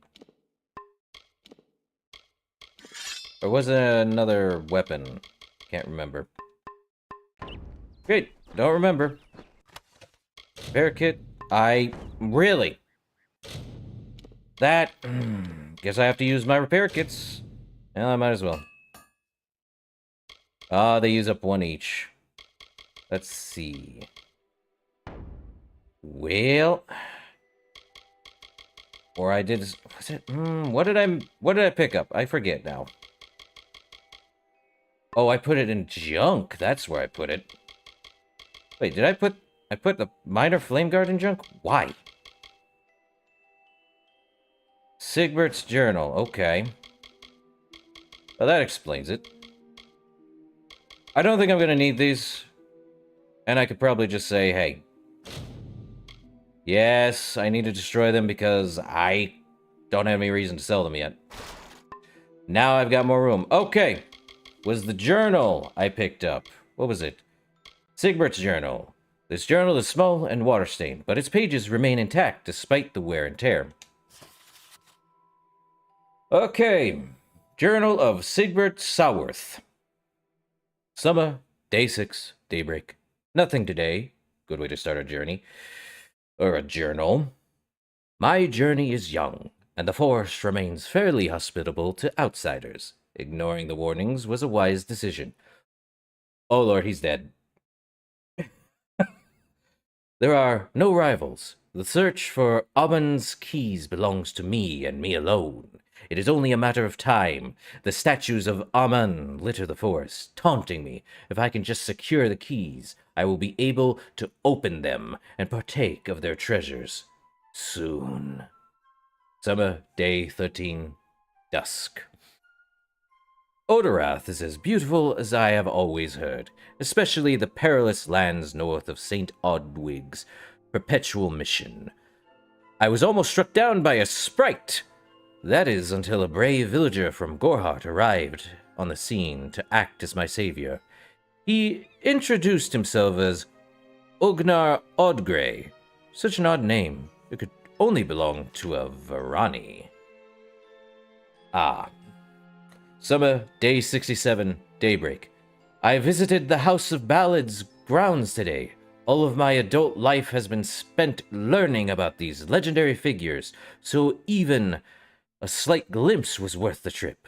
I am beginning to believe that one of Amon's keys lies behind its walls. If my scholarly work has been done correctly, the location of the keys will soon be known to me. Summer, day 3, dusk. I have done it, at long last, after years searching in the annals of Edessa and scouring the Fey Lens. I have secured one of the 5 fabled keys of Amon. Now, only if I could find the other 4. And you never did because I found your journal. Good job. Your journal... Well, they had to cut corners. I see. Corner cutting. What a charade the world... Okay, I'm gonna be done with that. It's gonna be messy if I keep doing that. Well, let's see. Harvest it. Something. Up. Well, let's see. Very easy lock. Up.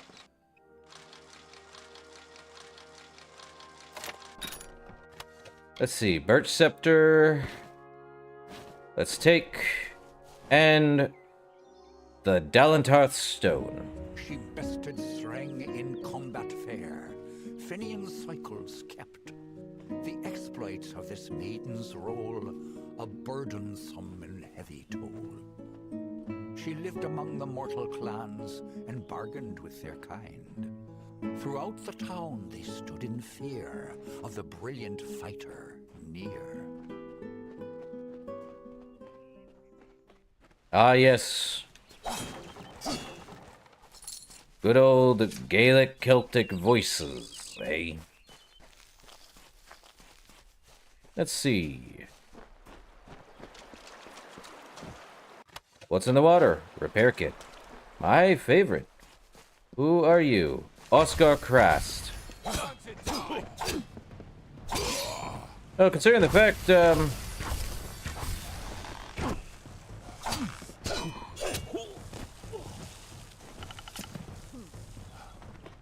Taste my blade.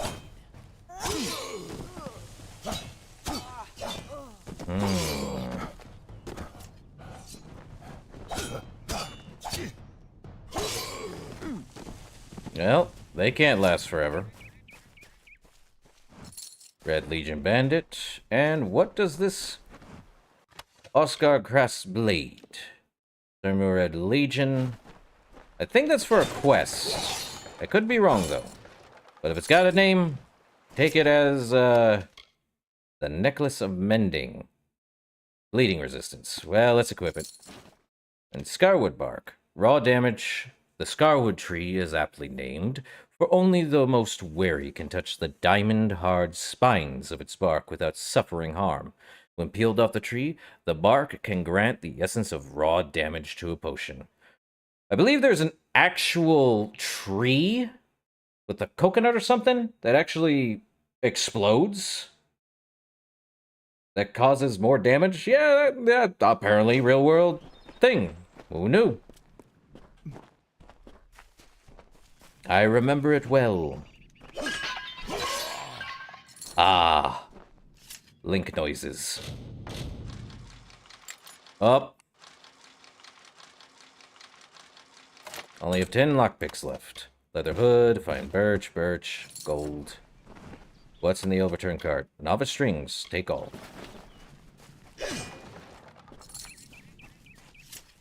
Well...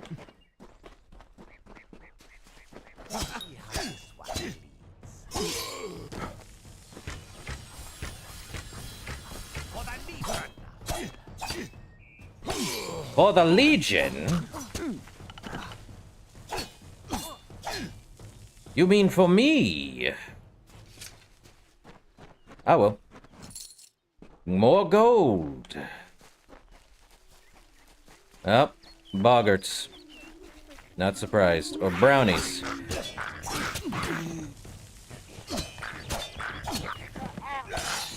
Well, that works.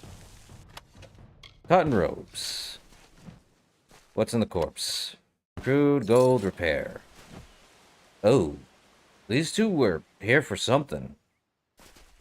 Not even gonna bother. Wait, what?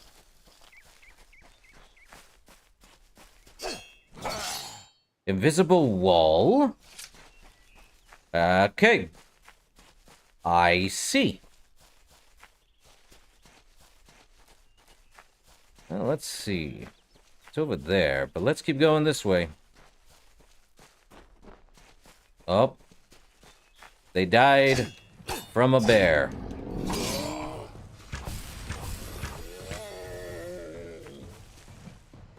So ends the life of a bear that fought some brownies.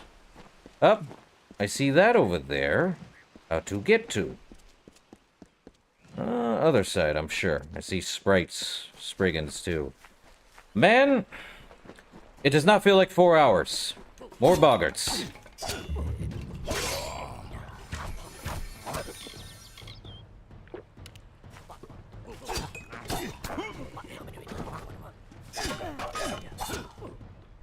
Forgot boggarts like to roll around. Okay. Fine iron helm, soft scrabble. What is over here, I wonder? A cave. Waterhole down? I don't remember Waterhole down. We're gonna find out, though. Oh. Wait, what? Yes? Hello. Yes? What could a mortal vagabond need with Casmer and the Eternal, messenger of the Fae folk? I found him. My time may be of the ages, but it is still precious. Are you Brother Egan? I'm new to the Feylands. Until I joined the mission, I'd never even left my home village. That's why I volunteered. I wanted to see the world. I want to visit the gardens of Issa, to meet gnomes and Alfar, to live. The Order of Mitharu was a good way to leave home, but I want so much more. Young man! With the muscles of a Herculean might, the face of a Chad. Would you like to tell me what Casimir the Eternal is? It sounds rather silly, doesn't it? I had a feeling it would. I need a mage name for when I become all-powerful, for when my magic is so great that no one will dare dispute me. What about Abner the Visionary, or Malik the Nefarious, Lord Zaltanus? No? And those were the good ones. Lord Zawatness? Oh boy. Do you know the Fae? Mortal races have no lasting grasp on this world, and in time the fair ones shall be our masters, beautiful and mighty. Huh. The Gardens of Issa. Legend tells of the great Fae city hidden beneath the canopies of Dalantarth. I've never met anyone who's been there, but I'm sure it's real. Yes, I'm quite sure. Not a doubt in my mind. Okay. St. Ogwe's mission. I'm sure you know much about it. Father Dimwell and the others are fools, and their silly mission will wither and crumble. Finna and Arbos have glimpsed it with their ever-seeing eyes. Who the heck is Finna and Arbos? They believe I have the potential to succeed where all others have failed, including them. You see, they can't obtain what they desire, so they need someone more powerful to do it. Then they will bestow upon me the wisdom of the Fae. I don't think they're Fae. Maybe. I have not seen them. I have not seen a Finna or Arbos. But I'm here to rescue you, Brother Egan. Wait! Father Dinwell sent you, didn't he? Old fool. His path to power was too plodding, and now he wishes to slow me down too. I have new friends. Fae friends. They are named Finna and Arbos, and they have sworn to share their secrets with me and to gift me with true magic. In exchange, they want an ancient treasure buried in the caverns of Waterhall Down. I'll retrieve it, eventually, as soon as I, feel like it. As soon as you feel like it. I already asked who Finna and Arbos are, but tell me again who they are. They are Fae twins, and they are beautiful, magical creatures. They've promised to teach me magic, to help me see the world as it really is. All they require of me is to fetch for them this relic. It's quite a bargain, believe me.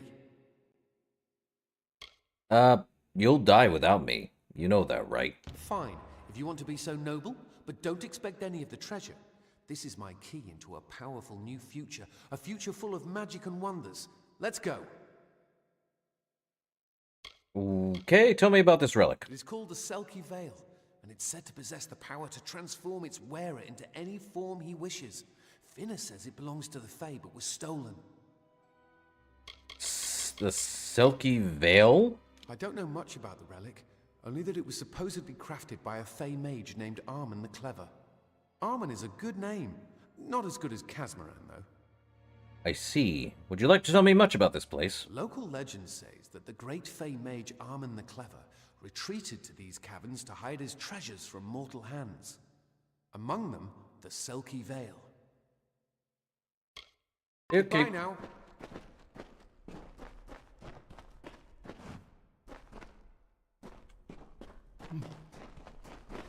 If we're going to press on, then I'll ask you to stay close. I have no courage to speak of. Honest. Ask Father Dinwell. Well, apparently I was supposed to find him somewhere else, not in the cave that we're supposed to be at. Such a weird thing.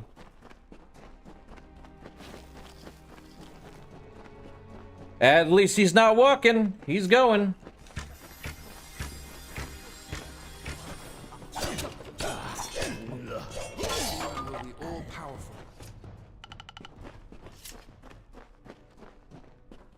I don't believe that, Egan.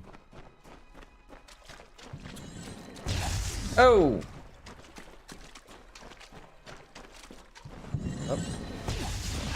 Ow! And there's a trap. Let me search. Cloudy magic shard. Okay. Oi, oi, oi.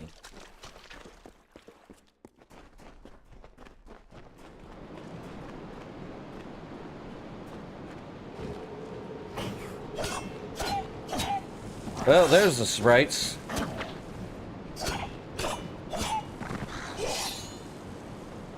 Well, that makes more sense now.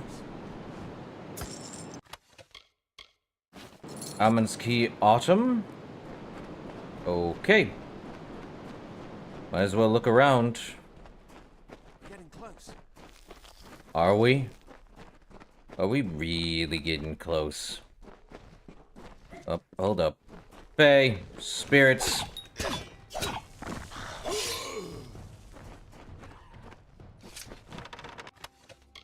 The leather armor, white flake, minor healing.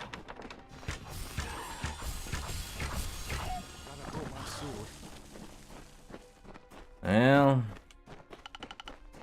anything over there? No.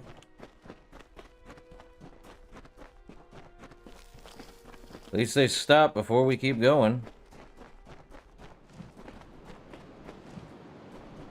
When I'm all powerful, cave creatures will run from me in terror. I don't know, man. See you later. Ow.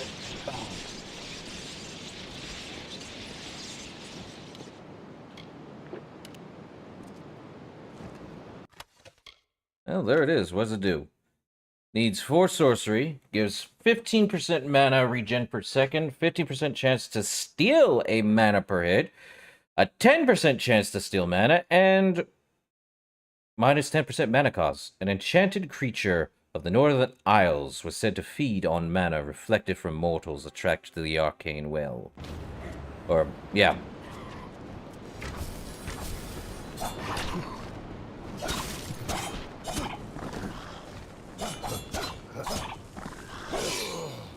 Okay.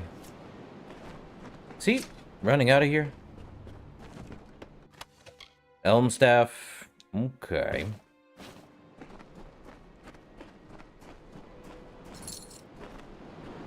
Well, at least you found another key. We need 3 more.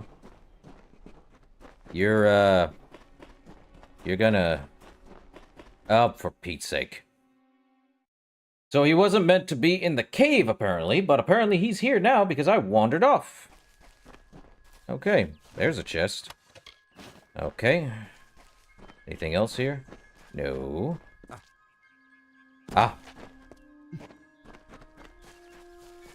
He's over there now. Great. Buddy? We got the silky veil, but...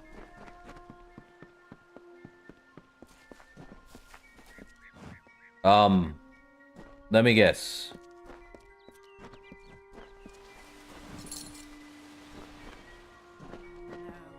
What is this? Our little Egan has made a friend? I have a feeling this is going to be a problem. Oh. Benna and Arbos, tell me about yourself. Before the war, we plundered Rothier from within. We were so successful that the Warsworn had bounties on our heads. Not much, but enough to be proud of. Sadly, all good things must come to an end. With the arrival of so many wartime outlaws, we were forced to relocate here. It was for the best, if you ask me. I knew it, they're not Fae. I knew this sounded fishy, and I remember. The Selkie Veil. Legend states that the wearer of the veil will be granted strange abilities. Fae abilities. So you can imagine why my brother and I might be curious. And how does Brother Egan fit into your plan? A charming boy, but simple. My brother and I do prefer them witless and eager. He would have done so much more for us if not for you. Cool, you're not Fae. Obviously. Anyone who has ever glimpsed a fae would know that. Unlike little Egan here, your head holds more than fantasies. The Feylands are such fertile ground for games. The inhabitants are so oafish you can fill your pockets with hardly any effort. Are you going to give us what's rightfully ours, or do we need to start a new game? My brother and I are always ready to play. And what if I wish to keep it? Then you'll have to pay for it with your life. You see, we have much invested in this deception. Blood, gold, not to mention the hours wasted on Egan. We may be criminals, but we're an honourable pair. We worked hard for our prize, and now we mean to have it. Okay. First off, you're an idiot. Secondly, you spent hours on a boy or a grown man who acts like a boy. Weird. Now the veil's mine. Good luck. Poor choice. Besides, Egan was just an instrument, a tool, as I'm sure you discovered. He can be disposed of, and so can you. Let's hope this is goodbye.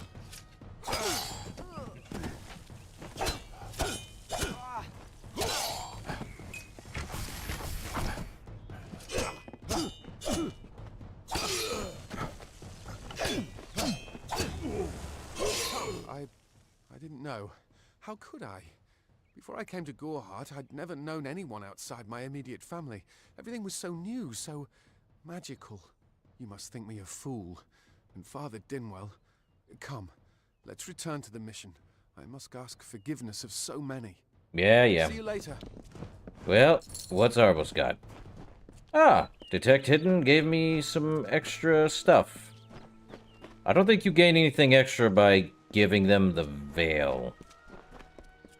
Now, let's see. Can I, I'll leave you to it, bud. Ah, there it is. Get across.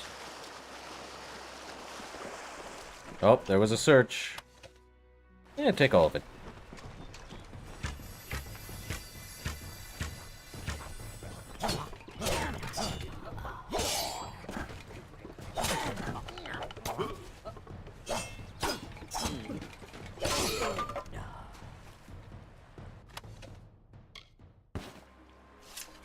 Alright, Fonzie. I think after I get done with this, I'll be off. Oh. I am not sad. When I was a girl, my father used to tell me that when you grow old with someone, you tie your fates together and create a pattern that is part yours and part theirs. My father said that this is why when an old person dies, their partner is never far behind. But I do not feel that way. I feel free. Well, at least that's not too bad. But yeah, let's get done with this, and then I'll basically end stream pretty soon. Let's get Brother Egan back to the mission and call it a stream. What have we learned? Insanity. Everyone's insane. Especially going after that. Well, we're about to get to... Oh, for Petey's sake. Oh, come on.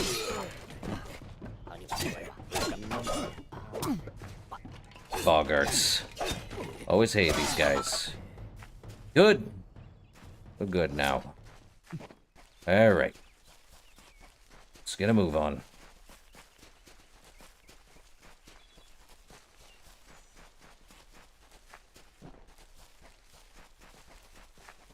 Okay.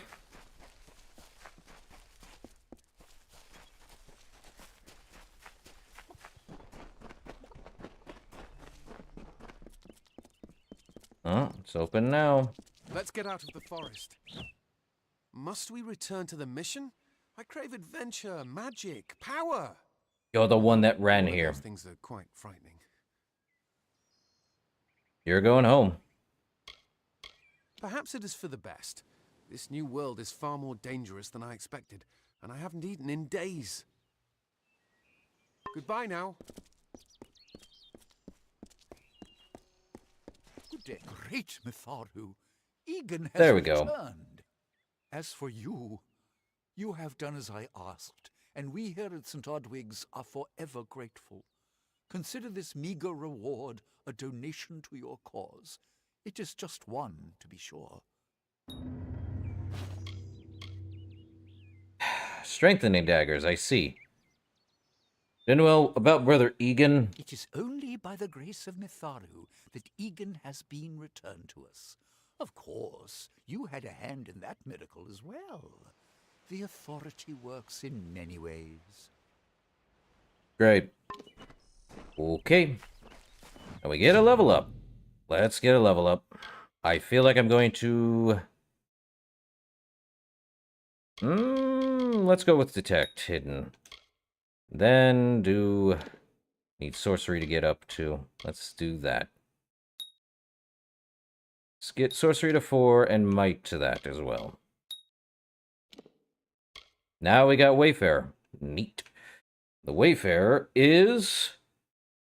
The Wayfarer could just as likely be seen in the vanguard of the Alpha army as alone in the woods of Delantoth. With this destiny, you are an adaptive combatant and resourceful explorer of both wilderness and civilization. And now we have one to every skill. Yep. And this is why I pick Going Between. Now we've got a 1 to everything else. Brilliant. Oh, what did he give me? Strengthening daggers? Goodbye. Trash. And Silky Veil is mine, though it's kind of garbage. Oh well. Alright. I feel like that's going to do it then. Let us save. Yes, overwrite.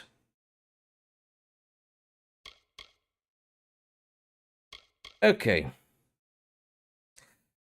That'll do it. Alright. I'll be doing another one tomorrow. So, I will catch you later, Fonzie. Later.